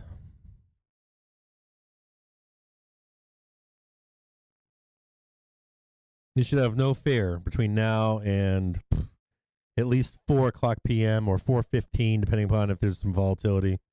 Maybe there's a little bit of selling with risk in Alphabet and Microsoft at 3:45. I wouldn't be short here. I'm looking for a reason to be short here, and I can't find one. At this moment, right where we are, I can't find it. We got some risk reports tomorrow, like economic news reports. We got some risk with Alphabet and Microsoft, but if any of these companies that are reporting this year in tech that had the least amount of risk, it's those two. Those fucking two. Like, of any company reporting this week, if there was two that I would say had the least amount of risk, it would be Alphabet and Microsoft. And Visa. Visa probably has, and Chipotle. You got 4 heavy fucking hitters. And I know Boeing fucks up all their shit, but so at least even if it was just for a day, ADP, fucking pumping payroll right now. So I don't see it selling off. I need a reason. I don't care that it's selling off slightly right here. It's going up between now and tomorrow. That's my call.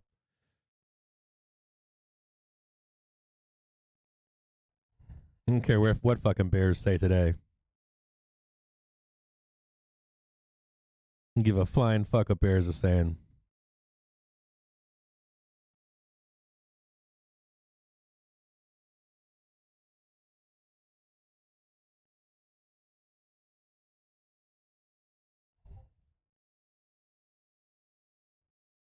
We'll take a look. We'll load up. We'll load up. We'll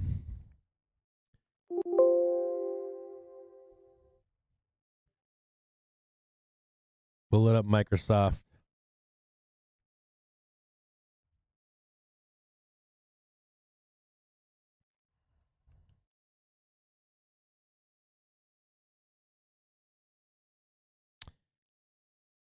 MSFT. We'll take a look at both of these.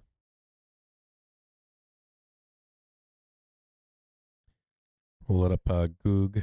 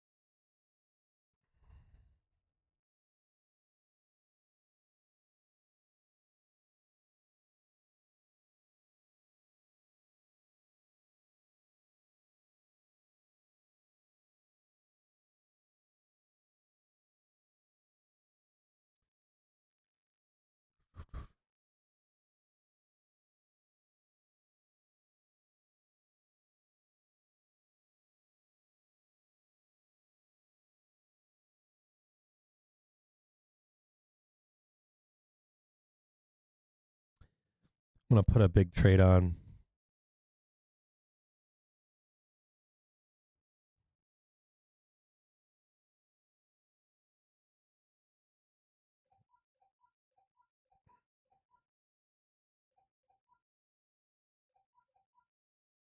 I'm gonna go with the bulls on Microsoft and Google.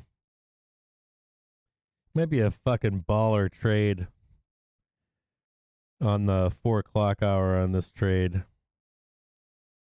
There might be like a badass, like quick fucking dump after the bell, like 4 p.m.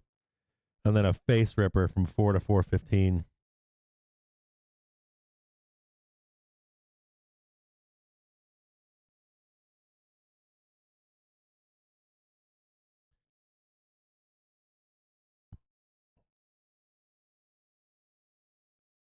Microsoft's fucking giving it all up. Google's giving it all up. The face ripper.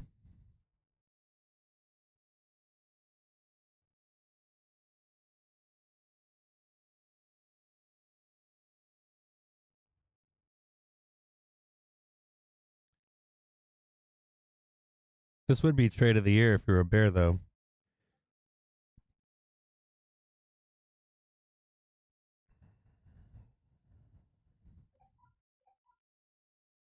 Let's load up like 6 hours in this one.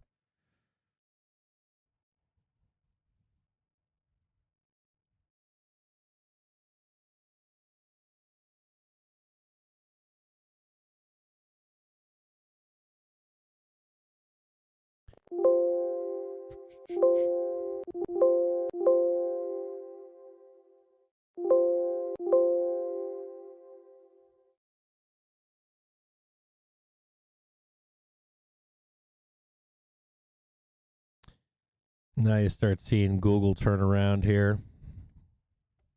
Watching Microsoft fucking just doing its thing. Look at both of those right now on candlestick charts.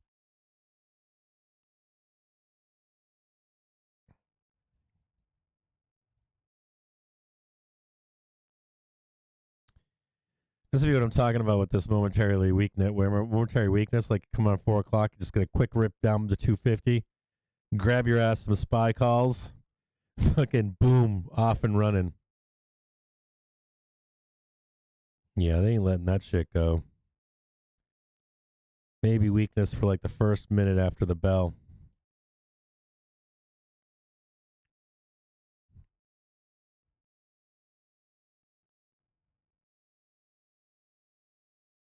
$23.50.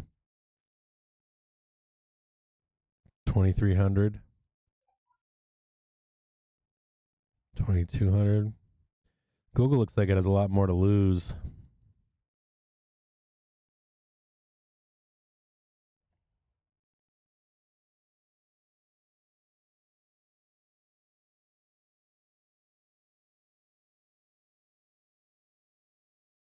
Easily, I think it may make runs into the bell.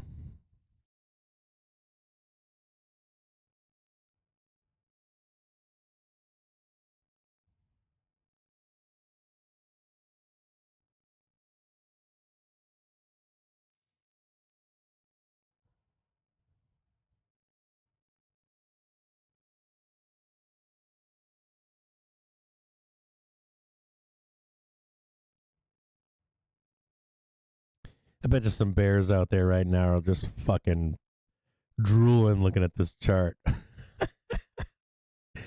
Fucking bears are like, this is like bear Valhalla right here. This would change the entire market sentiment, right?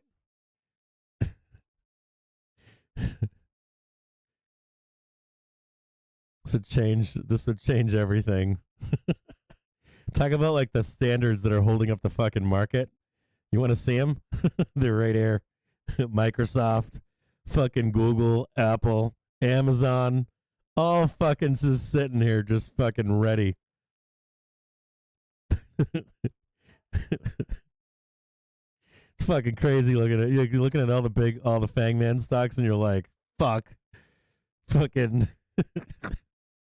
these fucking things right here, fucking. All you need, they're all one bad report away from fucking burning the market down to like fucking 300. Burning like fucking the SPY down to like fucking 300, 350, 360. We're like a day away. Like, you want a reason to sell the market? If 400 ain't nothing, the fucking Microsoft and Google will show you. I mean, just look at that. Fucking nasty. Fucking nasty. Like, this is a bear's wet dream right here. This is a fucking straight bear's wet dream. Bear's fucking wet dream.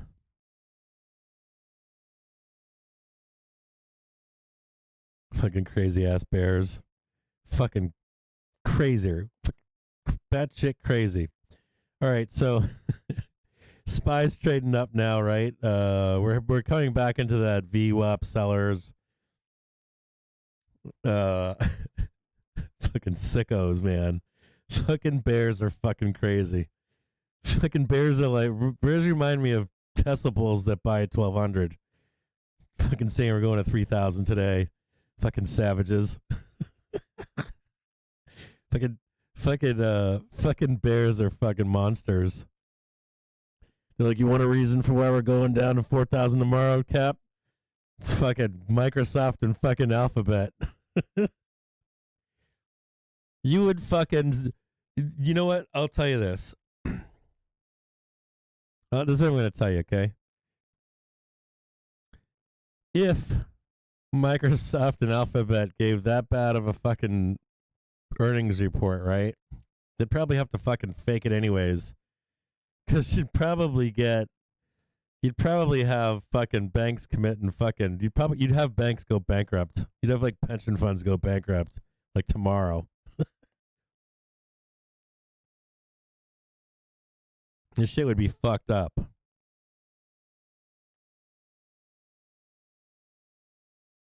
And they'd just start fucking, they'd wholesale start selling Meta.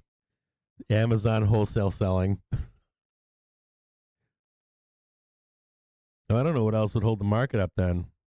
Tesla's already on edge.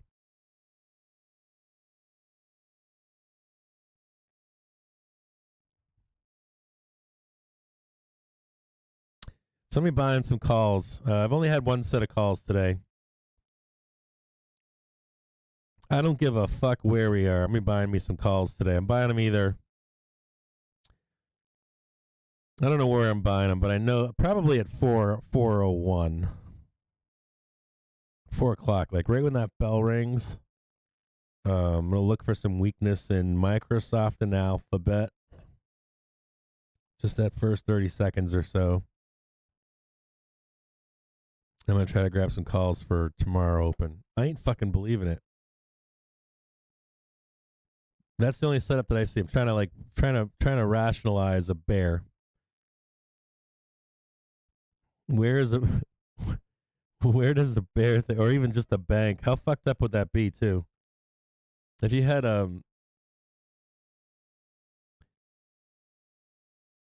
you could be on the brink of a market crash right now today. I'm bullish as fuck here, just so you know, but I'm bullish. I'll tell you what, if you fucking started selling like wholesale selling fucking Google and Microsoft, fucking Amazon would be next. 400 would be nothing. You'd see fucking like 360 in like a week. Something insane like that. I don't think they're ready to do that. I don't think the banks are like, yeah, we're gonna burn the market. We're gonna have a market crash today. Call Petey and Jimmy and Joey and Johnny and Mikey and tell them to get to the office right now. I ain't buying it. That's the only thing I can think of. I'm trying to get any kind of excuse why you would sell you would actually burn the market. So there's like bad reports like that today for those two companies. You wouldn't get 400. You'd get like 360, 300, something insane. That's that maybe war, I guess. War with Russia would do it, but other than that,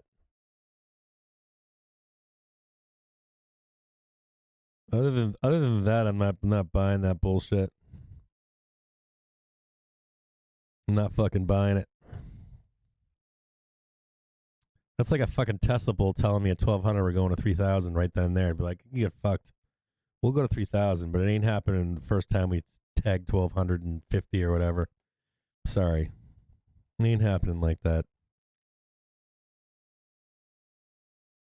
So there we go. Long the market.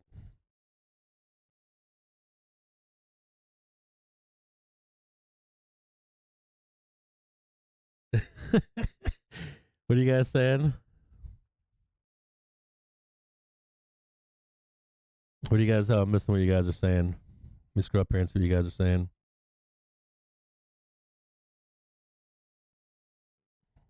Fortunately, there's no such thing as a Black Wednesday, right? Master Trade is never wrong, but just early. And big boys have no excuse. Thomas is right. If Missit and Google have bettings, it won't matter because relative to other tech stocks like PayPal and SQ, they're going to look like heroes.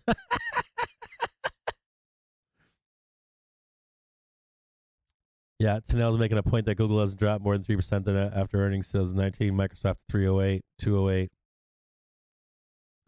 Yeah, I'm just trying to figure out like what do you need for that kind of violence? Like, Yeah, China would do it if China kicked off violence.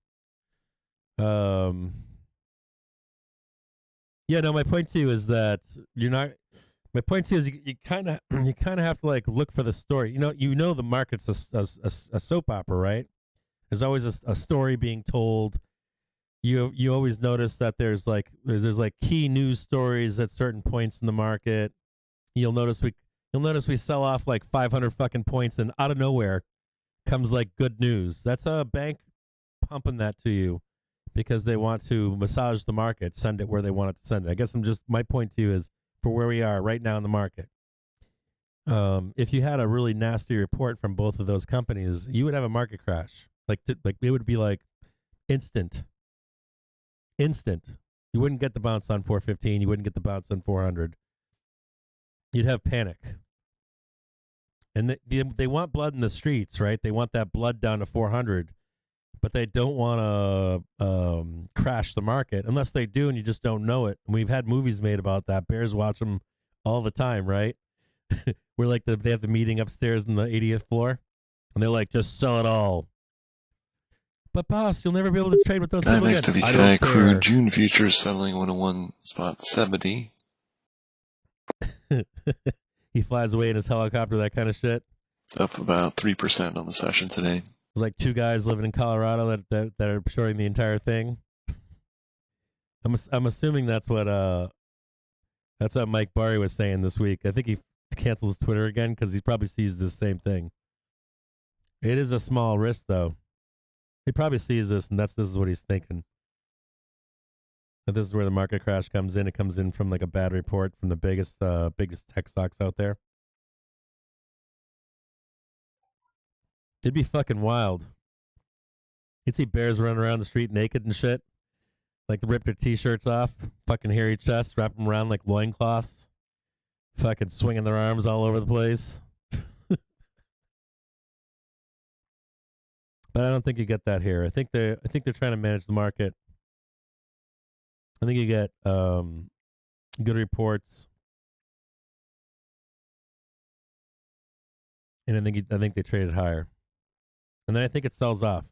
I don't think that Google and Microsoft hold their gains, but I don't think that you're selling down a. Dude, I'm telling you what, if they had bad reports, it'd be a fucking bloodbath. You'd create some mass market panic. A flash crash was on a Thursday.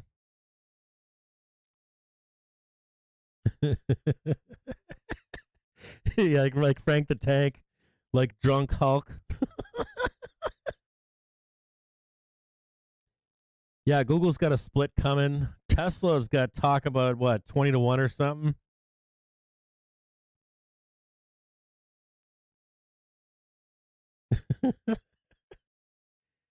Flash crash was on a Thursday. Yeah, I don't know if it'd be a flash crash. I mean, it could be. We're set up for it, without a doubt. I mean, we are set up for a flash crash. We're set up for it, but that's the only thing I can see, unless there's something we don't know. Unless there's like some shit in the background that we're not being told. They're rare, and they usually don't come they usually come when you least expect it. You'd have to have like, dude, you'd have to have like fucking Google, and I don't see them giving bad reports. It's the only thing that I can see that would dump this market right now, like nasty, vicious, would be those bad reports. Dude, of all the fucking companies reporting this season, you're fucking telling me it's those two? If I had to put Netflix up against Google, fuck Netflix. If I had to put even Apple up against Google, I'd be like, fuck Apple. If I had to put Tesla, I love Tesla, but I still wouldn't put it up against Google and fucking Microsoft. I wouldn't even put Amazon up against Google and Microsoft. Fucking sorry.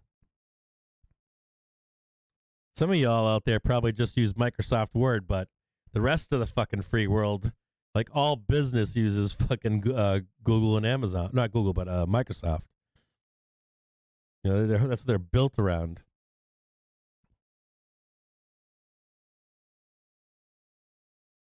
I know some of you don't like Google, but everybody uses Google. Everybody.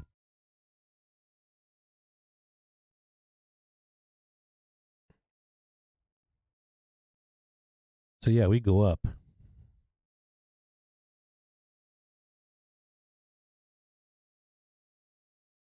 Garrett's making a good point.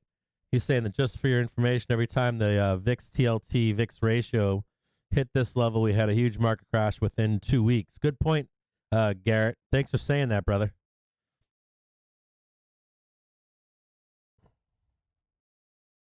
Thanks for chiming in with that. Yeah, 20-1 on Tesla. We're going streaking. Yeah, Garrett's making a fair point in the VIX TLT. Garrett saying he knows the ads are way up. Yeah, I agree that Apple could bring it down. I agree that Apple would be the other big one to bring it down. But my point too would be if Google and Apple, or if Google and Microsoft both have horrible earnings, that's when you'd see the kick in other tech, right? Just like when Netflix, everybody was like, why is everybody down if only Netflix is down or something? Or why is it reverberating to other companies like Disney, like Apple? And that's my point, is that if you saw the two biggest companies, or not biggest, but the respected for their earnings companies, if you saw Microsoft and Google get whacked like that, you would see it reverberate. You'd see bulls just say, fuck that, I ain't taking any chances. Pulling the rest of my money out of my safe companies. Because that's who they are. Those are like dividend bro stocks, right? Dividend bros love Google and Microsoft. They love buying any dip in those companies. Banks like buying any dip in Microsoft and fucking Google. They love it. It's like one of their favorites. Let's fuck this up.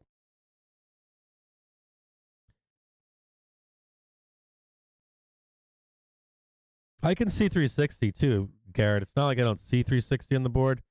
I'm just saying I don't see it today, right? I'm not saying that like I can't envision 360 happening, but I'm like, if we were gonna hit a market crash, what would have to happen is the question you have to ask. So I would posit that you would need horrible fucking reports from you'd have to have horrible fucking reports from both Google and Microsoft. Nuclear watchdog IAEA saying that they are assessing what they call visible damage at the Chernobyl power plant.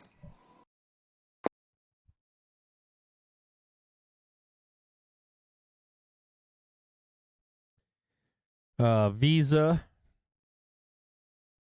Chipotle to an extent, but not really. But then you'd want to see Facebook's already gotten fucked up, but you'd want to see like Amazon drop, and then you'd probably want some more. You'd probably want like the UN getting involved, in some kind of a confrontation with Russia. Add all that shit up, and yeah, sure. And then if dude, if you have the Fed, if you have J-Powell be like, fuck you, we're going hard and strong. You need all those things to line up for a market crash. Those things are devastating. Yeah, I mean, not that I don't think the market's going down over time, but if it's like at a one moment, like, yeah, we're selling down to 360 by Friday, or 300 by Friday, you guys have to understand that you would see like devastation. Some of you guys know about this stuff. Some of you guys don't. Like, some of you guys don't. My first time I ever went through a market crash type scenario was that I can remember was 1986 or 7, whenever that one was. I was still a kid then, but my father was overextended then. He was all kinds of real estate and had a great job, everything. But I remember when that crash happened, people lost fucking fortunes. Then it happened a couple other times when I saw it, or the effects of it. I was living in mountain towns, really nice places, very expensive, wealthy places. And you saw a different class of people start skiing and stuff.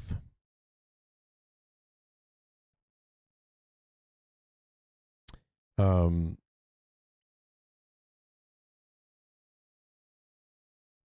yeah, I would assume that if you saw Microsoft and Apple give bad reports, you could get panic, market panic.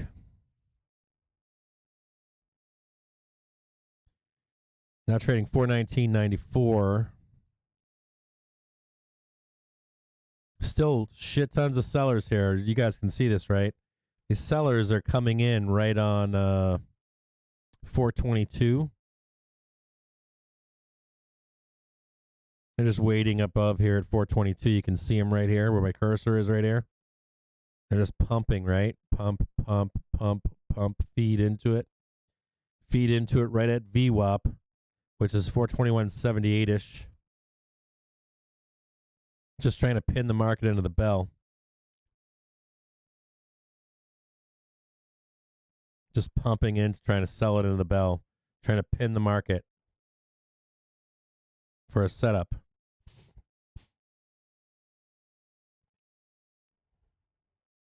So I'm probably going to grab some longs right around 4 o'clock. Like, I'm going to time it right to the second, try to get it on the bell. So the key would be this, would be the key would be you have interest in puts and calls. That interest burns off on both sides once we hit 4 p.m. And then there might be some panic in both Microsoft and Google. And so that quick swing down would impact the price of options in after hours even further. And then I'm going to look to grab maybe at 4 o'clock and 30 seconds. Grab some calls for when the actual report hits the news wire. I think we did this last earnings season too. I think we did this same setup. It's a good earnings setup, by the way. Microsoft and Google. Buy the feared dip at 4.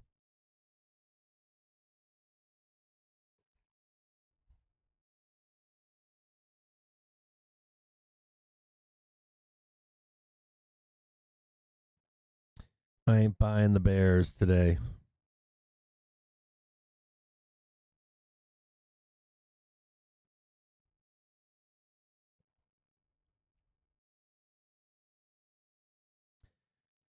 Wonder if I can look up when Microsoft reported the last. Let me see. Microsoft.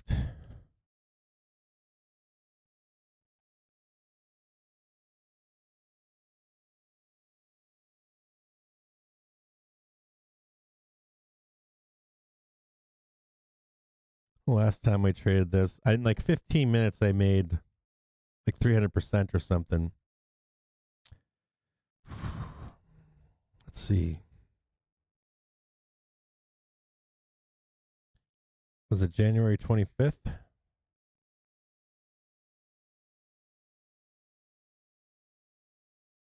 have a look on it.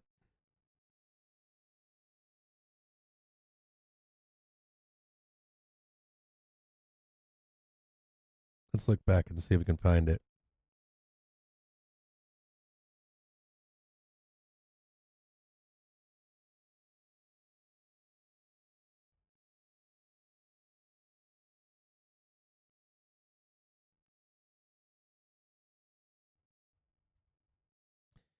Right here.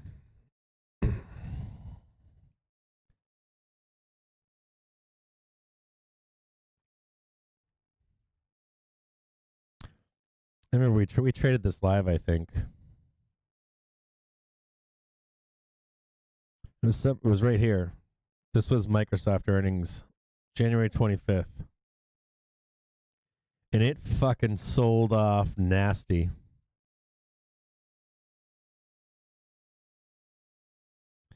And it was like a fucking bloodbath down in here.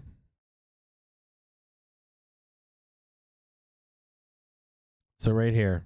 This is 4:15. It was at 4:32 and it went up fucking. It just swung. Surprise report, right? And it just fucking moved. I made fucking stupid money in this play. Some of you guys traded this with me. We bought this fucking dip right here. We were at 432.62. We opened up 100 points higher. We bought this right here. This was the Microsoft ER for fucking January. And they had a surprise beat. It wasn't that much. It was fucking stupid. And the fucked up part is you couldn't play Microsoft after the bell, but you could play fucking SPY after the bell. I even think that this trade on the Qs was even more amplified. I think whatever the SPY opened, I think the Qs opened even fucking higher. This is back on the 25th. In Microsoft, so the date report was January 25th, 2022. The earnings per share was $2.48. The forecast was $2.29. They had an 8% surprise. And prior they didn't have a surprise prior to that. They didn't have a surprise prior to that on September, June, nor in March. I mean, it was a surprise, but matter of fact, no, they've had they've had a surprise beat on Microsoft all four last reports that they've had. So they just fucking ripped faces off. Like, that's a fucking bloodbath for bears.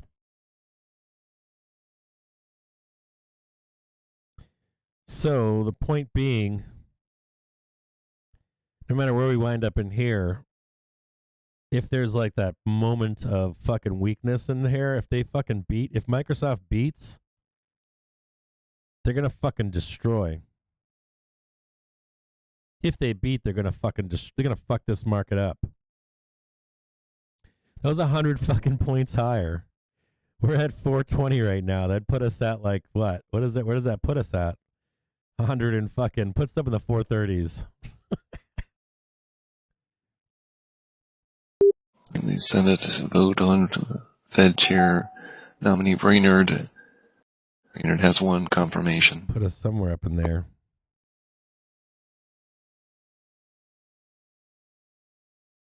It printed fucking something. It was something stupid that it printed. I made so much money in that trade, I stopped trading, I think, for a few days. I think I walked away from trading for like a week or two. I was like, I don't fucking need this. I don't think I need this for a little while.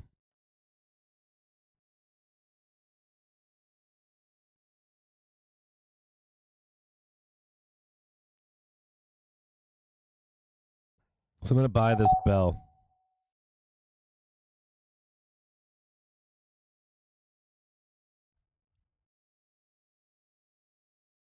Yeah, they're talking about nukes here as well on Trade the News.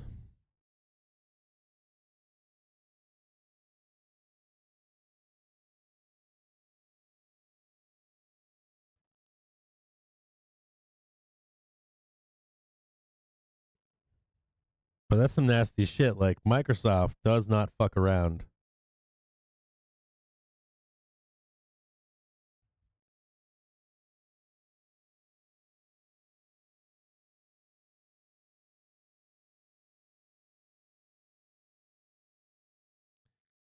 So we'll do a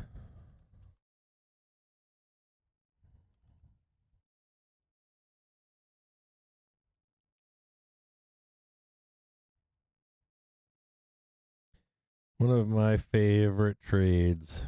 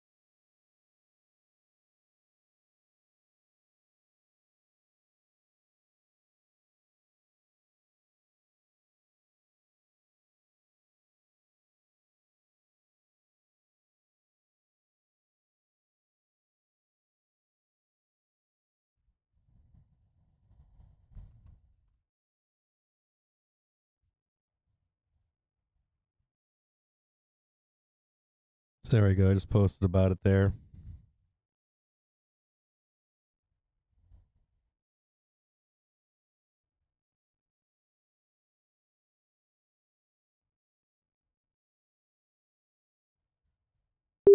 We're inside 10 minutes now to the close of pit trading in bond markets. Treasury prices are near the lower half of in the lower half of the daily range. Yield at 2.77% is about 6 basis points off the lows of the day in the U.S. 10-year. See if I can gonna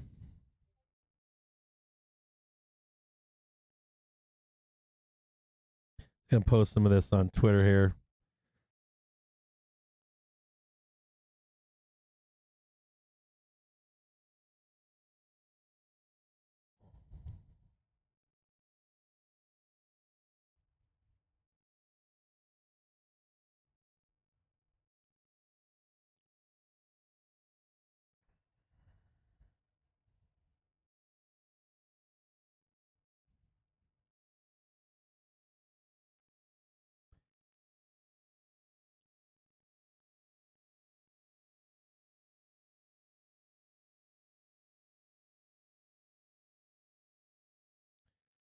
Hang tight 1 second here.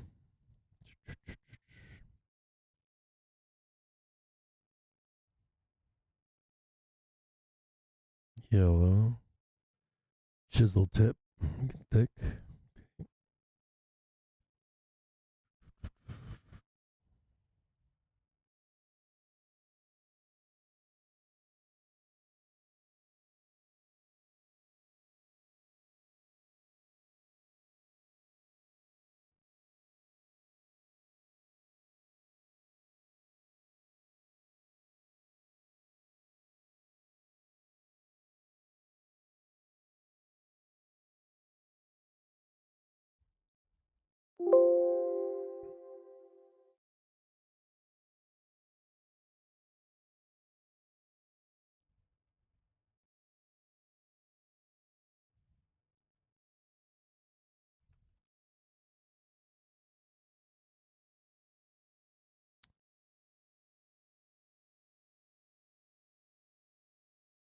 Hold on here. Save.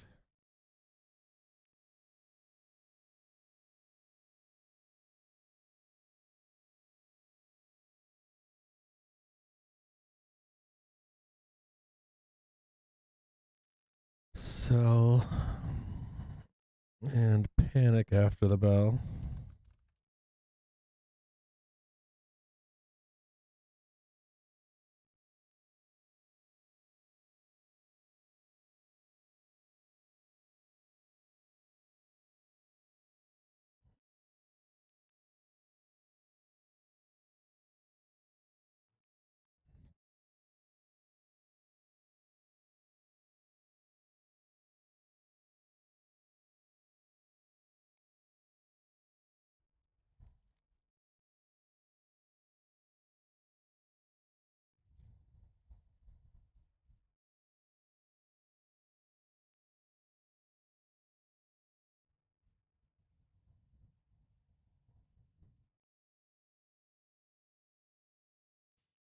Sarah just posted the chart on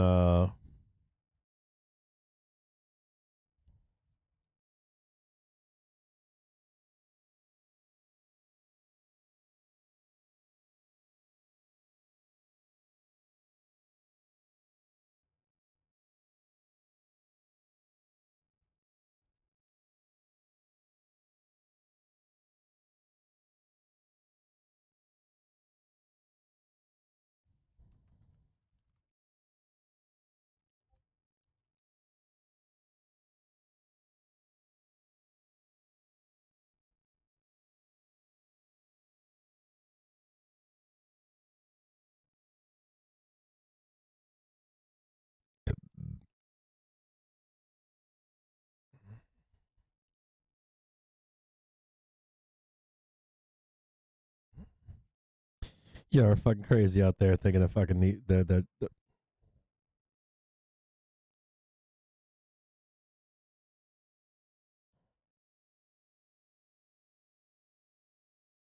yeah, it was like 120 fucking point face ripper. It was fucking nasty. It was fucking nasty. It was straight fucking nasty. Straight fucking nasty. And then it sold off down to 426 again. It was pretty fucking nasty. It's 2:57, got 3 minutes until the last hour of trading.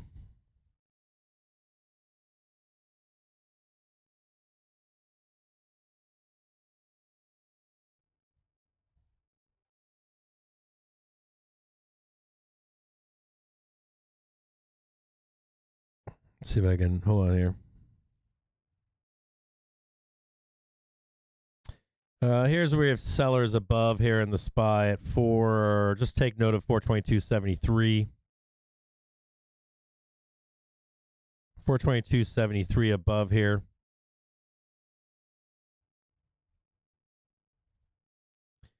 Yeah, if I was this short, I wouldn't be fucking short into this close. No fucking way. You get a fucking surprise beat. I'm calling bears out. If you're a bear, I'm calling you out. I don't fucking believe you. I think you're a fucking liar. Calling a bear out.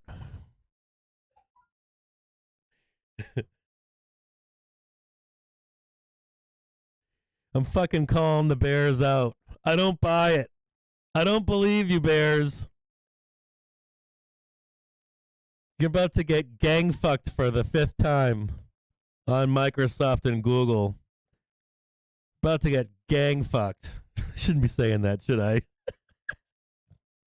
All the censors from YouTube are like, boop, don't do that.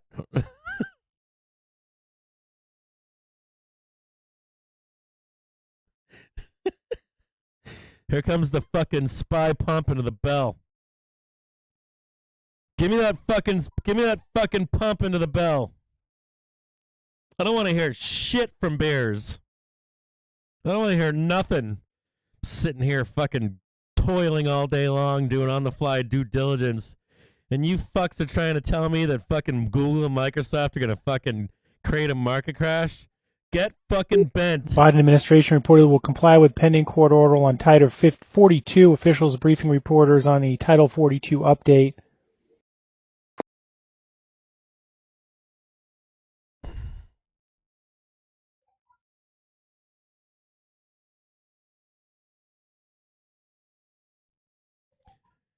Get fucking bent. Give me my fucking money. Rip it into the fucking bell. Don't you even fucking try to tell me out there that you're fucking short on Microsoft and Google. Fucking smoking crack. Fucking America, baby.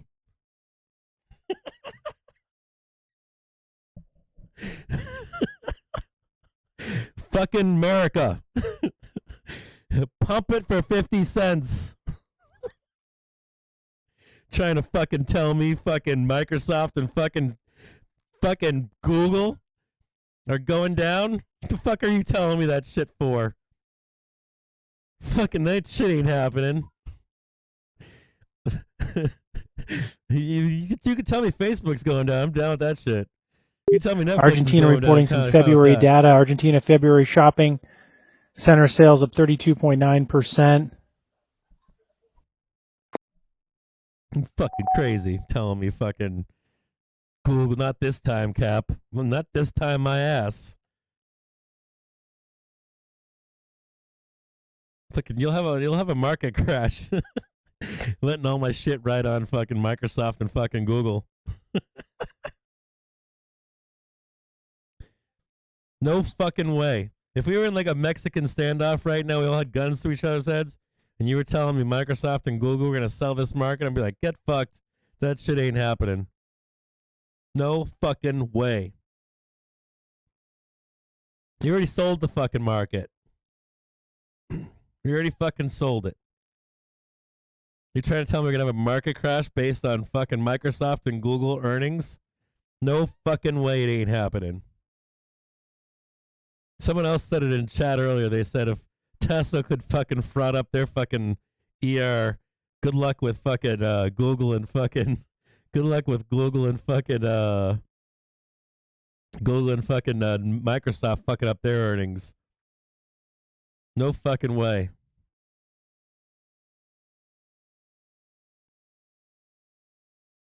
That shit ain't happening.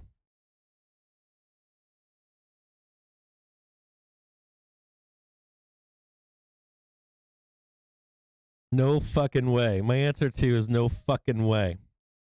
Bears are going to pull the plug on this short operation and fucking panic. Now, I think you will still get some panic after the bell. But that's not or hopefully you get some panic. Hopefully we can get a dip buy after the bell. And we can get like that quick slip below, grab that dip for the reports. But there ain't no fucking way this shit's going down. This ship ain't fucking sinking today over Google and Microsoft. If it is, it's a small ass chance. It's fucking tiny. It is real tiny. Shit, if it is, you should just buy some fucking 5-cent puts at 4,000, expiring Wednesday.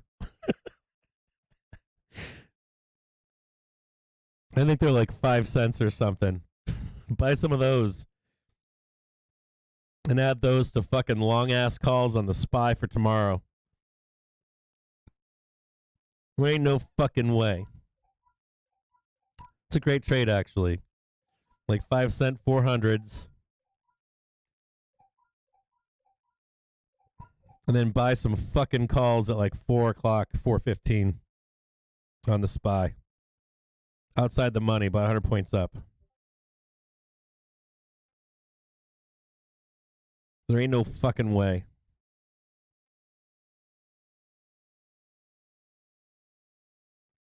Yeah, Thomas is like, if we're down on Alphabet and Microsoft, then people need to stock up on rice and beans. Hold on, what am I looking at? All right, hold on a second.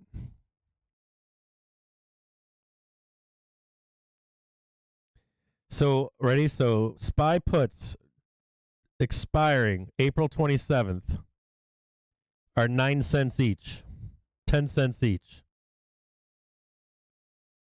You'll see a fucking bloodbath if those two companies fail. They're 9 cents. And then, if you're looking for tomorrow, the 430s are 44 cents. So the trade is right now 55 cents or so. Something like that. Now they're only 40 cents for 430Cs, but I wouldn't put the 430Cs on until after the bell. Unless we have a face ripper, I'd wait for them. They should be like 30 cents or something.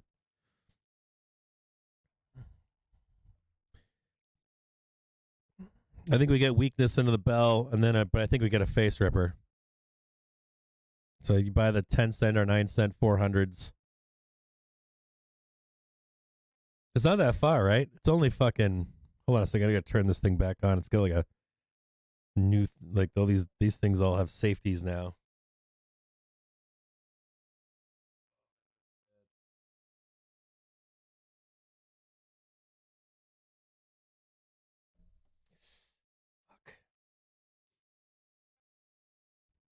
So you put the trade on, because if you look at like a...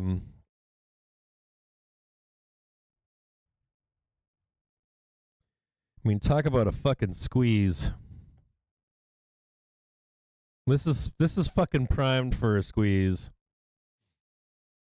So like 400's not that far away. Like, I'll be honest with you. I mean, we're gonna get a reaction on 415, but if you get the two biggest fucking tech companies that come out and say, not biggest, but you know, two of the biggest come out, especially the ones you respect, right? The ones that you're like, you never hear any news about Google or Amazon. You never hear about any scandal, not Amazon. You get her scandals on Amazon all the time. Apple, you know, I'd say if you like to rate tech companies in terms of like how much like bad news comes out. I mean, you Google every once in a while, Microsoft every once in a while, but not quite like scandal. You don't hear scandal. So, you know, you probably rank them like 1, 2, 3, Google or Microsoft, Google, and Apple. Of course, I'm pissed off right now at fucking Bill Gates. He can suck a fat fucking dick. We'll talk about that at some point. he can go fuck himself. But the point being would be if they both get really bad, if they both have really bad ERs, 400's not that fucking far away. Those fucking puts are only fucking 9 cents. I wonder what the print on that would be. So here, hold on here. Let me do the math over here. What would they print without any interest in them? Probably print something fucking stupid. Where's the options profit calculator thingy? Options profit calculator. What's the fucking print on those? Long put.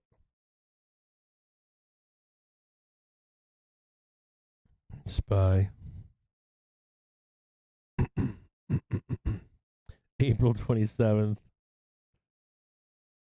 That's what we're always talking about, right? They're 12 cents. Okay, if I bought 100 of those, it's only $1,200. If you were to tag 400 tomorrow, guess what it print? So if you printed, if Microsoft to fucking shat the bed big time, you'd print 38,600 on a $1,000 bet. If you printed 415, you'd print $2,000, 167% print. It's a pretty fair bet for tomorrow. If you printed 415 by tomorrow, you'd print $2,000. If the market gave it up real bad, like Google came out and said, well, we were drinking fucking Budweisers and smoking crack cocaine sprinkled with fentanyl. Stock futures drifting back towards the lows of the afternoon with about 50 minutes to go. We're back at that 4,200 mark in the S&P cash market. It would print the S&P futures market 4,203, cash market 4,207. It'd print like 38 grand. And then if you bought, let's see, so we're trading the lows. So let's go back and look at calls once the bell hits.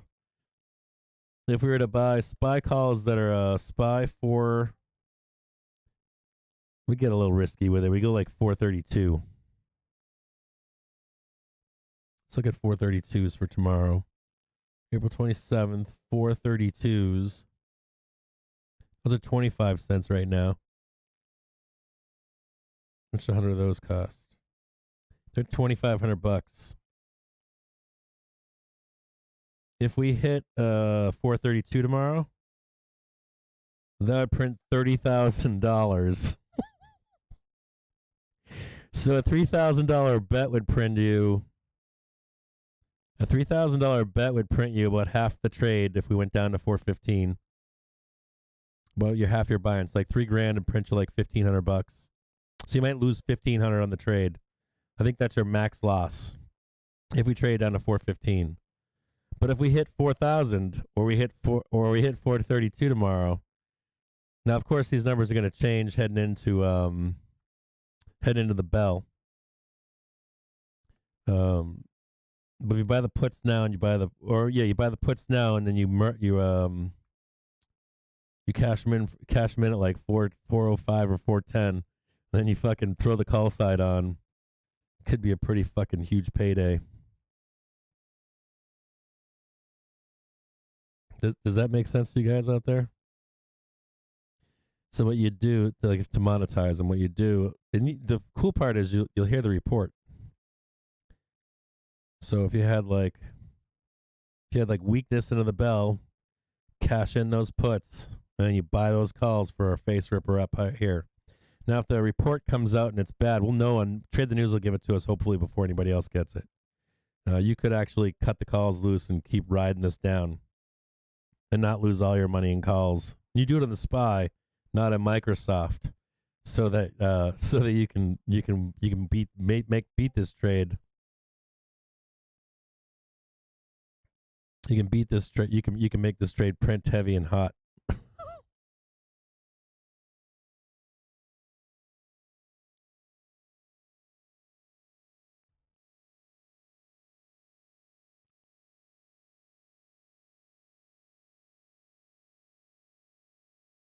Who the fuck is? Why would you ever want to play earnings on Google and Microsoft when you could play? You can't. You can't fucking sell and buy calls on Microsoft and Google after 4:00. But you can. You can on the SPY though, or the Qs. If you're playing earnings on the big tech, why fucking bother? You just buy them on fucking. You can buy and sell for another 15 minutes.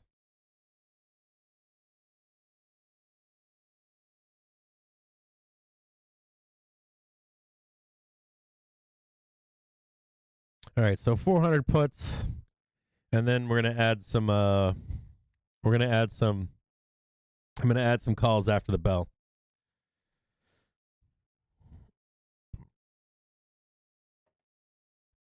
So 400 P's, and then I'm gonna add some 432 C's after the bell.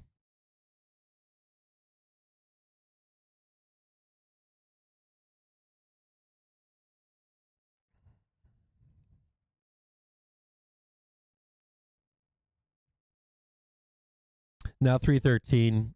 Going back down to the lows of the day, 418.75 was the original low of the day. Support's still sitting down here at 418.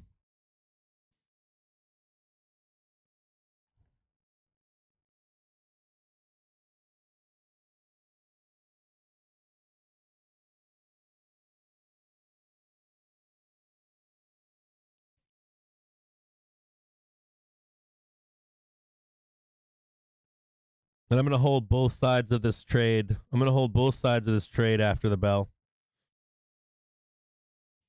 And I'll cut one side loose depending upon where the ERs come in.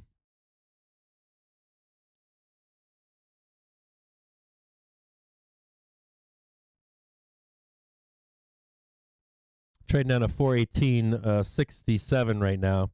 418.63. See if we get a rug pull here or not.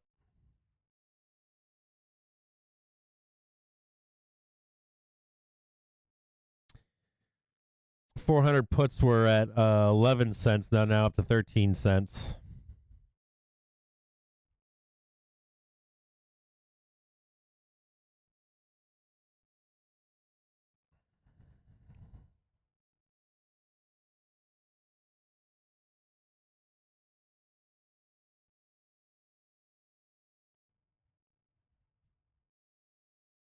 If we were to trade to 415, it's probably going to print.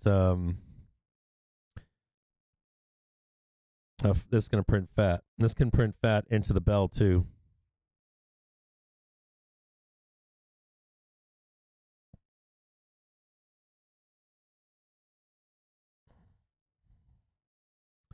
Tagging below support on 418 currently. Not 418.20. No buyers until 415.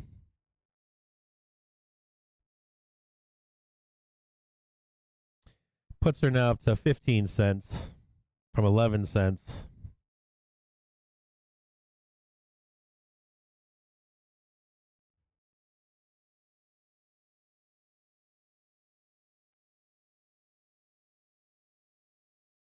They should print to like 26 New lows cents. being probed now, down 2.5%, and the S&P futures has broken back below that 4,200 mark. Now trading below 418 to 417.88. Remember, the intraday low back on the 24th of February, the day of the invasion of the Ukraine, was at 4,093.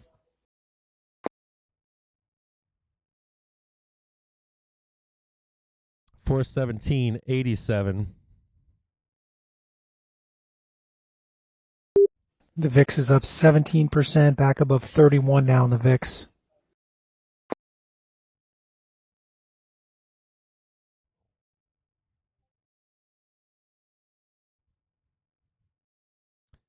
If we do get a tag at 415, I will monetize the put side and just wait for the call side after the bell.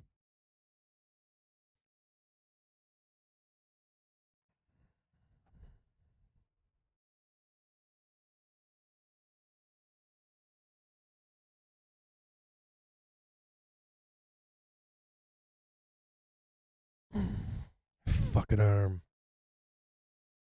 400 P's now at 16 cents. 26 cents is the price target on those puts.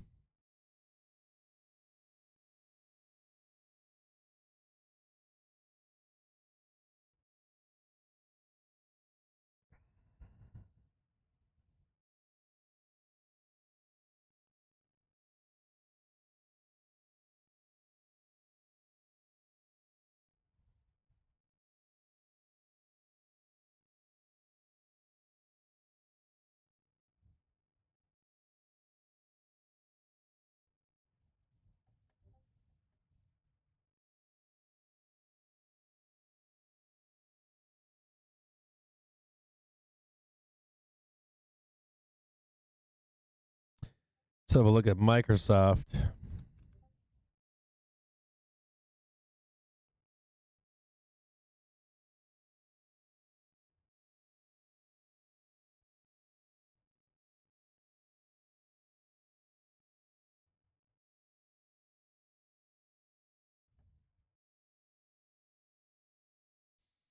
right.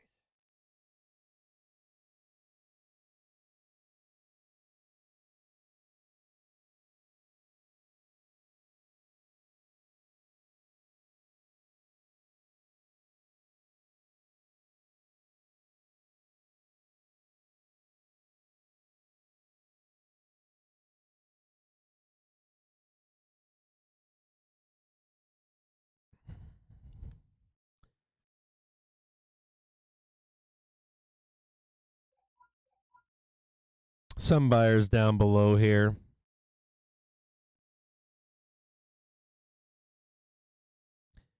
Real buyers down below at 415.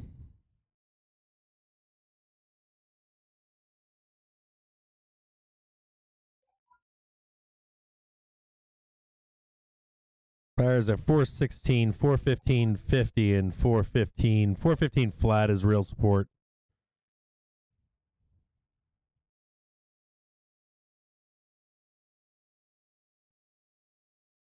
Now trading 417.61, beating out yesterday's lows by a dog leg.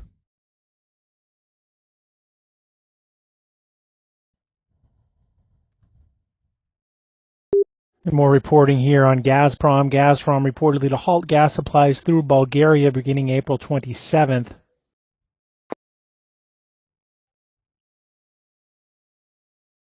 We did see that report earlier today that the Yamal contract flows would be cut off by the Russians to Poland.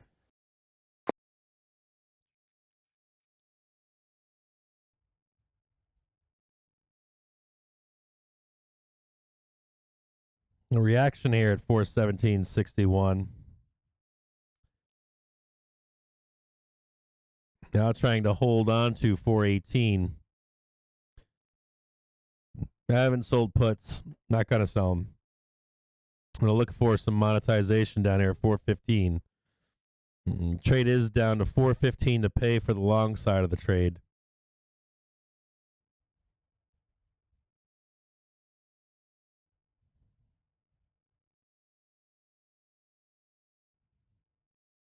Going to look for continued weakness down to 415 either now. There are some bulls stepping in, though. I will say bulls are stepping in on 416. Can see them rising up now.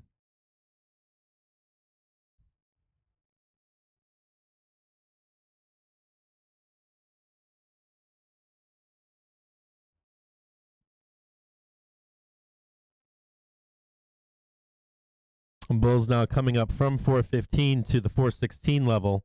We are trading higher at 418.51, but just note that the buyers are starting to step in here.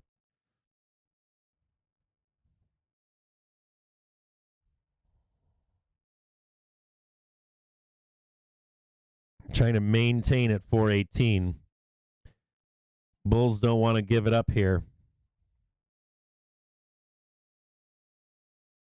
Now 3:22, 40 or 38 minutes until the bell.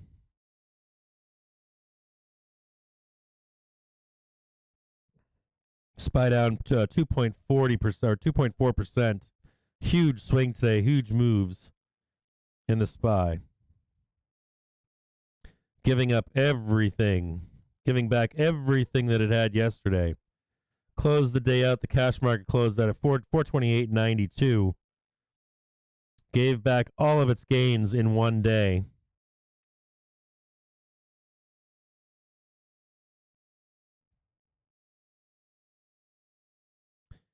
New York Stock Exchange volume today was 440 million shares, 7% above its 3-month average. Decliners led advancers 3.6 to 1.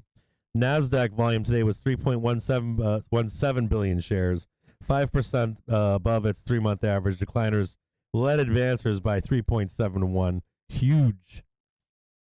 VIX was up 17% today. Giant move in the VIX. Giant move.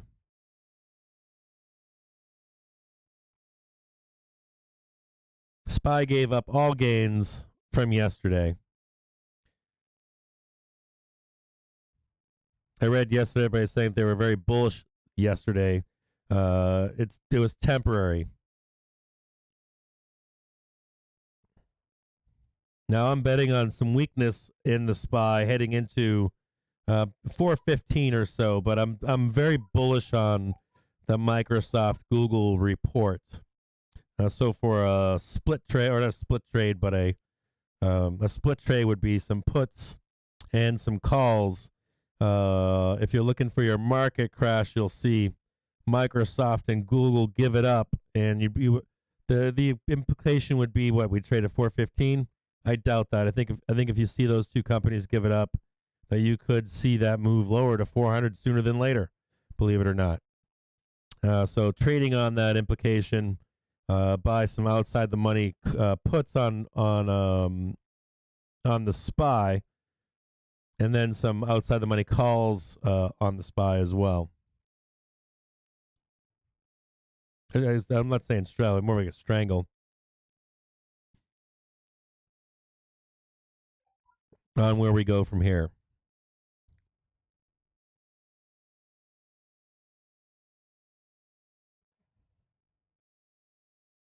I think if you see Google and Microsoft have bad earnings, I guess they could be in line with estimates, but if they were to have bad earnings, you would see real volatility enter the market. And you would see faith lost in other companies like them reporting. And you know how much we looked earlier today at where they are on their yearly charts. And, if they were to fall farther down, what that would mean for the SPY and the Qs. The bloodletting would come from companies like Google, Microsoft, Apple, Amazon, some heavy hitters. You've got Chipotle in there, and you've got some other small hitters. You have Visa, stuff like that. But the heavy hitters, at least, you've only got so many left that are reporting. We saw the reverberation of Netflix across Fangman stocks when they got cut, right? And so similar to that trade, that Netflix trade, we talked about that Netflix trade too. We said, if you took a 100-point drop in Netflix or a 100-point rip in Netflix, either way, it's going to print a straddle the market. Same thing would hold true somewhat for Microsoft and Google. If they don't perform in their earnings and where the market is right now, you would see a fairly wild swing in the SPY or the Qs. You would see a much larger move higher or a much larger move lower. It would be interesting. I guess the middle of the road thought would be that if they have okay earnings with good guidance, maybe we could trade it sideways into tomorrow. I guess that's a possibility that would be on the table. When we trade it sideways, that'd be option C. And then they wouldn't cut them loose until maybe just due to holding the market up for another few days into Friday to sell the market. But the market is poised to trade down to 400 today, if not 415 at least, or to spring much higher. So the market is in that positioning right now. It's in that positioning to make a large move where we are. Even though we've made a large move, we're right at another large move moment. And all the moves have been large, honestly, in the past few days. Past week or two, moves have been gigantic. And that's on the upswings and downswings. Big moves in the stock market right now. Yesterday saw a bottom, and then we give it all back today. I'm sure, I would bet, right, that some bulls held calls into close yesterday. I would bet that some bulls held calls into close yesterday. As a matter of fact, I bet the bulls that held calls into close yesterday are looking at where we are right now, and they are fucking frustrated, if I had to guess. That they are frustrated at this point.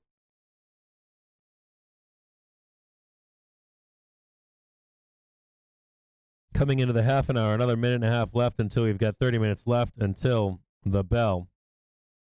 We know that firm supports at 415 down below without any news. We'll see if those buyers are still down there. They are. They're still here down at 415.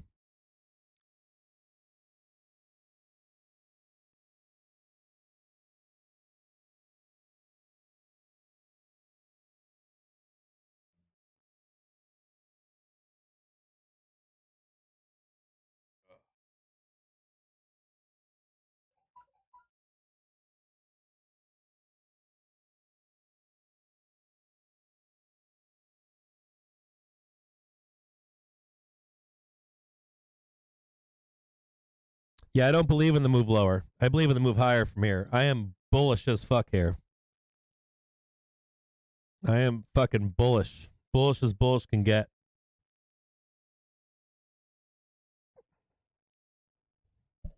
I ain't believing for a minute. This is all noise to me, so.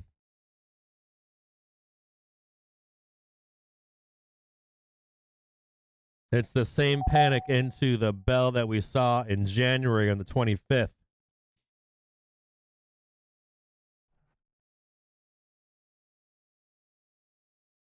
You just hang out and chill.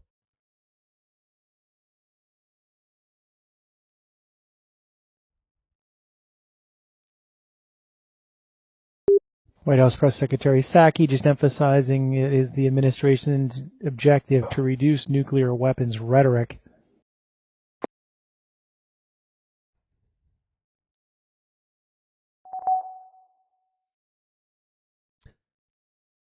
It's where they're talking about wanting to reduce nuclear weapon rhetoric.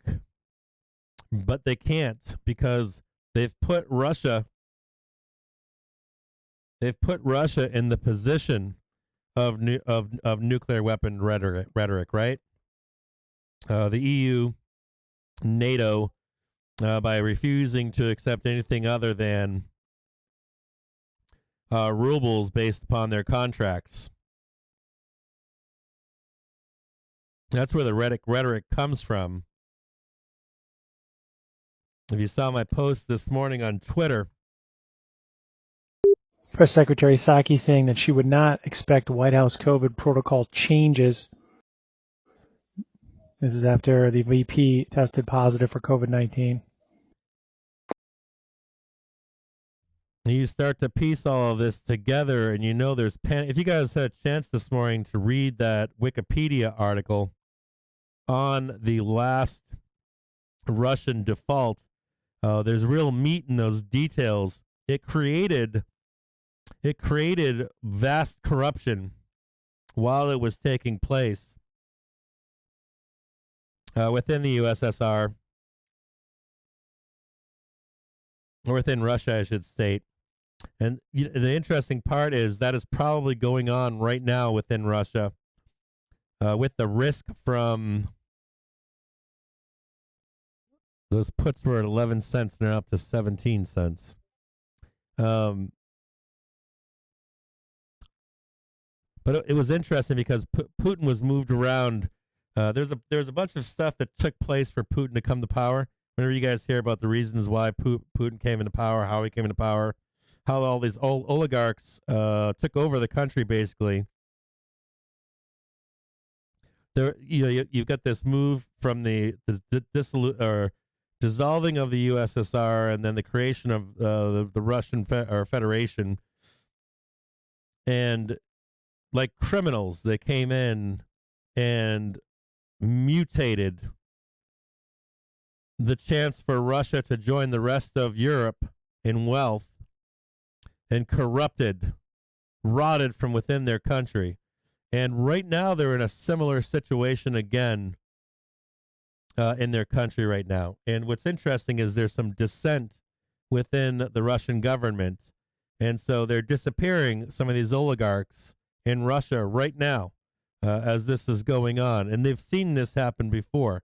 And it was used as a time to consolidate power. And I'm sure that Putin realizes right now the danger that he's in.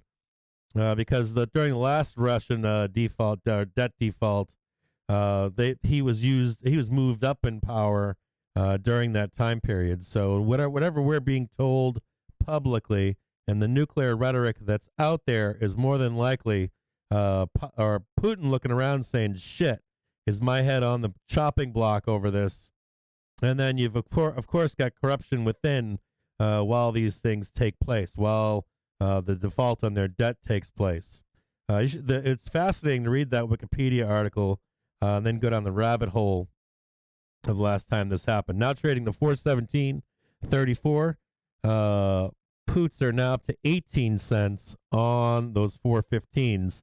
They should print pretty fat here if we're able to trade down into 415. Now 417.25. Looking for 415 down below. Keep our eyes here. Kind of free falling right here. Not much support where we are currently. You can barely see any liquidity here. Some buyers here, but not huge. Real liquidity is down at 415.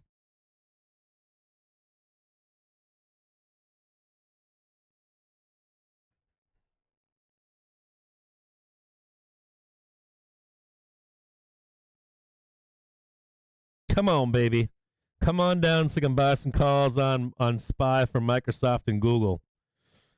Give that nice wide spread so that you can account for a good reports on those two tech companies.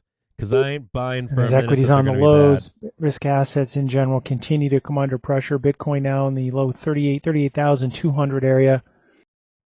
The Dow down about 740 points.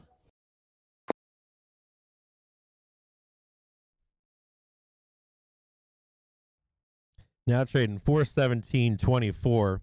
Not many buyers here. This is kind of free falling right now. You can see that you've got no buyers here. You've got some, but it's minuscule buying.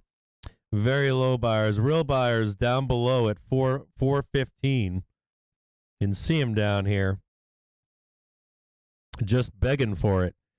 Now SPY 400Ps are up to 18 cents. They were down to 11 cents.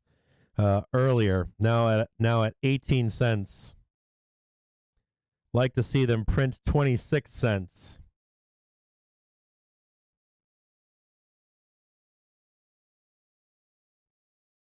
Bull's getting absolutely fucking hammered here.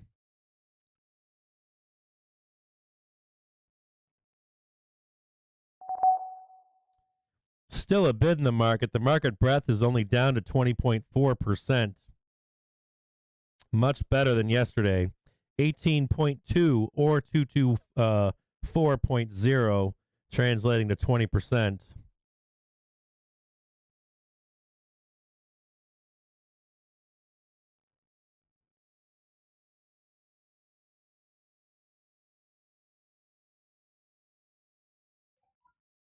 Real support at 415. Could also see some buyers stepping in slightly higher. We've got some support at 416.10, then 415.60, and 415.08.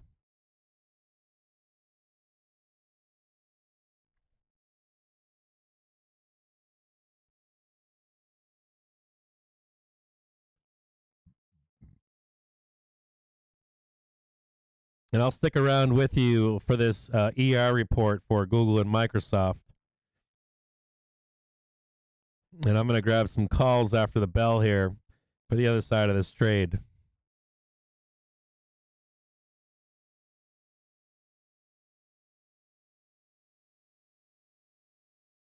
Some buyers stepping in here. Even though these buyers are stepping in, there's one little piece here at 417.01.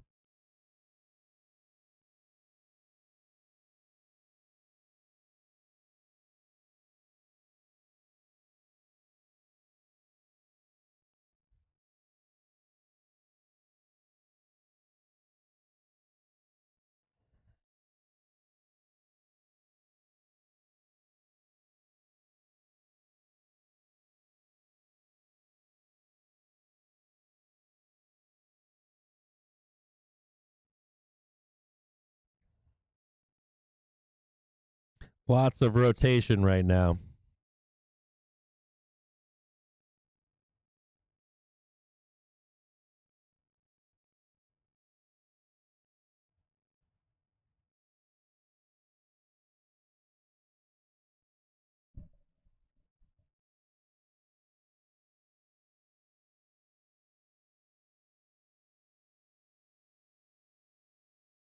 Down to 16 cents in these puts.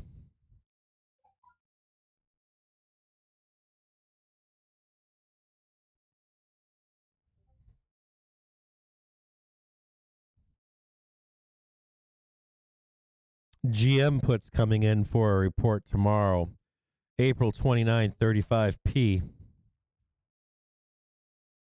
Some SPY dip buyers stepping in. SPY 427, 419, C for $270,000.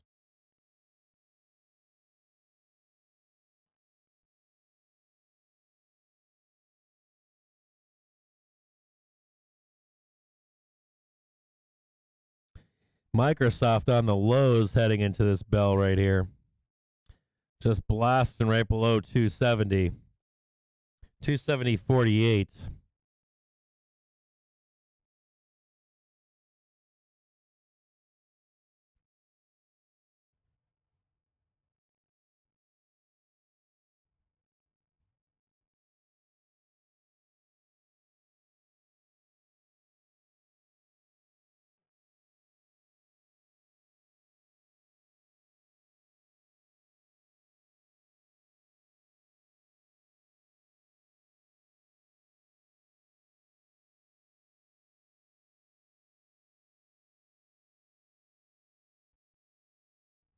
Microsoft trying to hold on into this bell here. You got 20 minutes left.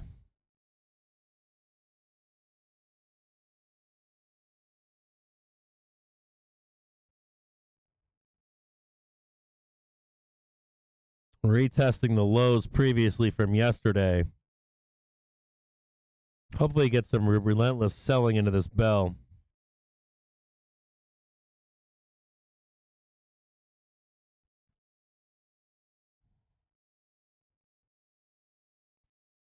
Here we go. Microsoft's cutting it loose into this bell here.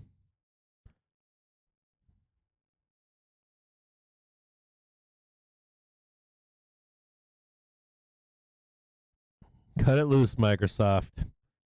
Just get rid of that baggage. Buy a nice fat dip after the bell.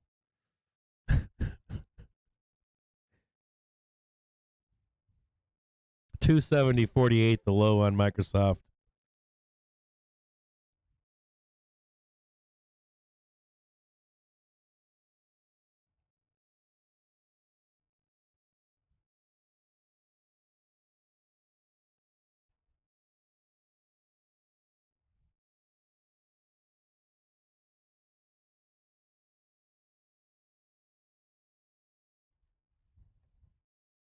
Come on, baby.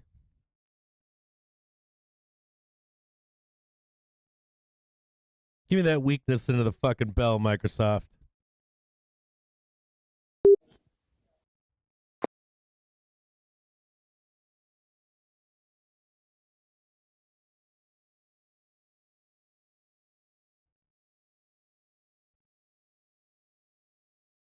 So we got 17 minutes until 4 p.m.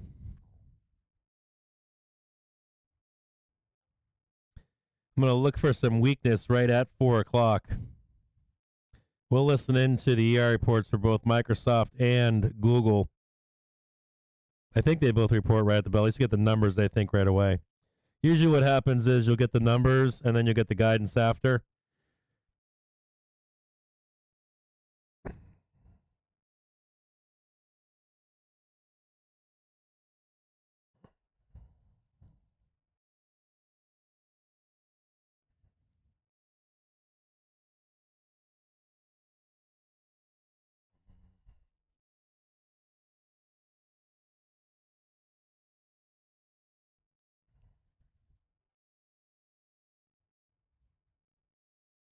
Microsoft catching a bit into this bell here. I want them to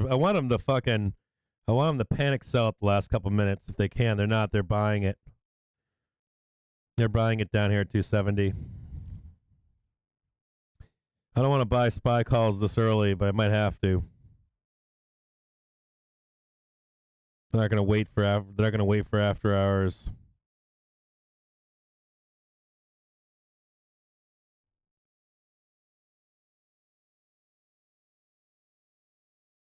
It's one of the best parts of after hours is playing these big tickers that move the markets on the SPY and not on themselves.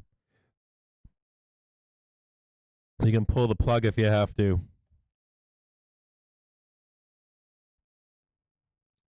Indirectly longing or shorting a stock ticker after 4 o'clock.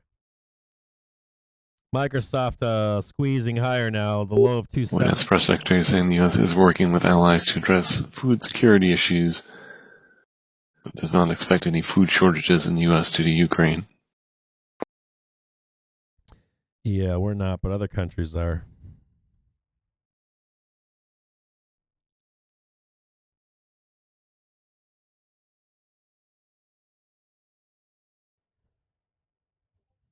Squeeze on Microsoft from 270.48 now up to 27.1.43.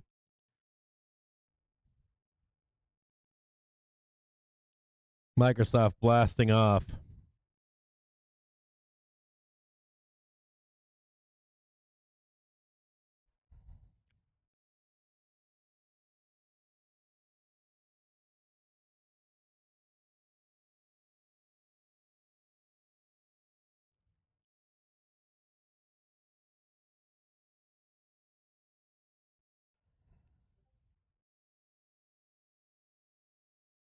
Similar actions here on the SPY.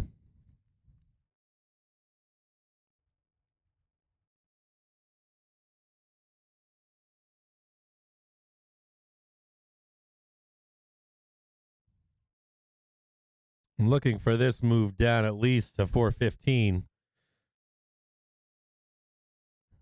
And I'm also going to be looking for a move up higher.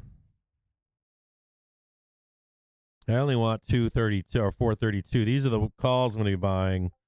432s.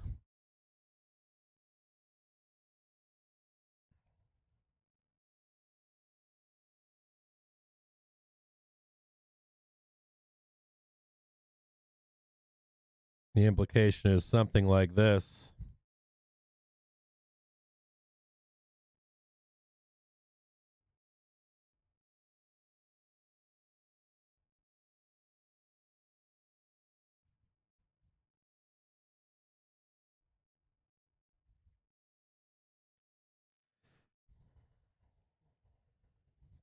SPY is starting to roll over once again into the bell. We've got 14 minutes until 4:15. Trading back down to the lows once more. 417.11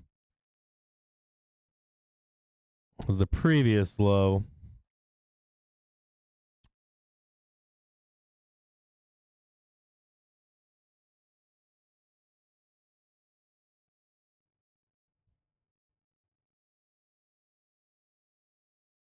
If we tag 415 before 4 p.m., I'll cut the puts loose. I don't think we will. But if we do, I'll cut those loose and I'll wait for the calls until after the bell. I think you'll still get some weakness in the after hours.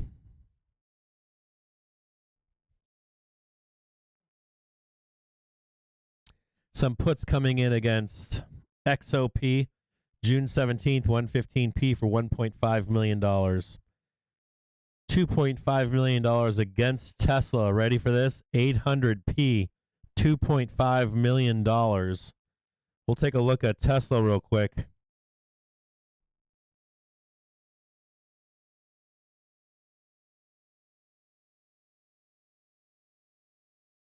I don't think those are bears. I think these are people that are long the stock Tesla. Let's see where we are now in Tesla from this morning.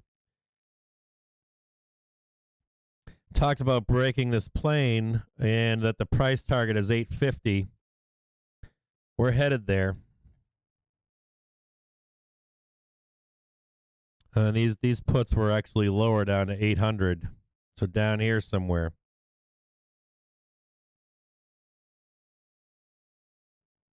Another natural spot.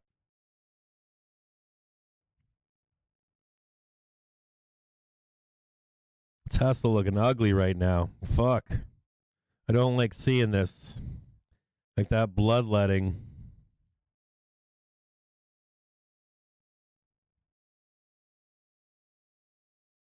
Claiming 800 somewhere over here. Let me know about you, where you think Tesla bulls are. Are they buying these dips and then cutting them loose for profit or not? Waiting for these. I think Joe Donut and I have been talking since January at least, saying you can buy these dips and put relative safety.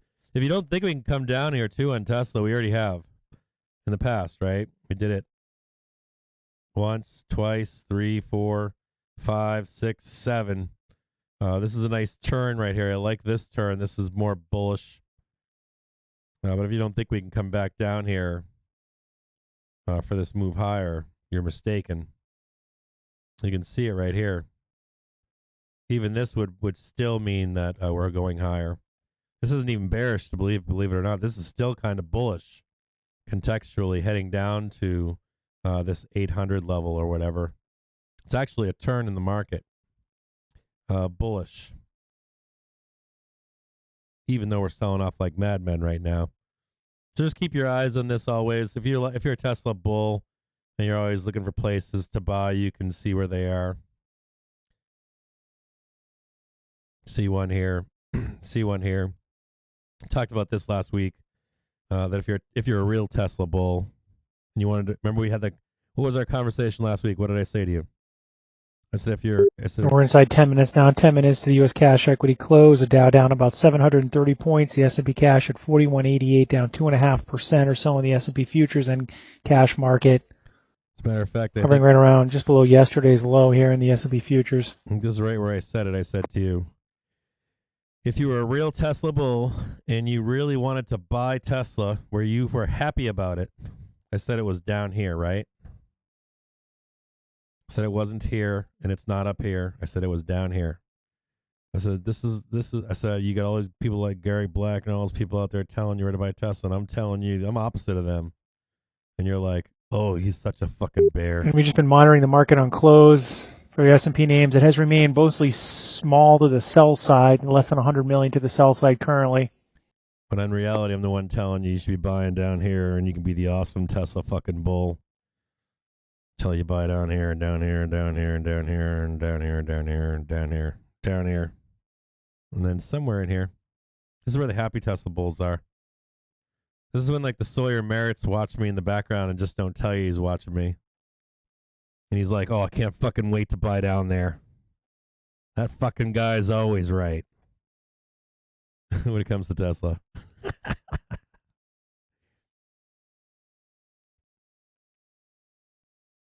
It's nice bottoming down here in the SPY. Still holding on to puts. I'm going to look to monetize those somewhere, some kind of panic. Some kind of fucking panic down in here. I'm looking for panic. Right down here, like a violent move down, something fucking stupid off the bell. And then I'm going to be looking to buy a dip down here for those reports.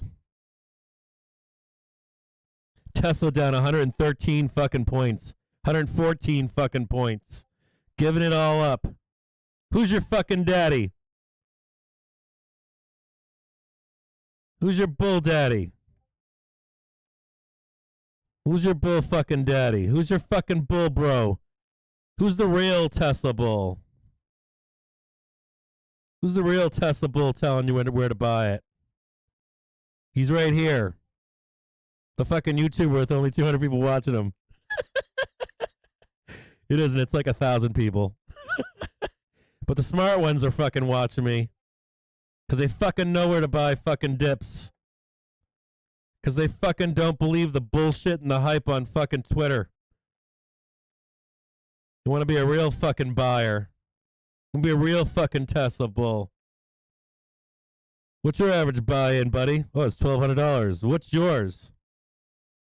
7 fucking hundred. 300. 100. Start to see guys like Sawyer Merritt out there saying, like, I think one time he said he was in for like 70 or $100, something low like that. And I'm like, I guess he wasn't buying these tops, was he? I guess he wasn't dollar cost averaging, was he? I don't think it was Sawyer. I think it was somebody else. I like those guys, by the way. They're fucking awesome. But don't be fucking listening to them when they tell you when to buy. Come see CaptainJimJames. I'll tell you when to buy. 117 points, 118 points. Spied out 11 on the day.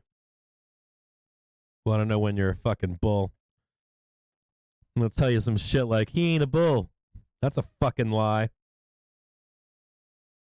Fucking bull all day long, but I fucking want to buy my shit cheap. Dirt fucking cheap. Dirt fucking cheap. 118 fucking dollars on fucking Tesla. You want to start dollar cost averaging? You're almost there. You're almost fucking there. You want to start dollar cost averaging. Almost fucking there. And you know what the best part about dollar cost average down here is? You don't have to fucking sell at a loss. You can hold that shit for like a week or two or a month or 2 or 3 months. You just keep it. You don't fucking hold on to it. Got a bitchin' ass Camaro fucking split coming up this summer in June. Just think. You don't have to make up 120 fucking points. As a matter of fucking fact, where were we at up here? 1152. You don't have to make up 250 fucking dollars in a share. You know, you do send me a letter. My address is P.O. Box HIGH SEAS, the high C's. Send a check to Captain Jim James, letting you know where you should be buying Tesla. Throw me 69 cents. Fucking up there, fucking. And there's always double talk too. It's like, good thing I bought Tesla for that squeeze higher. So I'm like, okay, so you're the real Tesla bull, right? Did you hold diamond handed up here? Because you're shit out of luck down here now, aren't you? Shit out of luck if you diamond handed that. Now you're down, what was it, 972. You're down $100 fucking dollars on that diamond handing operation you were talking about. Somehow, the crazy part is somehow you're the fucking real bull by buying this and diamond handing that you're the real fucking bull? Fuck no. Your guys like Gary Black lied to you and they fucking sold your ass down a river. Different bulls, different things they want, right? They want you to trade higher. Officials saying they are worried Iran could develop a nuclear weapon within weeks. You know, they want it to go high, but they don't want to lose their money on the covered calls they sold. U.S. Supreme Court noting they will be issuing some opinions on Thursday. They want to go that high. So fucked up. So stupid. Look at that. 116.81. Stocks probing the lows of the afternoon here with just a few minutes to go to the cash close. Once again, an ugly close. The Dow down 775 points. 19 cents. The U.S. 10-year yield is back at 2.75%, lower by 7 basis points or so on the day. And the dollar index near session highs up 0.6%. Woohoo! Fucking A. Hell yes. Fucking print them. You want to be a fucking bull on Tesla? Come find me. Stop fucking listening to those fucks on Twitter.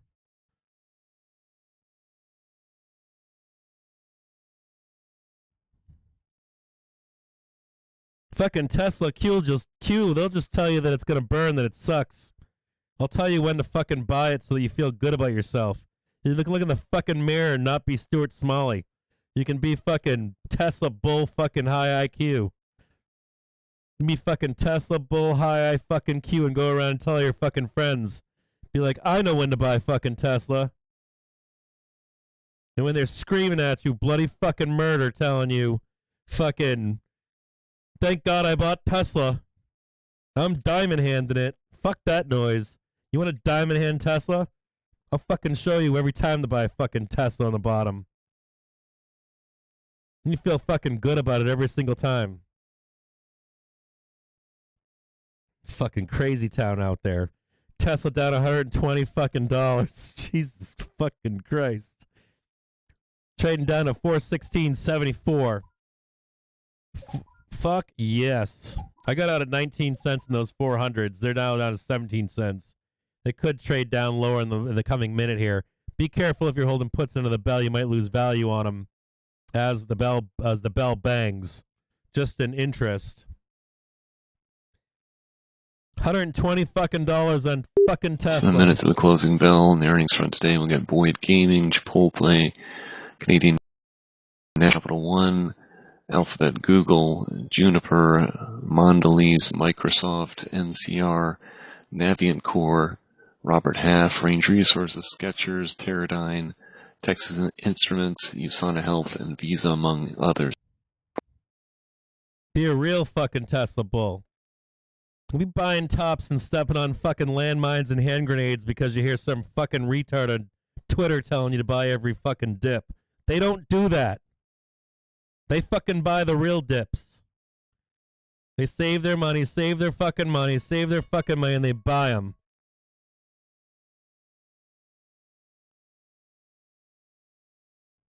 Jesus, what a fucking butt raping that was. That was fucked up. 870 on Tesla official 876. No, was that 870 after the fucking bell? Bloodbath. Fucking bloodbath after the bell. 870 on Tesla. Down 121.60. Holy shit.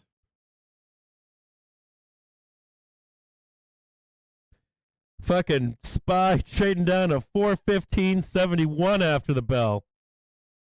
I should have held on to those fucking puts. They're 22 cents right now after the bell. Cheapers creepers. 22 cents, they were at 11. Went up 100%. And that move, that took, I don't know what the fuck that move took. That was like an hour, that was an hour-long trade. About to buy some calls now.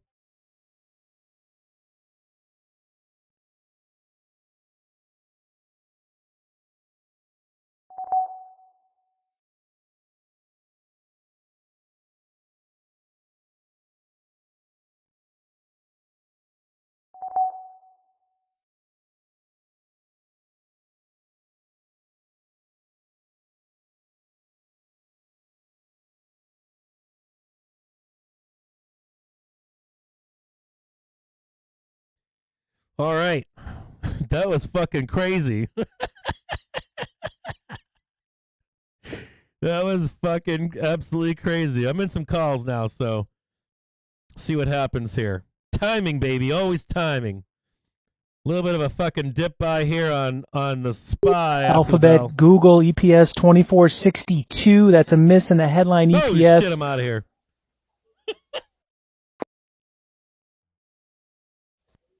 Ad revenue coming in slightly better than expected at $54.7 billion. Cloud revenue is slightly better than expected at $5.82 billion.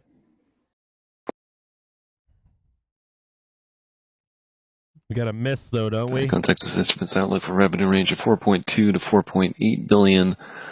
Microsoft traded down to 260 after the bell. There's the 4.94 billion consensus for TXN. They bought the dip at 260 on Google, or at 2300 on Google, and they bought the dip at 260 on Microsoft. They're going to fucking sell that shit. I'm out of here. I sold my calls.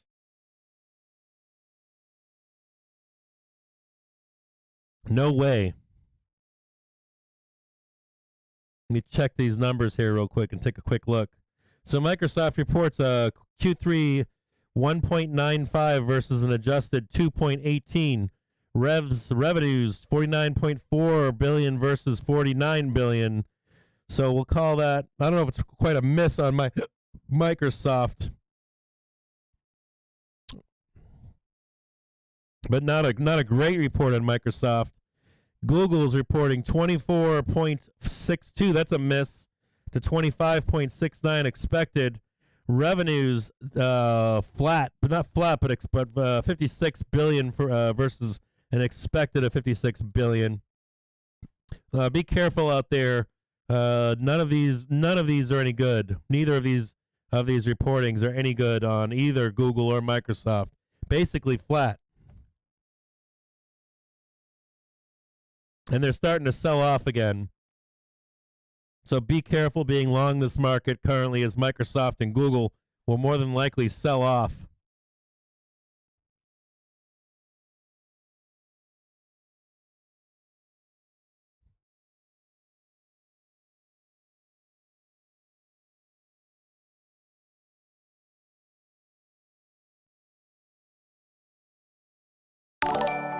Fucking A. Yo, be careful being long here. If you're long this market right now, be careful. Now, they could buy the dip down here. Banks like Google and Microsoft, so their ERs are basically middle of the road.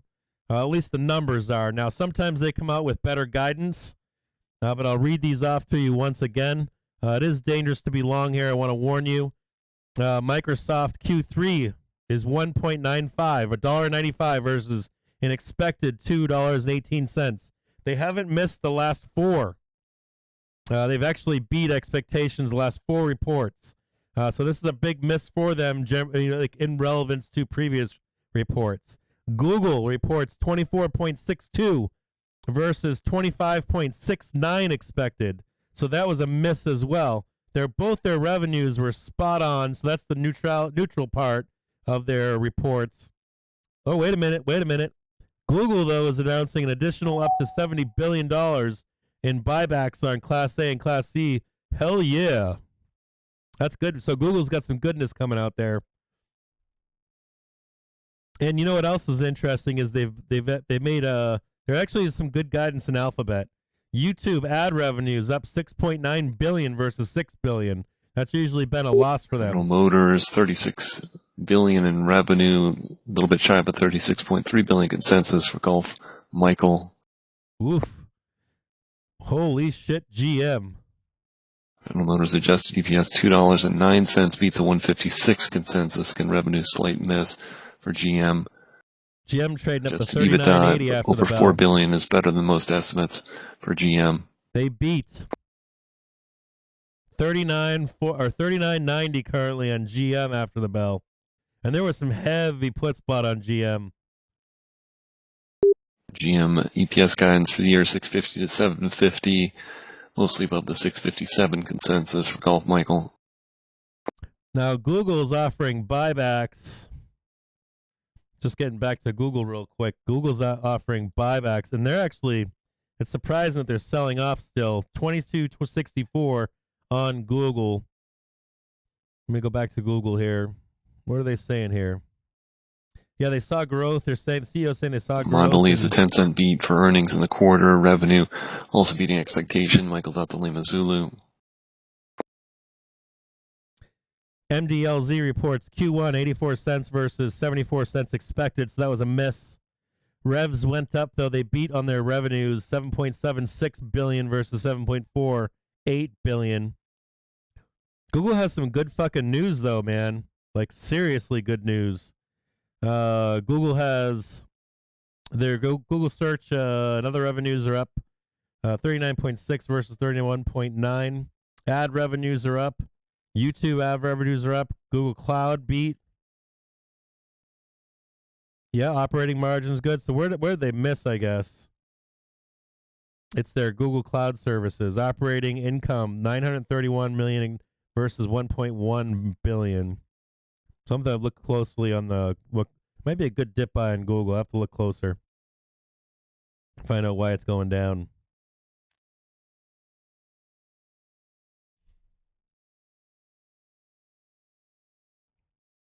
They're going to do a stock repurchase on April 20th. Maybe a nice dip buy on Google, honestly.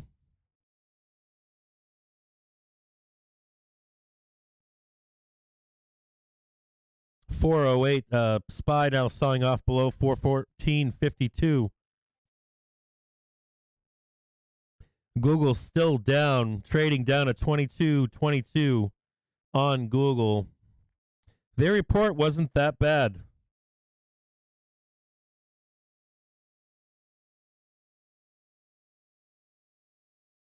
It's surprising to see Microsoft with a bid before Google.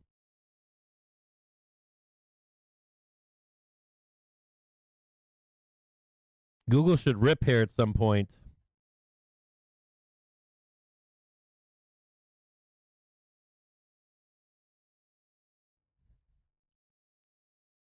Their guidance is fucking awesome.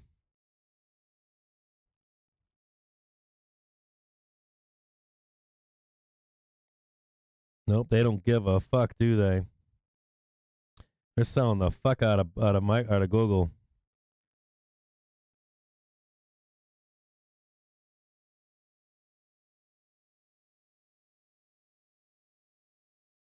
Damn. 22.22 on Google.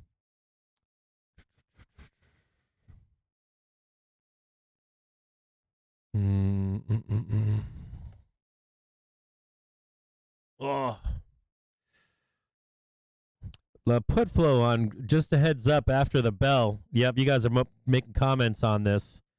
So after the bell, mixed bag. There's like some low money on SPY and QQQ calls, but then right when 407 hit, we start seeing millions of dollars against the SPY.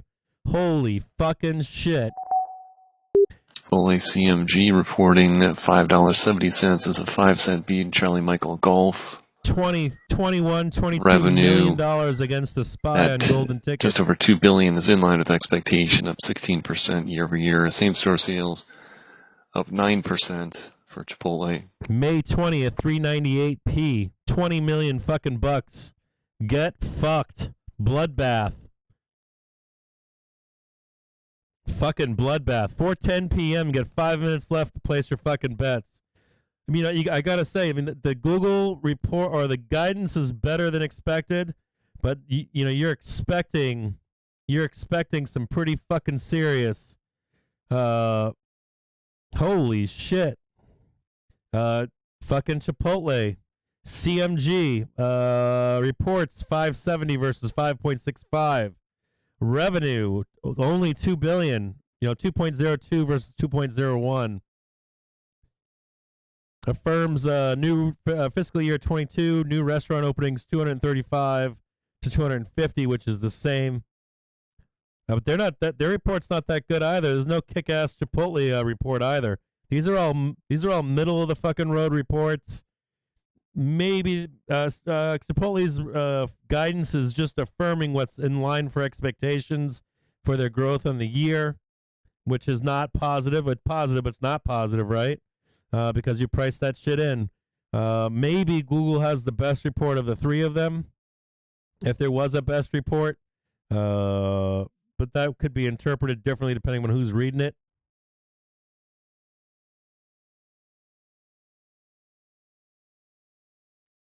Oh. Yeah, shit ton of SPY puts after the bell. Fucking loading the fucking boat on them. Loading the fucking boat on them. Yeah, Google has S&P the best. futures down another 1% from where we closed, about 3.25% on the day at 41.52, following some disappointing earnings, namely Google following the close. Yeah, Google had the shitty earnings, but they had the best guidance of all of them. I have to say that because Google has lost money in places for many years, and they've made gains in those places. Even with Google's shitty ER report, Their guidance is very good. And so the dip being bought right now on Google down at 222, 2221.22. They did have a dip buy on Google. Now, they did miss their earnings. Not by much, but they missed it. Now, the problem here is that Google and Microsoft typically beat well. So they did not beat well. The best report out of all of them is most certainly Google that I can see. Their gaming revenue on Microsoft is plus 4%. I guess Microsoft isn't so bad either. They're both not too bad. I'm reading some of their guidance stuff down here, and it's not so bad. More and more information coming out on Microsoft right now. Intelligent Cloud, 19.1 billion, plus 26% year over year. The constant current, it's plus 29% constant currency, more personal computing. Gaming revenue plus 4%, Azure revenue plus 46%.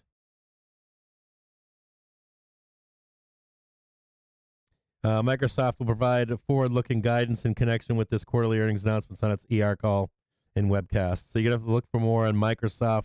I'm interested in what Google has to say in their earnings call as well. Fuck. All right, so I'm going to let you guys go for today. I did cut some, I bought some puts earlier, then some calls, and then I cut the calls loose on fear of those misses on the majors. Looks like it's making its way back. Looks like the SPY is making its way back right now. It's 4:14. There's 1 minute left. If this goes like previous years, you'll see a face ripper into tomorrow. It's too risky for me, for my blood. I would like to have seen a better ER for both of these companies to buy this dip on 4:15. If I had to guess, we are going down tomorrow. That's all I got for you today. Is 1 minute left for trading. There's a bunch of puts out there for May 20th, 398. 398. Buying those puts, the futures will have to be sold to cover those to some extent. We could rip higher tomorrow if the ER calls are good calls. They might not let it burn here where we are into tomorrow, but if they're going to hedge these puts, it could be a down night and then come back by morning. We also remember we've got a big economic calendar coming out tomorrow. Huge moves down to 413.89 at one point today on the SPY, right? Would anybody have told you yesterday they'd be trading this low and that we weren't done yet, right? Heading down. Everybody said yesterday that 418 was bottom. We're now down to a low of 413.89. Where is bottom? Is it down at 400 or lower? There are some bets out there saying 398 is where they think we're going. That's down to 400, even lower than my 405 that I'm throwing out there. I know some of the charts here show 4,000. This is not good for the market. The other implication of this, if you think we're heading up tomorrow, is that if their earnings are not spectacular and out of this fucking world, what's up next for Apple, Amazon, and the rest of big tech, right? We haven't had good reports across the board. We kind of had a big miss on Netflix. We had a decent or good ER on Tesla, and it sold off.